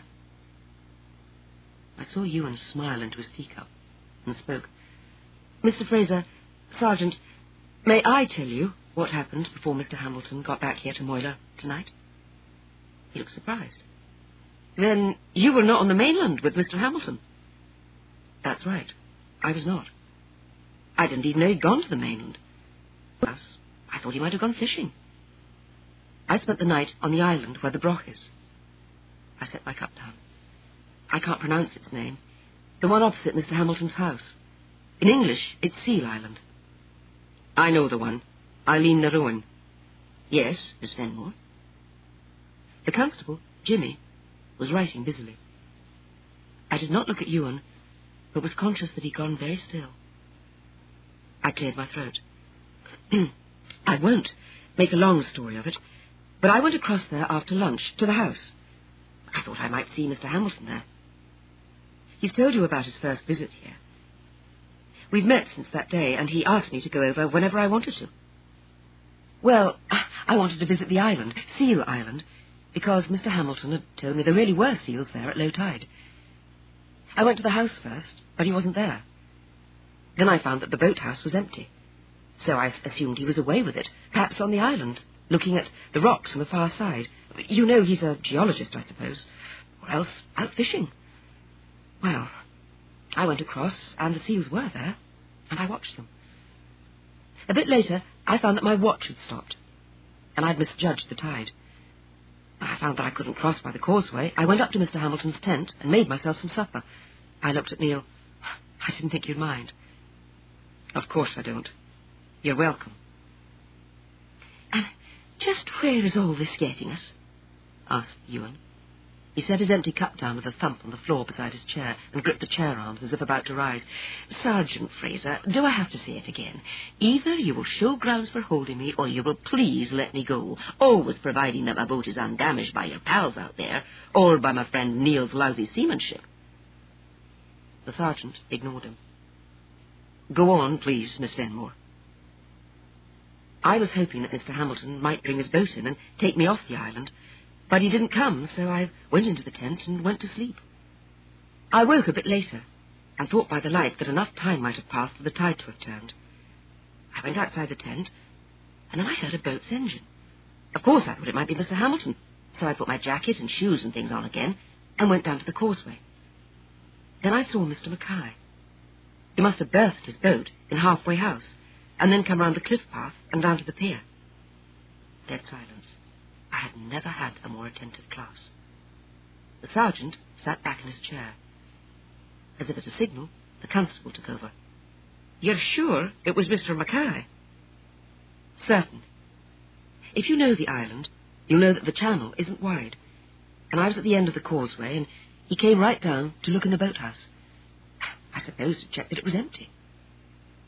Ewan said sharply, "Guesswork or lies, what does it matter? Sergeant, can't you see that there's nothing here? Low tide was between 4:15 and 4:30 this morning. She was stuck on the other side till 3 o'clock or near it. Could you identify anyone at that hour and in that light?" "If I was you, I'd keep quiet, sir, and let the lady finish," said the sergeant. "Go on, please, miss. Never mind what you supposed. Just tell us what you saw." I took a deep breath. Somehow, telling my story in that charged atmosphere was like swimming against a strong current. I saw Mr. Mackay get out some binoculars and look at the tent. I had closed it. He must have thought... Sorry, skip that. Then he turned and went in through the garden gate. That path leads to the house. "Could you see the house from where you were?" That was the sergeant. "Well, no." He nodded, and I realized that, of course, he knew the house, too. I plowed on. I waited, and after a while, I put it at about half an hour, he came back, and he was carrying a bag over his shoulder. It was about the size... It could have been a duffel bag. It seemed to be quite heavy. He left it behind the boathouse and went back to that is, through the garden gate again. "Ah," said Ewan. "We have stopped supposing, have we?" The words were mocking, but when, caught off guard by the interruption, I met his eye, there was no mockery there. Anxiety, appeal, the knowledge that here, at last, was coming something that could be verified. That picture, that totally irrelevant portrait of great-uncle Fergus Hamilton, was still propped against the boathouse, waiting to bear my story out, and to set the police searching for the duffel bag, which he must have dumped somewhere during the chase along the coastline. I remembered suddenly how Stormy Petrel had crept out of the shore, presumably after Ewan had seen the customs launch approaching. Had he dumped the bag there somewhere, to be called for later? They say that a computer works a problem out from given data in milliseconds. It still has nothing on the human brain. In that micro-moment, when I reluctantly met Ewan Mackay's gaze, I'd gone back through all I knew of his story. The adopted boy, the good parents, and their efforts to combat the bad heredity, the boredom of life on the quiet, remote island for an active, wild, and clever boy with the added qualities of looks and charm. A boy who shared, with every other normal human child, the desire to be noticed, to be someone, to be important. And to the old gentleman at the big house, the Colonel, he did become important. Neil, presumably to damp Ewan's pretensions, had used the word gilly. Ewan himself had put it differently. He had been the old man's companion whenever he went shooting. It was possible that the boy had really liked the old man, and the Colonel seemed to have trusted him. Then the Colonel died, and the widow, could one, wise after the event, ascribe it to that legendary feminine instinct, had found no place for him. So the boy, with possible dreams of a better adoption dashed, had left Moyler, and in the congenial bustle and anonymity of a big city, had learned to use the cleverness and charm and the middle-class manners he'd learned, and had done well by them until some mistake was made, and he paid for it. Paid for it. And here Mrs. McDougall's words flashed up on the computer screen, to be immediately blanked out and replaced by all I'd seen and heard of you and myself since that Wednesday night. This was exactly what he'd counted on before. Other people's kindness and pity were to him weapons in his hand. Great-aunt Emily Hamilton was just another widow to be robbed. And for the moment, it was up to me to see that he did not get away with it. When he came back to the boathouse, I said, he was carrying a large picture, an oil painting. He put that in the same place, behind the boathouse. Then he grabbed the duffel bag and set off up the cliff path with it. Neil's boat came in soon after, and when we heard Ewan's engine start, we went after him. The duffel bag, well, never mind that supposition, but the picture is still there. I drew a breath and said, not happily, that's all. Well, said Ewan, I should hope it is. He got to his feet and held out his wrists in a consciously theatrical gesture. I give up. I did go to the Hamilton house this morning in the small hours, and I did take down a picture. I admit it. But it was not theft. It was Colonel Hamilton's portrait, and I reckoned it was due to me. The Colonel always said I was like a son to him, the only son he'd ever had. And Mrs. Hamilton said that when she'd gone, I might have it to remember him by. She would never have done that. She disliked and distrusted you, said Neil angrily. And what would you know about that? You were never there.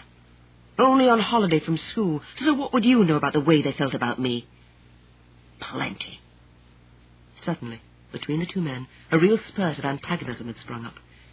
And what you felt about them, too. Oh, you got on fine with my great-uncle. But you and Aunt Emily never hit it off. And there are plenty of folk in Moyler who know that and will swear to it. Then will you tell me why I should go to the trouble and the risk? Yes, because I'm admitting I went into the house, and I did it while you were out, because I knew fine that this was the line you'd take. Why should I want the picture if it wasn't promised? And if it wasn't, he'd been like a father to me, more than the one I'd had to call my own. There it was again, the indefinable but clear emphasis on the word father. It was clear to me because of Ewan's earlier hint at a possible connection between himself and Neil's family, the suggestion the adopted son of the gardener might in fact be a Hamilton love child, and hated, therefore, by the Colonel's wife. Probably, said Neil, in a tone nastier than I would have thought him capable of, because you heard my great-aunt say that it was the most valuable thing in the house, and you're too damned ignorant to know better. And was it? Asked the sergeant, who, ignoring Ewan's theatrical gesture, had seemed quite content to watch and listen. Valuable? Heavens no, it's very ordinary. But it was like him, and so she valued it. Quite suddenly, I'd had enough. I got to my feet. Sergeant Fraser, if you'll excuse me, it's been a long night, and I want a bath and a change and some breakfast. The first two, right this minute. Of course, you're welcome to stay as long as you have to, and if you're still here when I come down, I'll see what I can manage for breakfast. Beginning some sort of protest about that, but I did not stay to listen. I went upstairs and into my bedroom and shut the door. I had not yet got it straight with my subconscious. It was possible, I admit, that I deliberately wasted time in the hope that all would be over and the police, preferably along with Ewan Mackay, would be gone before I came downstairs again. I did not know whether, in fact, any charge would be brought. That would surely depend on whether the duffel bag could be found and what its contents were. The picture, except insofar that it bore my story out, could be ignored. It was even possible, I thought, as I stripped off my slept-in clothes and reached for a dressing gown, that the whole situation would collapse into a mere incident of petty theft. It was the alleged theft of the guns that had brought the police across so quickly, and there seemed to be no way of knowing if Ewan had ever touched them. Was it, as he'd bitterly pointed out, the case of give a dog a bad name? It was an uncomfortable thought, and there was nothing to be done except tell the truth and leave it to the professionals. I could hear them still at it, question and answer, when I crossed the little landing to the bathroom and shut the door. Then nothing could be heard about the gushing of the taps. Back in my bedroom, still not hurrying, I dressed. As I brushed my hair, a sound from outside took me over to the window to see Archie's Land Rover starting on its careful way downhill towards the cottage. There was someone with him. 2 people, I thought. I whirled to look at the bedside clock. Surely the ferry was not in. It was not due for another half-hour at least. My brother could not get here much before 9 or half-past, and I'd been counting on this unpleasant situation resolving itself before that. The Land Rover bumped down the last curve of the track and came to a halt. Anne Tracy jumped out, with Megan behind her. Someone must have opened the cottage door, because I heard them come in, and then a babble of voices and questions. It could not be put off further. I went downstairs.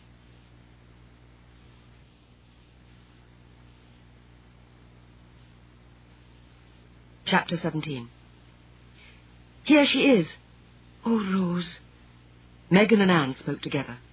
They were both sitting at the table in the window. Just inside the door, which was shut, stood Archie McLaren. Seeing the boats at the jetty, he must have come with the girls to the cottage to see what was happening, and now presumably he would stay to see the drama out, and the ferry passengers would have to take care of themselves. The scene in my sitting room was certainly set for drama. Ewan still sat in the chair by the hearth, with Sergeant Fraser across from him, but the detective constable had moved his chair to block the doorway to the scullery, and Neil was beside the fireplace, standing with an elbow on the mantelshelf. Someone had pushed the Calla gas poker into the dead logs in the fireplace and added the rest of the peat from the hearth. The fire had caught and was burning cheerfully. "Hello there." I greeted the newcomers a little uncertainly. Then, because doing something, anything, was better than standing there trying not to look at Ewan, went to pull the gas poker out of the fire and turn it off. "An early call. Have you had breakfast?" It was a silly remark in the circumstances, but it bridged the moment. Anne spoke breathlessly. She looked tense and excited. "Rose, we had to come. Of course, we didn't know anything like this had happened, the police being here, I mean, and Mr. Hamilton. But when Archie told us, we knew we had to come and tell you what happened yesterday." I went across to the sofa and sat down, looking inquiringly at Sergeant Fraser. He nodded. "Yes, it does have to do with this. It seems that while you were away on the island yesterday, the young ladies came down here. What they've told us may be important, but since you are the owner, the lessee, rather, of this cottage, we waited for you. Perhaps Miss Tracy or Miss Lloyd would repeat their story for you." I raised my brows at them. Megan, looking flushed and unhappy, shook her head. Anne leaned forward. "Yes, we came down here in the evening. Yesterday evening. We wouldn't have disturbed you if you'd been busy, but we wanted to watch with the otters again. You weren't at home, so we went up there." She gestured vaguely. "Behind the cottage, and found a place we could watch from without being—" "Anne." It was Megan, her voice low. "Not all that. Just finish. Mackay there. His boat came into the jetty. He got out and went to the cottage door, but of course there was no answer. Then he went in. We didn't know what to do, so we stayed put and watched. He didn't stay long, just went in and called out, checking to see that the place was empty. Then he went back to his boat." She paused. "Megan?" "No, you." "He took something out of the boat, a bundle. It was wrapped in what looked like cloth, thick, but it was long and stiff, not just cloths, I mean. He went round the back to that shed, not the loo, the tool shed, and of course that was just below us, and we saw it all. He was hurrying. He went into the shed. He wasn't there long. When he came out, he didn't have the bundle. He went to the boat, and then away." She stopped. Silence for a moment. Megan said miserably, "We waited, but you didn't come. So after a bit, we went down and had a look in the shed. But there wasn't anything to see. Nothing that seemed to matter, I mean. So we went home. We thought of telling Mrs. McDougall, but we decided you ought to know first. Anyway, she'd gone to bed. She leaves the door for us. Actually, I don't think it's ever locked. Then this morning, Archie came in at breakfast time and said the police were here, and the customs. So we knew there must be something really wrong. And he said he'd bring us down." The sergeant got to his feet. "You did right, miss. And now, Miss Fenmore, with your permission, we would like to take a look at that shed of yours." I looked down at Ewan. "Unless Mr. Mackay would like to save us the trouble." Ewan smiled at him.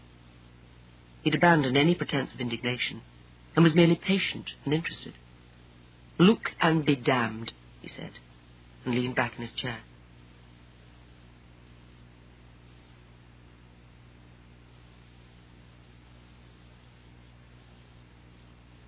End of side 6.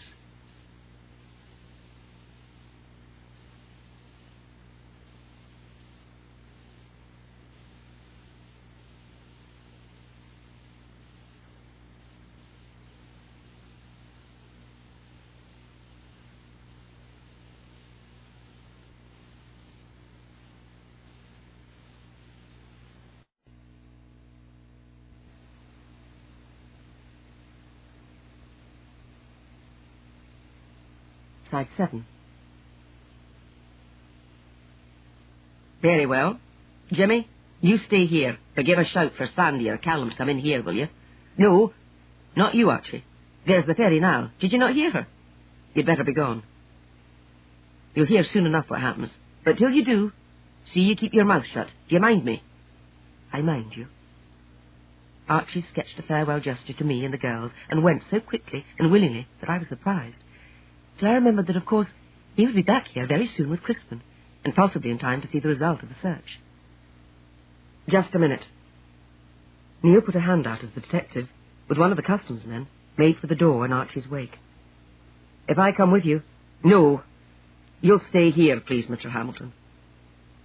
The sergeant did not add that 3 women would be no help if Jimmy should have any trouble with Ewan, but his meaning was plain enough. I expected to see Ewan smile, but saw with a queer, unpleasant little thrill that he was staring up at Neil, something new in his face. He'd lost colour again, and over the prison pallor shone a faint sheen of sweat, and I saw him swallow a couple of times, as if his throat hurt him. Neil said, "I doubt if they would find anything, Sergeant, short of taking the shed to pieces. But if you let me go, I know where to look. I suppose there'd better be someone with me, as witness." "All right," said Ewan abruptly. "All right." He sat up, flexing his shoulders, and slanted a look up at Neil. I saw nothing there now but a sourly, humorous acceptance. "I'd forgotten. Stupid of me." "Forgotten what?" demanded the sergeant.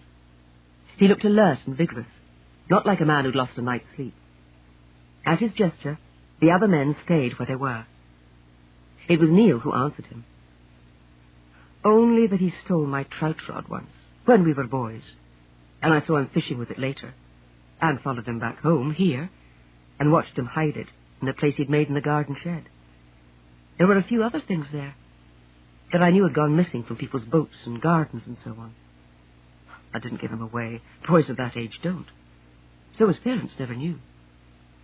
I waited till I saw him using the rod again, and, well, I took it back. He looked at Ewan, and for the first time there was something like sympathy there. Eventually. That was quite a fight, agreed Ewan. Well, go on. Go and get them. The Purdies? The Purdies. And I hope you get well and truly done for all the years of illegal possession. The sergeant nodded at Jimmy, and he, with Neil and one of the customs officers, went out of the cottage. I caught Megan's eye, and what I saw there made me get to my feet. Sergeant Fraser, my brother is due to arrive on his ferry, so Archie will be down here again soon. Will you want Miss Lloyd and Miss Tracy again, or may they go back with him? Surely. I know where they're staying, and we'll be in touch again before they leave. Wednesday, you said, Miss Tracy? Yes, that's right.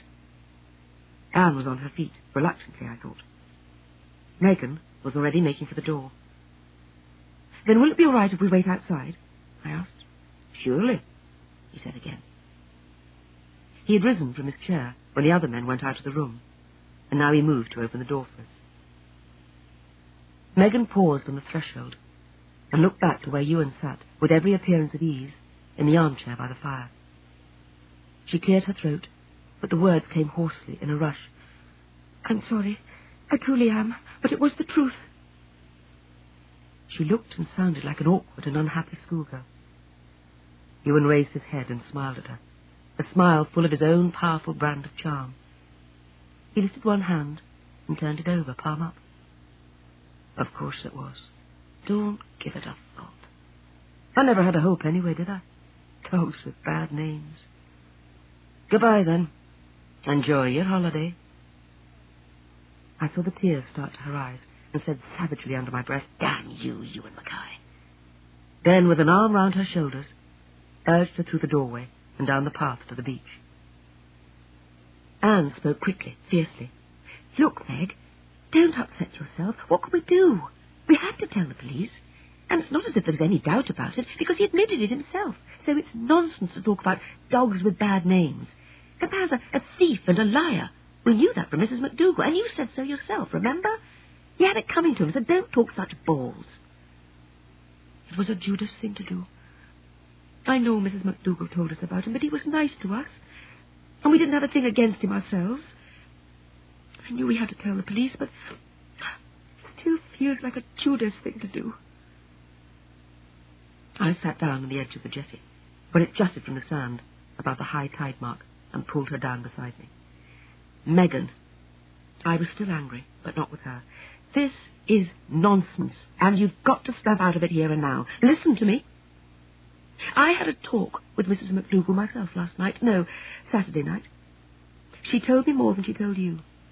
Ewan Mackay is not a man to be pitied. Except in that he was born without scruple. Yes, literally, without a scruple of conscience. He had every chance.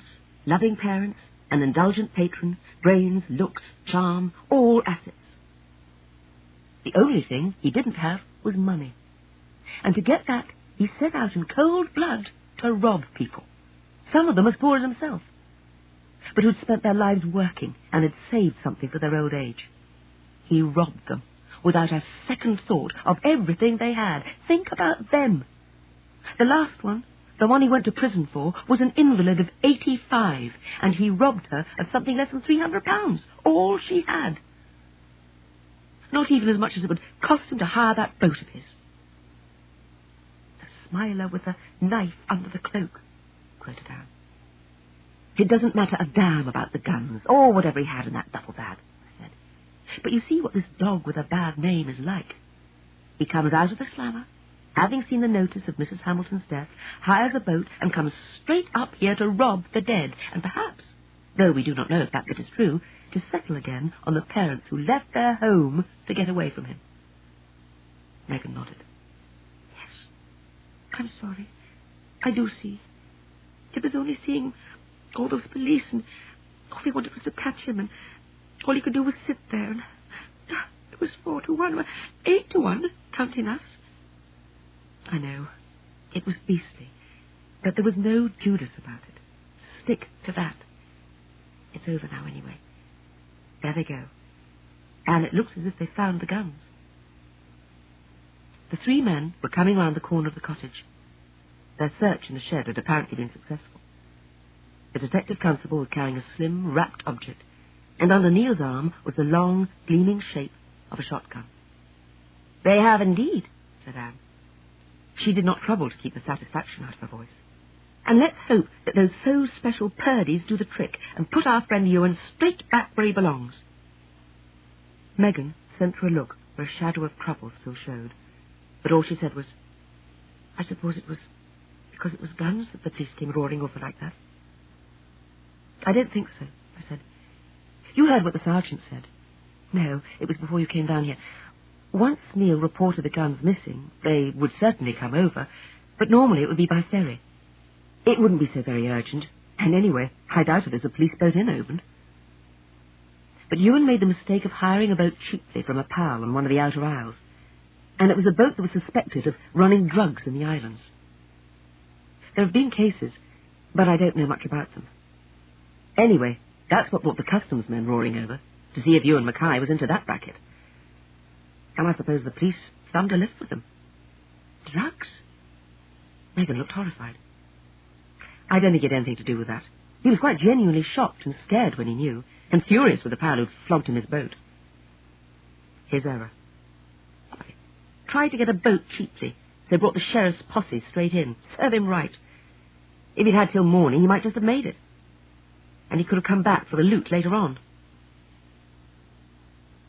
I still can't see why he should have gone for those guns, said Megan. With an empty house to choose from, what's so special about Purdy's? If he'd just gone for the silver or whatever, he might have got away with it. 20 or 30,000 pounds, and going up each year, said Anne, who knew about such things. That's how special. I'm talking about honest prices, auction prices, if you call them honest.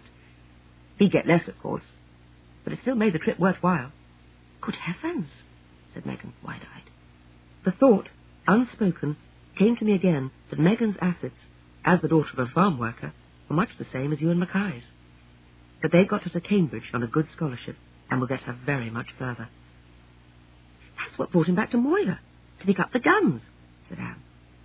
And I suppose he thought he might as well swipe some other stuff, whatever he had in that bag. But why the portrait? Yes, why? Megan was, I was glad to see, back to her normal self.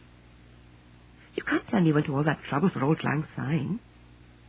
You heard what Neil said, I said dryly. He'd been told that it was the most valuable thing in the house, and because he knew nothing about pictures, he believed it. Pictures are going even madder than guns at auction, aren't they, Anne? I don't know much more about them than Ewan Mackay does, but I wouldn't give £25, let alone 25 million, for a daub of greenery, yallery flowers, said Anne, and Megan laughed. There was apparently something they'd argued about before. But whatever she'd been going to say was never said. 2 things happened almost simultaneously. The cottage door opened, and Ewan Mackay came out with the 2 detectives, and Neil behind them. Ewan wore handcuffs. And from the curve of the track came the note of the Land Rover, as Archie McLaren returned to the scene of the crime, bringing my brother with him.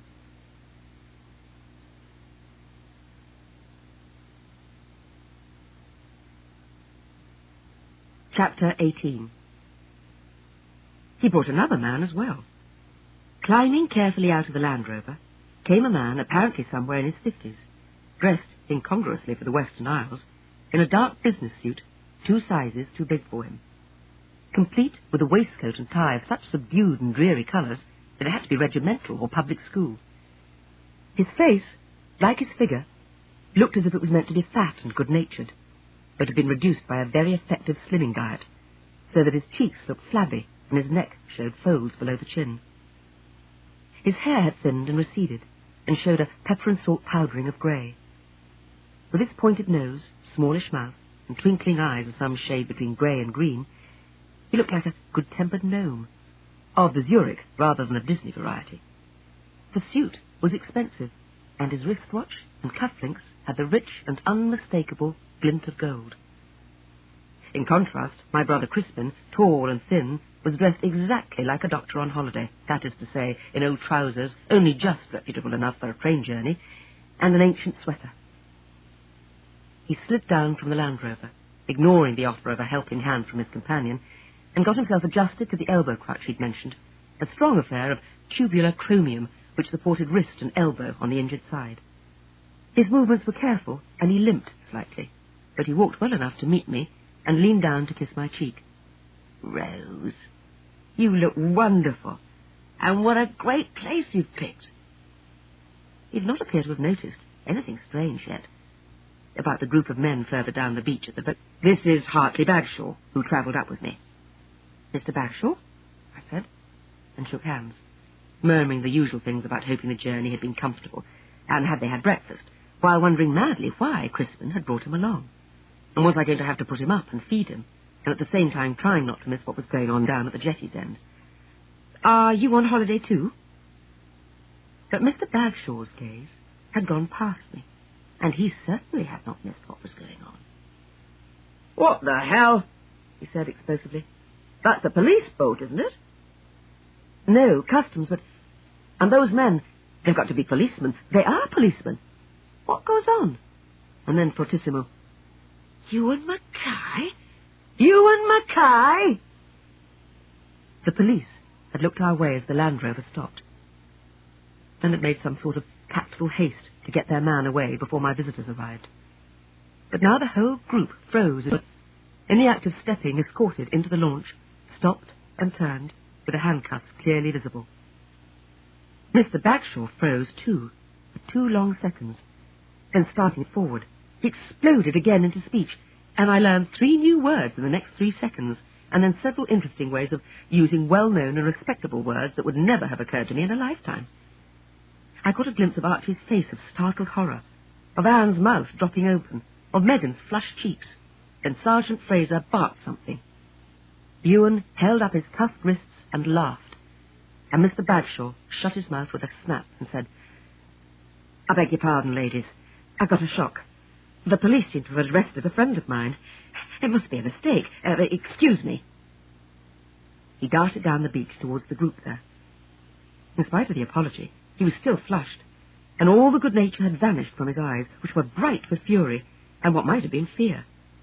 Crispin said, "Steady on," and moved to hold him back, but his injury checked him, and he stumbled, saved himself by grabbing at me, and said, "Damn a blast," and stood still, rubbing his leg. Archie, still looking outraged, called out, "Hey there!" and started down the beach after Mr. Bagshaw.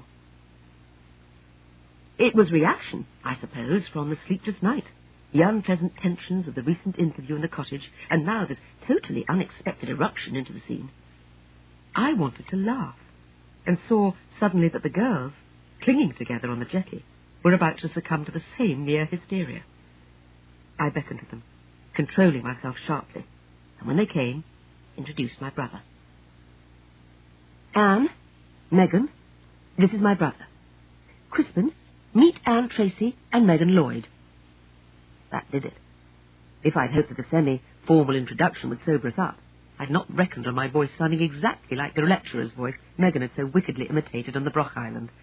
And now it was accompanied in a cruel counterpoint by another spate of angry and idiomatic speech from Mr. Bagshaw, every word of which carried clearly up the beach to where we stood. The girls did manage to take Crispin's hand and say something. Then they went off helplessly into peals of laughter. "His friend," he said. That was Anne, wiping her eyes. "What do you suppose he calls people he doesn't like?" "If we stay a bit longer," quavered Megan, "we might learn." "I would like," said Crispin, "to know just what has been going on here. If you 3 idiots will stop laughing for a moment and tell me..." "Idiots, he called us," wailed Anne. "So rude, and we've only just met." Oh, Rose. I took a hold of myself and of Crispin's arm. "Come on. Let's go in and get ourselves some coffee. Chris, I suppose you had breakfast on the boat.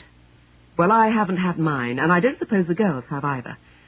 I haven't a clue what's going on now, but we can talk in the house. Come on. They're coming back, said Megan. She was at the window, opposite me, where I sat at the table finishing my coffee.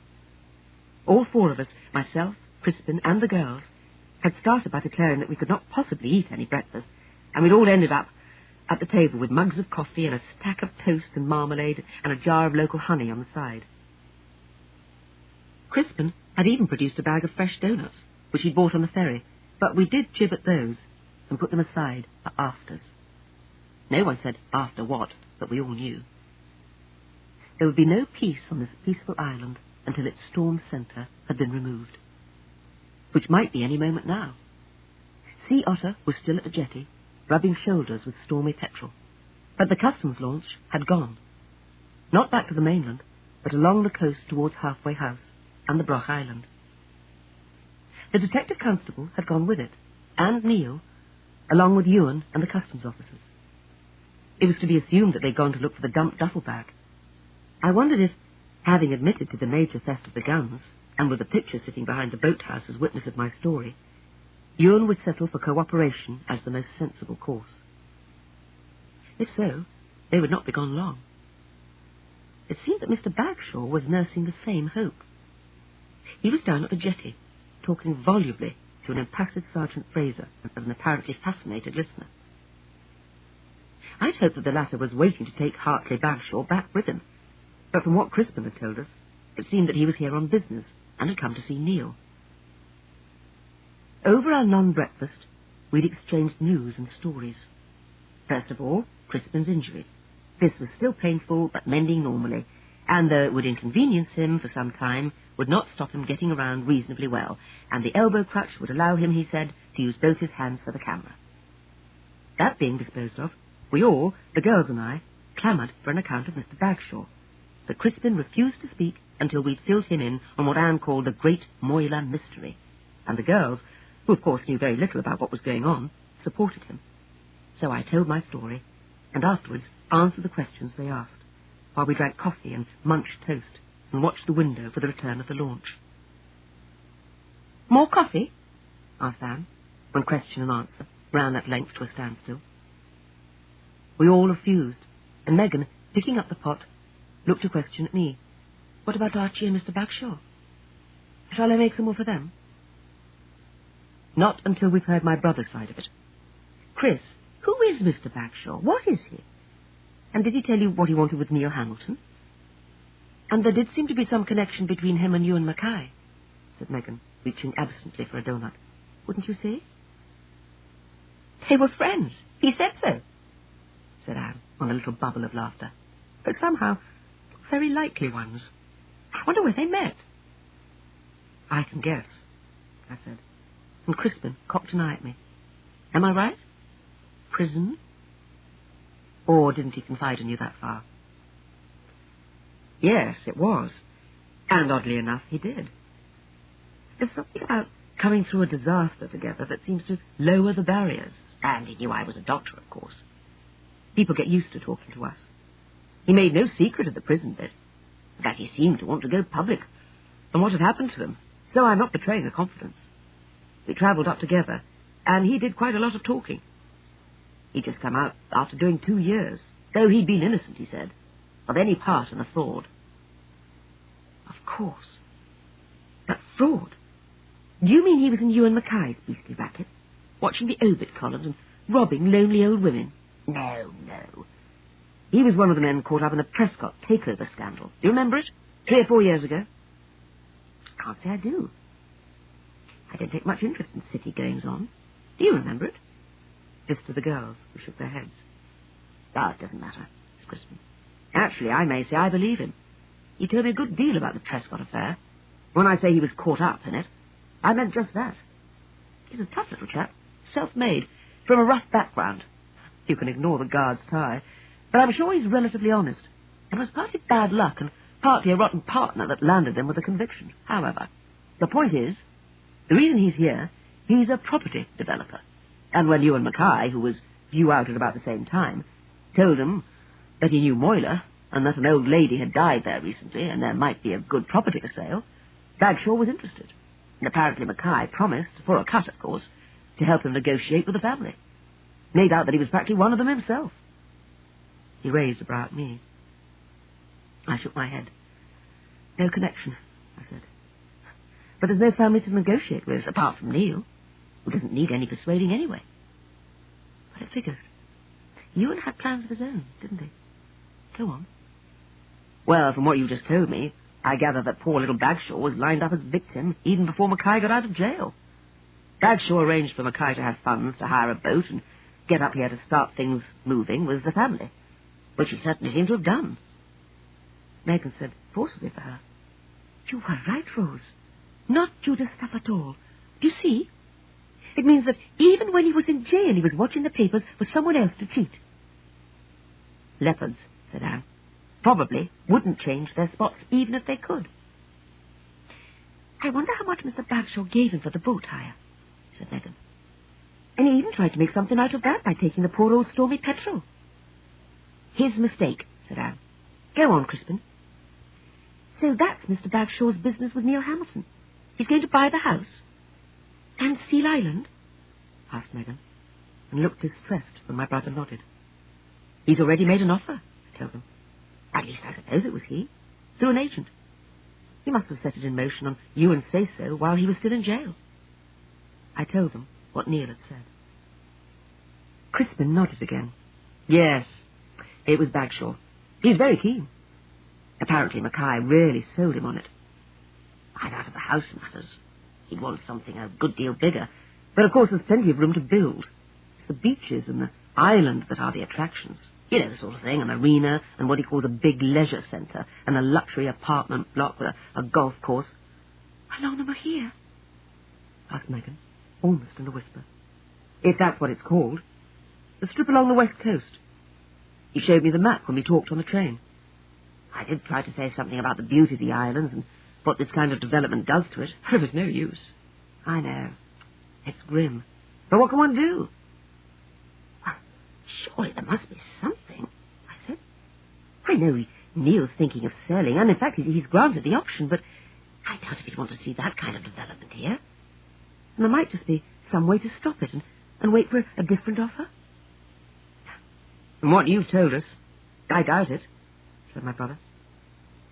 "Bagshaw told me about the option, and I gather he's paying a very good price, more than this sort of property usually fetches nowadays. I've no idea how binding the agreement is or what the details are, but as I said, he's still very keen. That's all I know." But if Mr. Bagshaw's fury at Ewan Mackay was because Ewan had come up here on his own and couldn't resist a spot of easy pillage, perhaps he, Mr. Bagshaw, is afraid that may have cleared his pitch. "It sounds as if it may not be all that binding," I said hopefully. "I mean, if Ewan's a crook, and he's had something to do with the offer Mr. Bagshaw made—" "We'll soon know," said Megan at the window. "They're coming back." I'm not sure what I expected to happen when the launch returned, but it was a relief to find that we were not to be confronted again with Ewan Mackay. He did not, in fact, reappear, but must have been below with the detective constable. The launch came round neatly and reversed in beside Sea Otter, stern to the jetty, and Neil got out. Then he and the sergeant made for the cottage. Not before, predictably, they had been ambushed by Mr. Bagshaw, who still apparently had a great deal to say, but the sergeant forged placidly through it and came on up, with Bagshaw close beside and still talking. Neil stopped for a few moments' chat with Archie, then he too came up. The sergeant was brief. The duffel bag had been recovered, he told us, and found to be full of small stuff, mostly silver, but with a few pieces of china and other objects of virtue, wrapped in towels and various kitchen cloths, and the clock from the drawing-room mantelpiece, apart from one vase, which was cracked, and the clock, which would never be the same again. Nothing was damaged. The bag had been dumped into shallow water where Ewan's boat had slipped out of sight behind the rock stack, and had sunk gently to lie on a sandy bottom. And yes, they had found the portrait of great-uncle Fergus, propped just as I'd said behind the boathouse, and yes, Mr. Mackay had been helpful in the recovery of the duffel bag, and would now go back to the mainland to assist the police with their inquiries. And no, there was no need for any further search of Stormy Petrel. They were satisfied that Mr. Mackay had nothing to do with any customs offence, so the boat could remain here. He understood that Mr. Bagshaw had in fact provided the money for the hire, so if he wished to use the boat, he was free to do so. Meanwhile, said Sergeant Fraser, suddenly human, he was sorry to have had to intrude on Miss Fenmore's holiday, and he hoped there would be no further trouble. Of course, Professor Hamilton would have to be called upon later, and statements would be taken from Miss Fenmore and the young ladies. But in the meantime, he hoped that we would forget all about it and enjoy our holiday, and now he really had to go. I shook hands with him and murmured something, conscious again of that missed night's sleep, and of quite a lot of talking to get through before peace came back to the ivory tower. But mercifully, Mr. Bagshaw seemed content to keep quiet and let the sergeant go. From the fragments of speech I'd overheard as the men came up to the cottage, I thought that he, Mr. Bagshaw, had been eagerly trying to dissociate himself from Ewan Mackay's latest exploits, except as the innocent provider of Stormy Petrel, and was now only anxious to be allowed to sink into the background and see the customs launch safely on its way. Finally, the sergeant took himself off. Neil went with him down to the jetty, stood for a few moments more talking, then the two men shook hands, and the policeman jumped aboard. The launch moved off, took a gentle curve out of the little bay, then with a suddenly white wake, headed fast for open water, and was lost to sight beyond the headland. It was as if its disappearance had been a signal, as definite as the dropping of the curtain in a play. Drama and mystery were finished with. Here was only a group of ordinary people who wanted to get on with their ordinary lives, who had been touched for a moment with the end of a live wire and shocked into unaccustomed and unpleasant action, then left to recover themselves and hope for the burns to heal.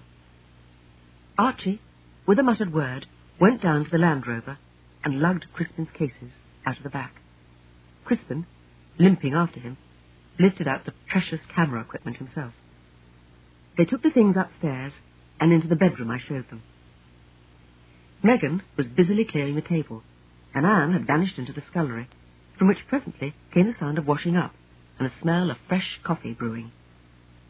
Mr. Bagshaw, silent now and looking exhausted, had sunk into the chair recently vacated by Ewan Mackay, and was staring at the ashes of the fire. In the wrinkled clothes that had fitted him before the years in prison, he looked deflated and absurd, and somehow suddenly vulnerable. I said gently, "Mr. Bagshaw, you must be tired.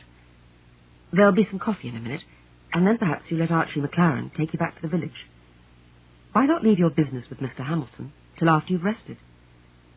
I'm sorry we haven't room to put you up here, but I'm sure Mrs. McDougall at the post office will be able to help you, or tell you where to go." He raised his head, but did not take his eyes from the fireplace. It was as if he was speaking to the dying fire. I'd no idea he had this in mind. No idea at all. They've got to believe me. They do. I'm sure they do. If they hadn't believed you, they wouldn't have gone away without you, would they? They don't even think Ewan Mackay was involved in the drug thing either. Or they'd have taken the boat for a detailed search. You heard them say so. What's been happening here isn't anything to do with you at all. His eyes came up to me then. I couldn't go back there, Miss Fenmore. I told your brother about it. We came up together on the train. I told him about it then. Yes, I know. He saved me, you know. We were in that train accident together, the one that came off the rails near Kendal. When the engine went off the line and a crash came, I was caught under something. I couldn't see what, it was so dark, but he pulled me out. Your brother pulled me out. Did he? I didn't know that. Must have been awful. Were you hurt? No. Bruises and shock, that's all. But if he hadn't pulled me out, just after he did it, the whole thing slid down the bank, and I might have been killed. That's when his foot was hurt. But even after that, he was trying to help some of the people. Yes, well, he's a doctor. They do. Then, when we were taken to hospital, we found we were both coming up here to Moyler. So I said I'd wait a couple of days to be in the train with him, you see, in case he needed looking after, carrying luggage and all that. So when they let him out of hospital, he took me with him to stay with his friends in Glasgow. They were very kind. Both doctors. He's a heart surgeon, and she, Laura, she's a paediatrician. But I forgot. You probably know them. Anyway, I stayed there and then came up with him. It was the least I could do. It was good of you. I'm sure it was a help. But don't you see? He sat up as he spoke, with a bit of spice in his voice. The life had come back to it. The dull eyes began to brighten. But don't you see, if I'd come straight up here, I could have got the Saturday's boat. I could have stopped that... Pardon, I'm sure. That stupid bloody... Sorry. Mackay from taking all that stuff and bringing the police down on the next one. Oh, this was above board and a perfectly straight transaction. Because whatever was said at the time, and your brother knows all this because we talked it over, as I told you, I did not know what was going on.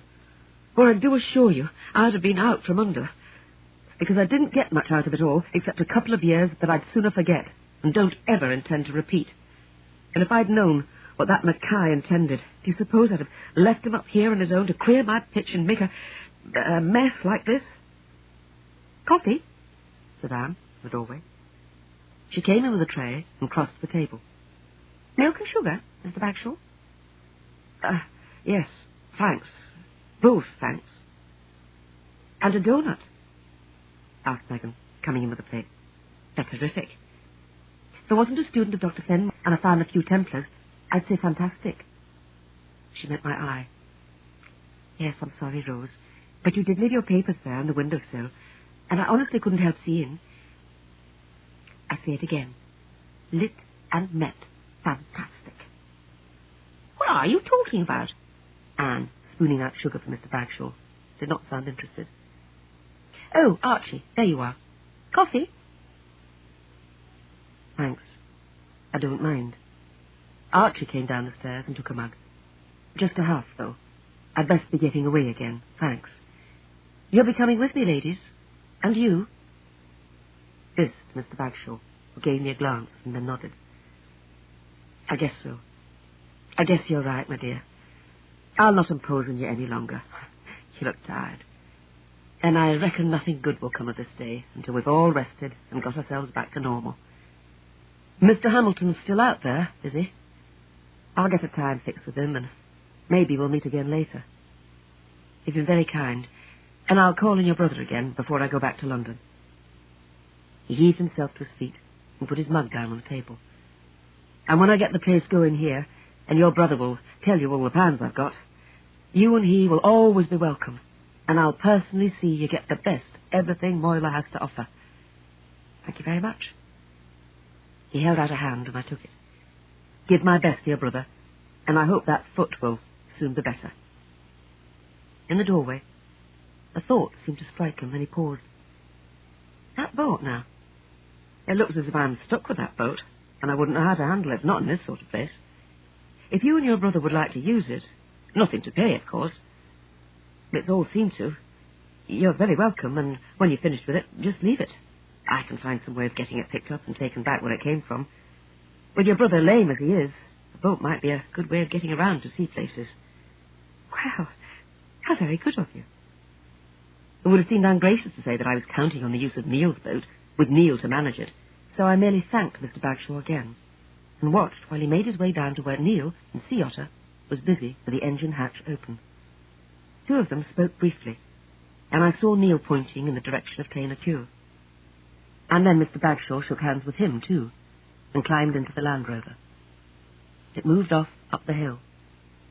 The girls came out of the scullery. Don't worry, said Anne. We're going. Let you and your brother say hello to each other and have a bit of peace. You look as if a long sleep wouldn't come amiss either. Come on, Meg. But Archie's just gone, she said. I know. We told him we'd walk back. Believe it or not, the day is yet young, and we've got a picnic here.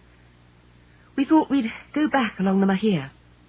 While it's still there, said Megan, before the golf balls start to fly.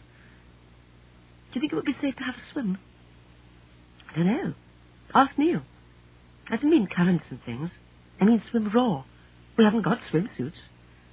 I still don't know. So good luck to it. It's a gorgeous day for it. Well, thanks, for all your help. Come back, won't you? Whenever you want to. Love to, he said. Bye. As they set off, Megan looked back over her shoulder and said again under her breath, fantastic. What? Asked Anne. Nothing, said Megan. A rose by any other name. Come on. They picked their way down to where Neil still stooped over Sea Otter. There was a brief conversation, then Neil jumped out onto the pier and came up to the cottage while the girls waited. He looked in at the cottage door. Rose, are you all right? It's been a grim morning for you. For us all? Yes, thank you, I'm fine. What happens now? Now, today, nothing. Let me know. So try to forget it and have a rest. I'm going back to Tana Tour, and I'm taking the girls round on a boat. It'll give them a shortcut to the Mahir. So, I'll be off now. You are coming over for supper tonight, aren't you? Love to have you. I'd like that very much, if you're sure. Of course. I'll do nothing all day, and Crispin's bought some goodies, so the meal's no problem. And there's still a lot I want to ask you before I can really start to forget it all. Then I'll come with pleasure. About 7? Yes. And Neil? Yes? It's none of my business. Has Mr. Bagshaw said anything yet about the house? The sale, I mean. No. We've arranged to meet there tomorrow, and I'll show him round. But let's forget that, too, for the present, shall we? Tonight at 7, then. Goodbye.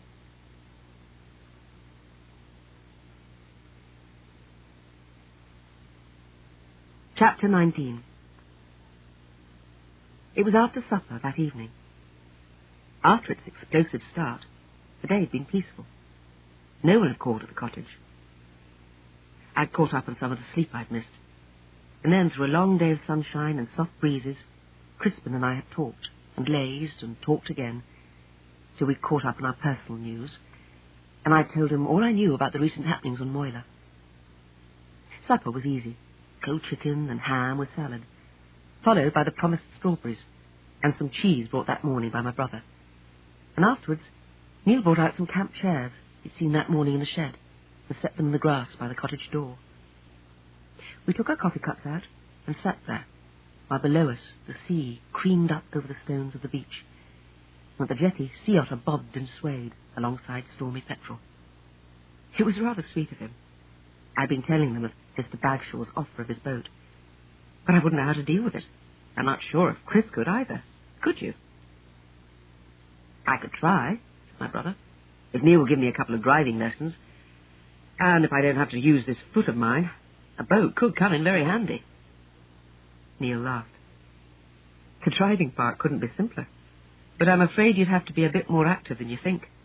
There's a lot of clambering about to be done, and even getting in and out of the dinghy could be a problem for you for the next few days. No, you'd better forget Stormy Petrel, at any rate for now, and until Archie and I have had time to go over her for damage. I saw a couple of nasty-looking scrapes that looked fresh. Ewan must have squeezed it a bit to get right into the shallows behind that stack. Meantime, there's my boat, and I'd be happy to take you both wherever you want to go. Well, thank you, said Crispin. That sounds to me an altogether better idea. Once I've got tomorrow over, that is. Neil set his cup down on the grass beside his chair. I told Rose I've arranged to see Bagshaw at the house. I'm not sure how long he plans to stay on Moyla, but naturally he wants to see all there is. As far as I'm concerned, if it has to be done, the sooner the better.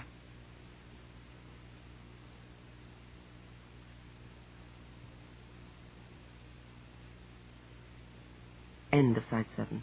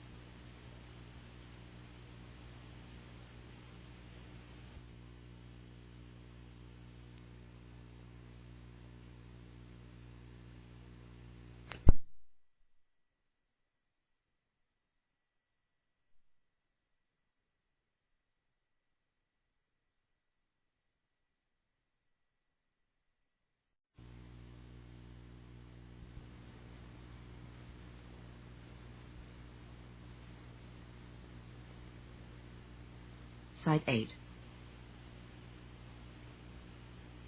If it has to be done, does that mean you're changing your mind about it? I don't know, said Neil heavily. He sounded tired and despondent. I put it down to the recent happenings, which of course had been a good deal more unpleasant for Neil than for me. But I could see that it went deeper. He looked at Crispin. After what you've told us about his plans, he's certainly not the buyer I would have wanted. But it looks now as if that's up to him. We can only hope the place doesn't meet his standards. It's a problem, agreed my brother. You might have considered handling the house to an agent for winter lets and using it yourself in summer. But if you're teaching in Australia, that's hardly feasible. I really don't see what else you could do but sell. My job in Sydney's finished. I'll be in Cambridge next year. So your solution, Crispin, might be possible, if only this option business can be got round. What changed your mind? I asked. There was a silence, which all at once seemed charged and stretched itself almost to breaking before he spoke. You, he said. I stared at him. The way you talked at supper. The things you said about the place, the broch, the mahir, this little cove with the otters, and Eileen the ruin. I've known all my life about the seals and the birds, and I believe I knew about the storm petrels, though I never saw one. But you talked about them. He hesitated. Well, you talked as if the place belonged to them. And when you come to think about it, I suppose it does. I was only a boy when I was here before, and I'd forgotten. Then, coming back and going round the place with you. He paused again, and added, almost if it was something he were ashamed of admitting. When you told us about your night on the island and the petrels, I could see that they'd really got to you. It was like, well, I suppose poets must feel that way. I said nothing. I saw Crispin smile. So, when I heard what Crispin had to tell us about Bagshaw's plans, Bagshaw was pretty specific, wasn't he, during that night in the train? I knew I had to get out of the sale if I could. But how? Hope that he finds the house depressing, said Crispin. Hope that it pours tomorrow, and the roof leaks, and then tell him that one can never get workmen to do anything in the West Highlands. Everything's manana, or whatever that is in Gaelic. Neil laughed. There's no such word in Gaelic. It conveys too much urgency. Any other ideas? Invite him to stay, I offered. Give him a horrible supper, and tell him that you simply cannot get supplies here in Moyla, and that the electricity fails almost every night. The absurd thing is, said my brother slowly, that I rather like him. I know he's brash and full of ideas that we might find hideous, but he's not a bad sort of chap. And he's had a horrific couple of years in jail. And I honestly believe him when he says he got in too deep before he quite knew what was happening. I'm talking about the Prescott fraud case. It's just possible... No, I'm talking nonsense. You're not. I like him myself. Go on, said Neil. Oh, in the first place, I know nothing about Scots law, but it's possible that this option business is not binding on you, in which case you'd have no problem, except what to do with the place in the long run. But it does occur to me that if you show Mr. Bagshaw everything, I mean the beauties of the place just as it is, with the birds and the seals and the mahir flowers, try to show him how the holiday crowds would destroy the very things that they thought they were paying for. Oh, isn't it just possible that he might decide to go somewhere a little more suitable? It's possible, but I wouldn't bet on it, said Neil. I have a feeling that the whole setup is too tempting. We'll just have to trust that the option won't hold water, and let me worry about the future once Bagshaw has given up and gone home. I won't pretend it isn't a worry. That house won't be easy to get rid of reasonably, even letting it as you suggested. Of course, the setting's lovely. That's what will do it, if anything does. You sound as if you knew it. Have you been here before? No. Rose has told me about it. She was, well, poetic on the subject. I can hardly wait to see the Petrels. I suppose that must wait till tomorrow night, and then, if their fate is sealed, it will be a sad sort of pilgrimage. They needn't wait, said Neil. We could go now, if you're not tired. You spent last night on the train, after all, and don't worry about the leg. We'll take the boat. The tide's wrong for the crossing, and in any case, I'm sure you couldn't manage the causeway. You'd really like to go. What about you, Rose? I've rested today. I'm fine. I'd love to go. Then let's do it at once, said Neil, rising. And I doubt if there's a word in Gaelic for that either. They were there. There was no sound from the seal's rocks, and from the seabirds only the occasional muted cry, sounding distant and sleepy. But the Petrels were there, waiting for night. Dusk fell slowly, the veils of evening. For some time, as we sat in silence outside Neil's tent, we heard nothing but the slow hush of the sea below us, and the faint stirring of the long grasses in the dying breeze. Then at last, the song began. In that long, quiet twilight, the sound was weird, as romantic, as spirit-stirring as anything I'd ever known. We sat quite still. Nobody spoke. Then the flight began. The motes of shadow whirled and dipped, and now and again a bird went by so closely, and in such a silence of small velvet wings, it was as if a flake of the very darkness had broken away to be blown weightless out to sea. All at once, the spell was broken. Neil got to his feet suddenly, as if impelled by springs, said, "Hell!" and started rubbing a hand violently over his face and hair. Then he turned and dived back into the tent, and we could hear him rummaging there. I came back from Cloud 9 to feel my face and hands stinging and my hair itching as if I'd been beaten with nettles. As the breeze had died, the midges had come out, and in force. The bracken near us would be full of them, and possibly even the Petrels, as they crept from their burrows, had disturbed them and sent them to fill the air like stinging dust. My brother, moving more clumsily and rather more slowly, was on his feet, propped by the elbow crutch, and he too was rubbing and slapping furiously. Neil crawled out of the tent with a small plastic bottle clutched in his hand. "Here, shoo them," he said. "I'm trying, but they don't take a damn bit of notice," said Crispin testily. I laughed. "It's the name of the midge repellent you knit. Quick, put it on." "After you." It was, "Neil, this has been very wonderful, and I wouldn't have missed it for worlds, but do you mind very much if we go away now, this moment, and come back another day when there's a force 5 gale? I handed him the bottle. "Suits me. I should have warned you. This time of year, whenever the breeze drops, the defenders of the Highlands are out in force. Neil, you ready to go?" "Not quite," said Neil. He finished shutting the tent and turned to take 3 long paces over to where I stood waiting to help my brother down the slope. "Excuse me," he said, and pulled me into his arms and planted a kiss on each cheek. "There. That's by way of a thank you. You've just shown me what tomorrow. And now, let's just get the hell out of this infested isle and leave the Petrels in peace."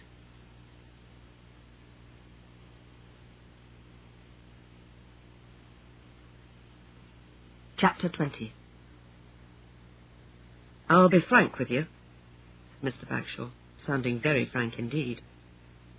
"There'll be a lot of work involved, and you say it's difficult to get construction work done here." "Almost impossible," said Neil. "But given the time and the capital, it can be done. A good team in from Glasgow, get a supply chain going. They live in the house while they get set up. Then the porter cabins on that flat field by the beach. It could be done." "The weather can be a problem," said Neil. We were standing in the Belvedere, which commanded a view to northward of the Mahir, and straight across the channel to the island where, in the sunlight, the outlines of the Broch showed sharply. Down to our left, Neil's boat lay by the jetty, with Crispin sitting in the stern, fishing. It had been a long day. Neil had brought Sea Otter round soon after breakfast and taken Crispin and me to the house. Not long after that, Archie's Land Rover brought Mr. Bagshaw down, and the tour of inspection began. At Neil's request, I'd stayed with the two men while they looked over the house, and then had this, at my own suggestion, given them lunch of a kind in the kitchen. I'd made sandwiches earlier, with the rest of the cold chicken and some ham, and brought some cheese and fruit to finish with. Crispin had taken a share earlier, and had gone off on his own to look at the mahia. He had insisted that he could manage perfectly well with the elbow crutch, and since he could obviously look after himself, we'd let him go, and turned our attention to a hopeful discouragement of Mr. Bagshaw. It did not appear to be working. On that lovely sunny day, the house failed to look depressing, or even very neglected, though I drew Neil's attention twice to damp marks on the ceilings, and Neil responded with a rueful remark about the state of the roof, then checked himself with a quick, worried look at Mr. Bagshaw. The rather awful back premises of the house drew nothing more from than pursed lips and a reference to the excellent architect who was, apparently, living only to make Mr. Bagshaw's dreams come true. And the weedy garden was no problem at all. All those bushes, whatever they were called, said Mr. Bagshaw, eyeing the rhododendrons with enthusiasm, all you needed to do was keep the grass cut. And who needed a garden when you had a view like this? And, of course, the mahia decided it. It looked to Neil's and my fury exactly like the most idyllic picture postcard of an island view.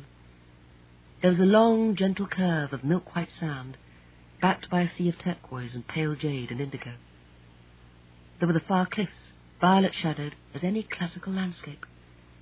And for the 4 miles of the flat coastline between the white beach and the green slope of the moor stretched the wildflower meadow that in Gaelic is the mahia. The turf is barely visible, starred with the tiny yellow and white flowers of tourmentil and daisy and silverweed. Then comes the next layer, at a few inches high, eye-bright and bugle and yellow rattle, and over these, in soft motion always in the breezes, the dog daisies and ragwort and knapweed, and brilliant hawk ears, and the lace of the pignut and the wild chervil, and the sweet, delicate harebells that are the bluebells of Scotland.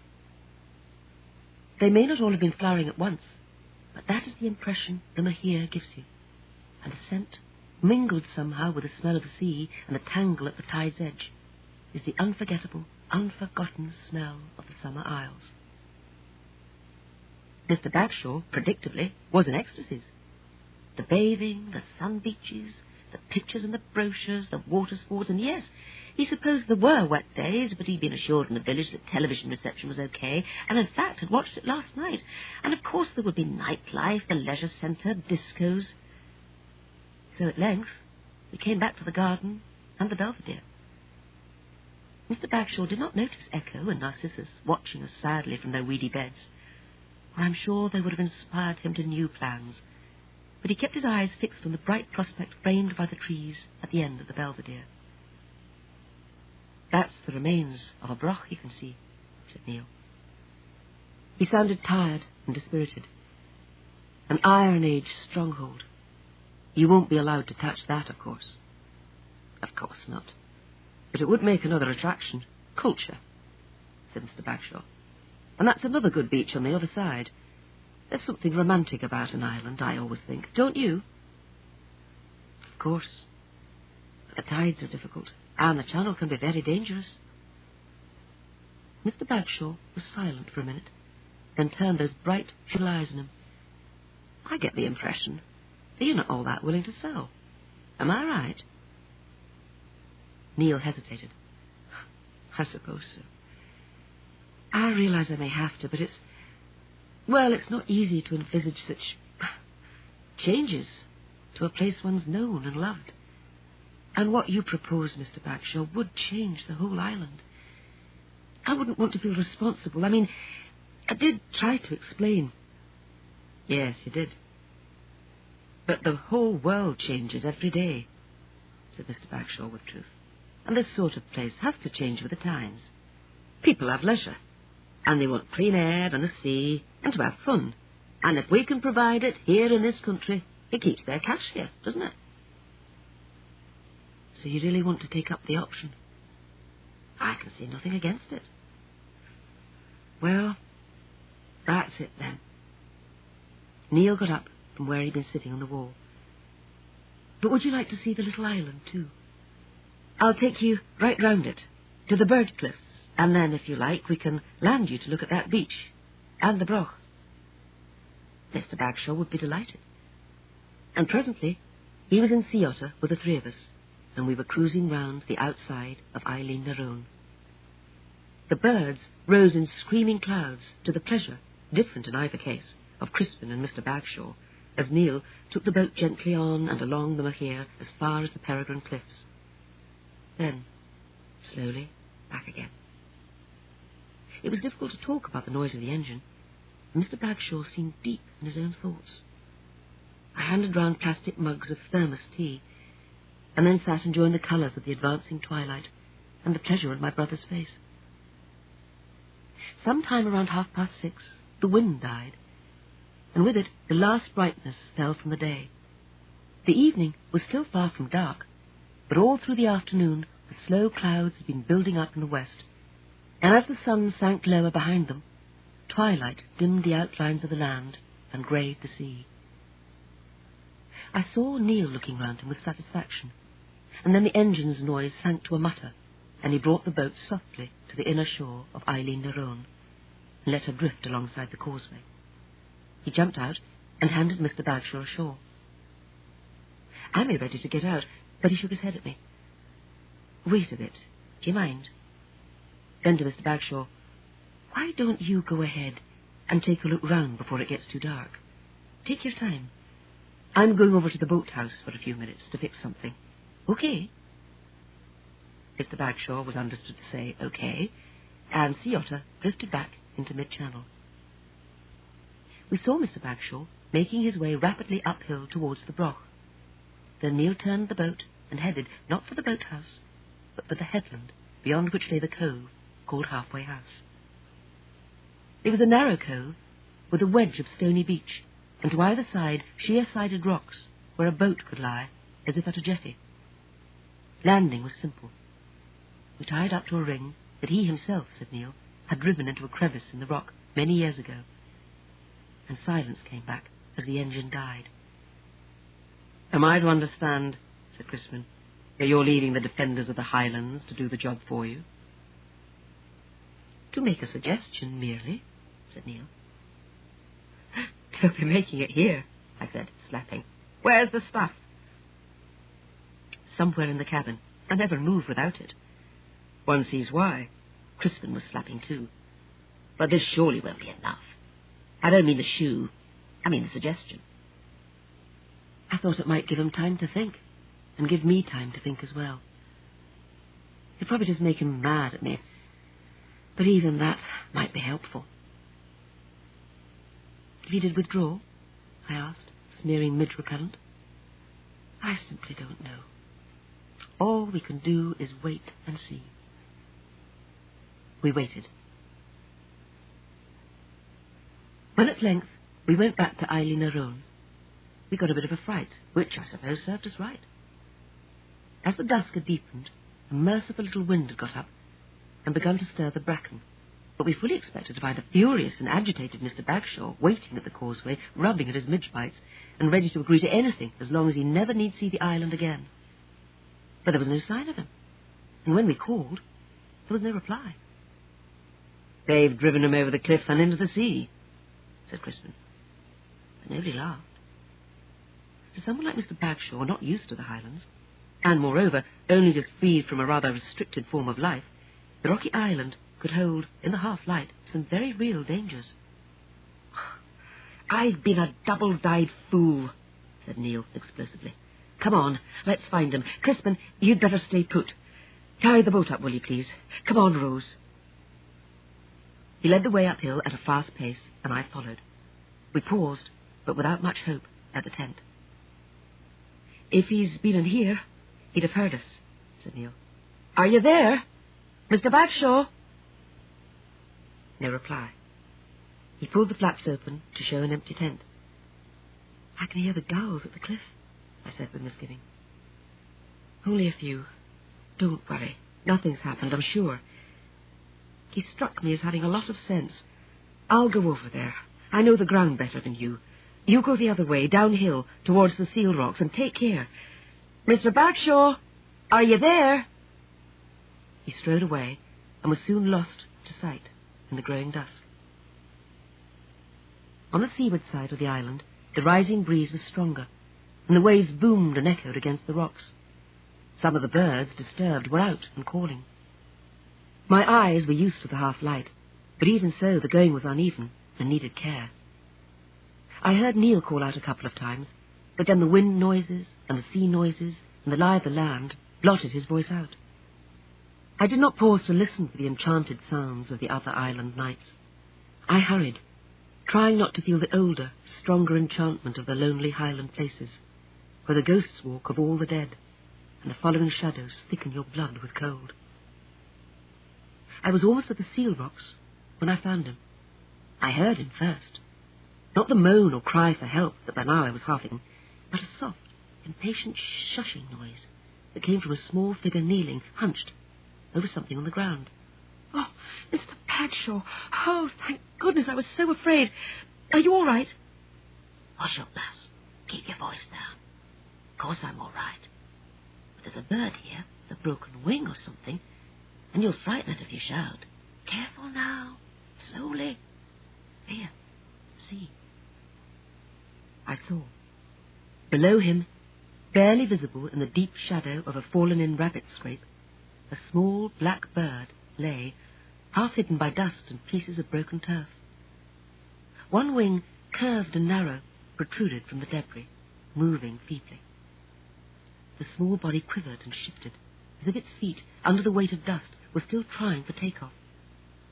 But it was trapped.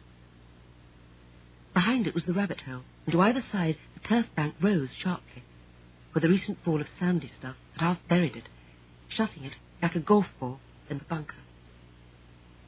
Mr. Bagshaw was making no attempt to touch it. He backed off a pace. "If it's got a wing broken," he began. I knelt down and began very gently to scrape away some of the fallen stuff. It was sandy, light and friable, and moved easily. Look, I said. The other wing's out now, and it's moving it. Not damaged then. I don't think it's hurt at all. It must have just been coming out of the burrow when that bit of bank came down and trapped it. It looks recent. It is. I did it. I thought I heard something funny from underground, and then I stepped too near the edge of the rabbit hole. Could have broken my ankle in that. I know. I'm sorry. It was stupid of us really to go off like that, but you see, we were hoping... I stopped. I could hardly tell him what we'd been hoping. "Never mind," said Mr. Bagshaw. "But how about getting this little bird out of here? If we scrape the stuff away gently, yes, that's fine.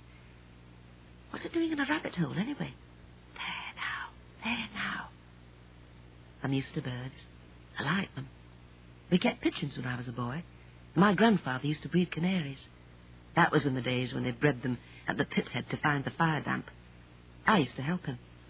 He kept them in the engine shed, and you should have heard them all singing whenever the engine was running to lift the cage and the shaft. He was almost speaking in a whisper, while he gently shuffled the dust and fragments of turf aside, and I scattered them away.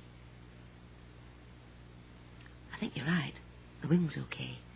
But, oh, here's your brother coming. He wants to watch himself in this light." "What is it?"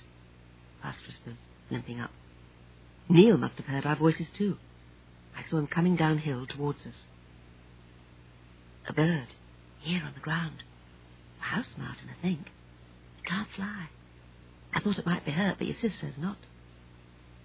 "A house martin? Here?" And indeed, with his sickle wings spread, and the white rump now clearly visible in the dusk, Mr. Bagshaw's guess was fair enough. "It's a Stormy Petrel," I said. "I've never seen one before, close to. That's what it's got to be. And it's grounded. At least I hope that's all that's wrong." My brother laid the crutch aside and knelt down. Neil joined us with a question, and I said quickly, "It's okay, he's here. One of your petrels in trouble, that's all." Crispin was saying quietly to Mr. Bagshaw, "Rose is right. I don't think it's hurt. Why don't we just lift it out of there and give it a start?" He reached down, but I caught at his arm. Mr. Bagshaw's used to birds. Let him do it. My brother glanced up. I saw him hesitate. Then he moved back and got to his feet. "Go on then, Mr. Bagshaw. Your bird, I think." "Sure." I felt Crispin relax beside me as Mr. Bagshaw slid gentle palms under the petrel's breast, folding the wings in and cradling the little creature firmly and expertly. It made no attempt to struggle. He looked very small and fragile in his hands, like a tiny bat with velvet wings. I smelled again the sharp chemical smell that pervaded the broch wall. "Well, what do you know about that?" said Mr. Bagshaw admiringly. "The little bugger spat at me." Crispin laughed. "If you got on your clothes, you may as well put them on the bonfire. You'll never get the smell out. Now, if we just take it somewhere near the edge of the cliffs." He led the way across the turf. At this end of the island, the cliffs were lowish, with stacks jutting from the swell and wash of white water. We stopped a few feet from the edge. "This will do," said Crispin. "Throw it over now, into the sea."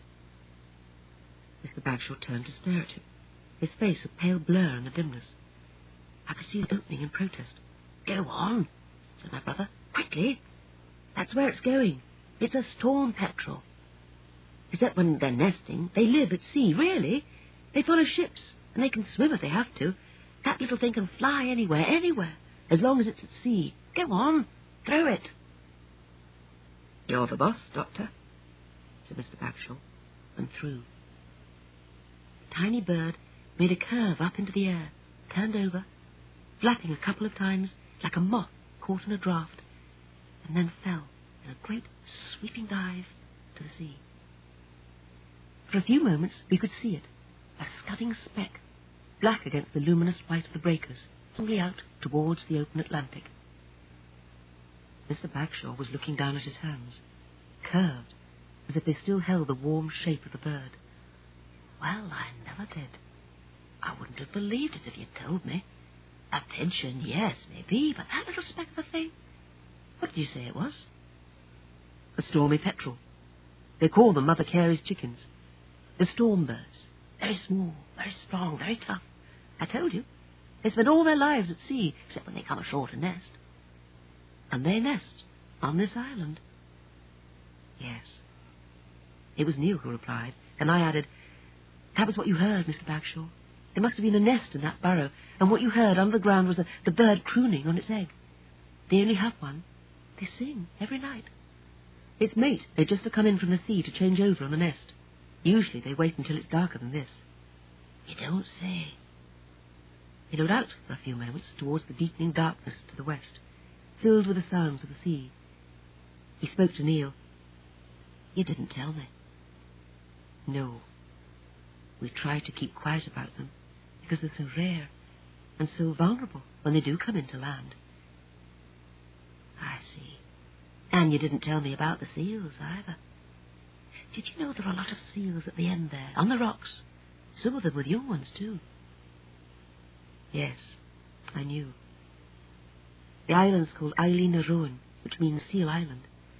They've been here since long before the broch, long before men came here in the Iron Age." "I see," said Mr. Bagshaw again. "Well, I don't know that I can actually... That is..." He did not finish what he'd been going to say, but asked instead, "Did you get your boat fixed?" "Yes, thank you. And I think we ought to get back to it, and I'll get everyone home before the wind gets any stronger. Shall we go? Can you see her way, sir?" "Sure I can." "You give a hand to the doctor there. And don't call me sir. My name's Hartley, but I get Hart as a rule. Now look." This as we started back towards the boat. "I don't know if there's anywhere back in the village where I can ask you to come and have supper with me, but if there is, I'd be glad if you'd all join me there." "I doubt if there is," I said. "No hotel, of course, and I don't think you could take 3 extra to wherever you're staying without giving notice. But why don't we Or go to the cottage. I can manage. Let's all go back there, and I'll fix something. And I'll run you home afterwards in the boat, said Neil. We reached the causeway. Mr. Bagshaw stopped and turned back to face the three of us. I won't say no. I'd like that very much. And here and now, I'd like to say thank you for this day. I've enjoyed it all, and that island there has been a rare privilege. Something more than I expected. There was a silence that could be felt. Then Neil stepped forward and put out a hand to help Mr. Bagshaw into the boat. It's been rather more than any of us expected, I think, he said. Can you see, Hart? Then let's go.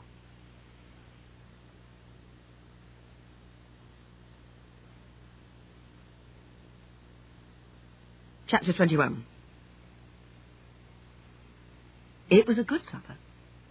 Since everyone in Moyler knows everything, and Archie McLaren would certainly have broadcast yesterday's proceedings, and of course Mr. Bagshaw had seen no reason to make a secret of his plans, Mrs. McDougall had assumed that he might stay to supper at the big house, and be taken back to his lodgings by boat, so she helped me out by sending down with Archie that morning a bag of freshly picked, presumably hydroponic, French beans, an apple pie of her own baking, and half a dozen rolls. Neil handed them over to me, and I made the most delicious of standbys, a macaroni cheese, which we ate with bacon and beans, with the apple pie to follow.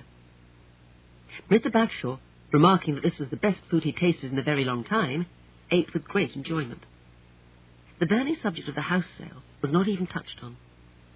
Neil, who still looked tired, said little, and the bulk of the conversation was between Mr. Bagshaw and Crispin.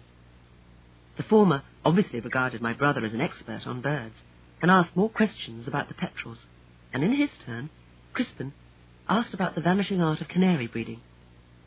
This led naturally to reminiscences of Mr. Bagshaw's childhood in some remote mining village near Durham, and so the meal passed pleasantly enough, and more easily than I'd anticipated.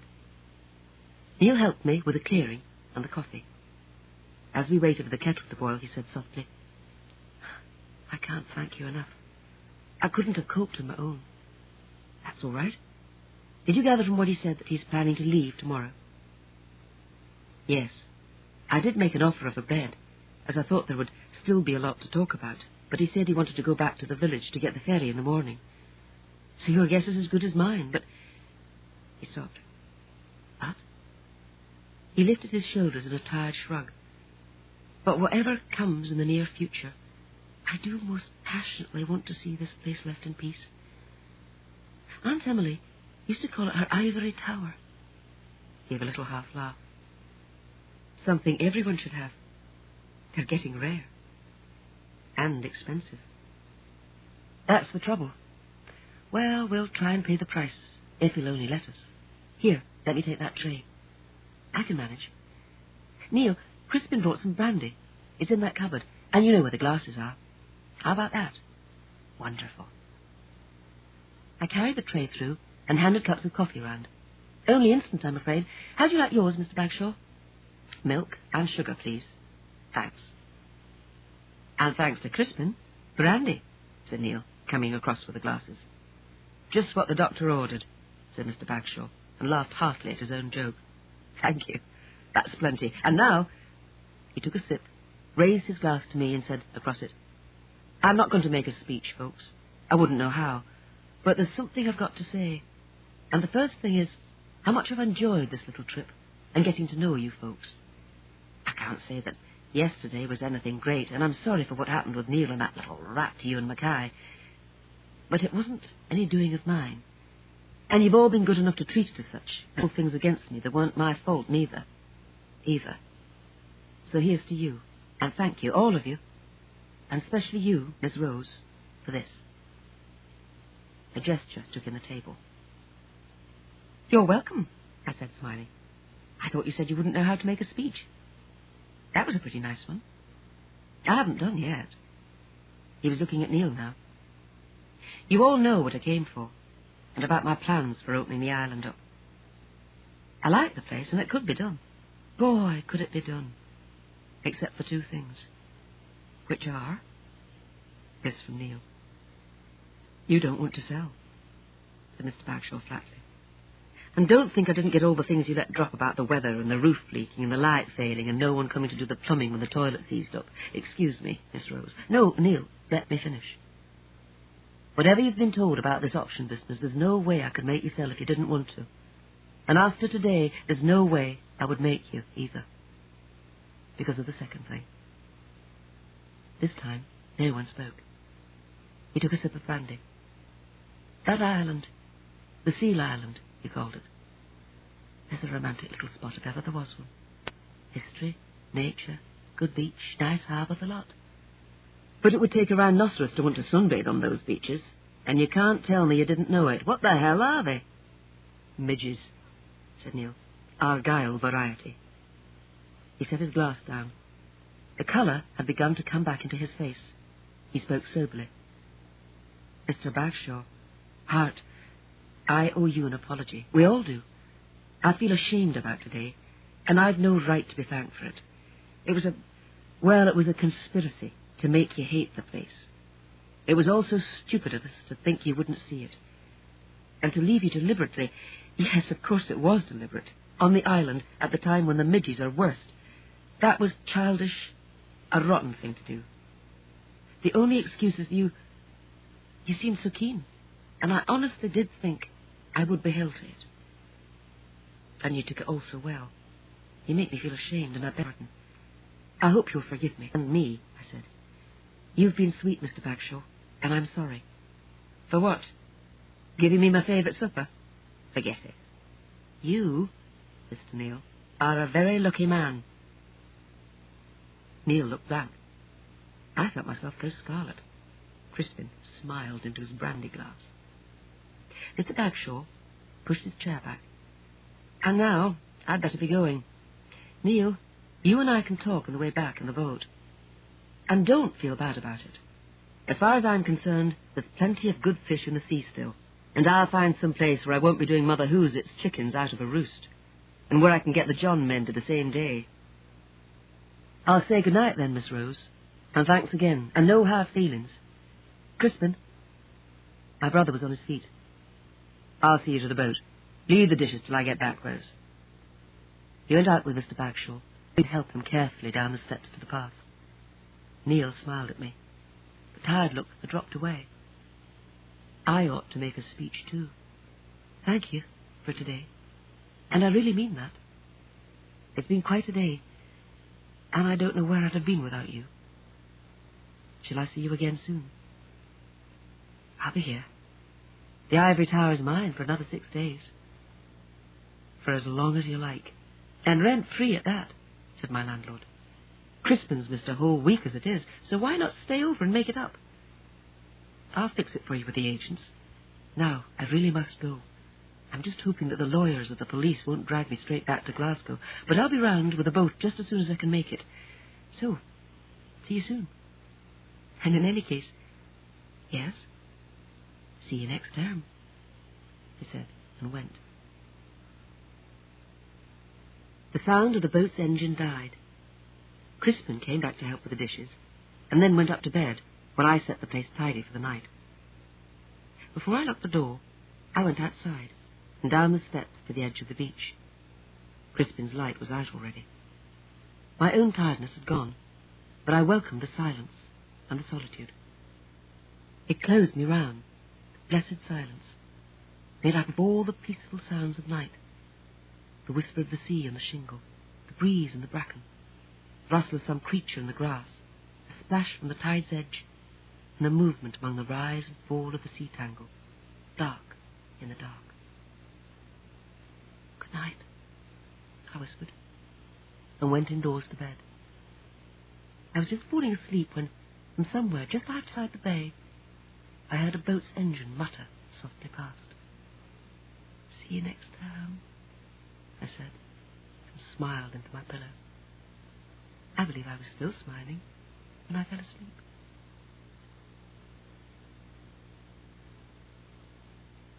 That was Stewart, read by Isla Blair. We do hope you have enjoyed listening to this Chivers audiobook, and for details of further titles, please contact your local library.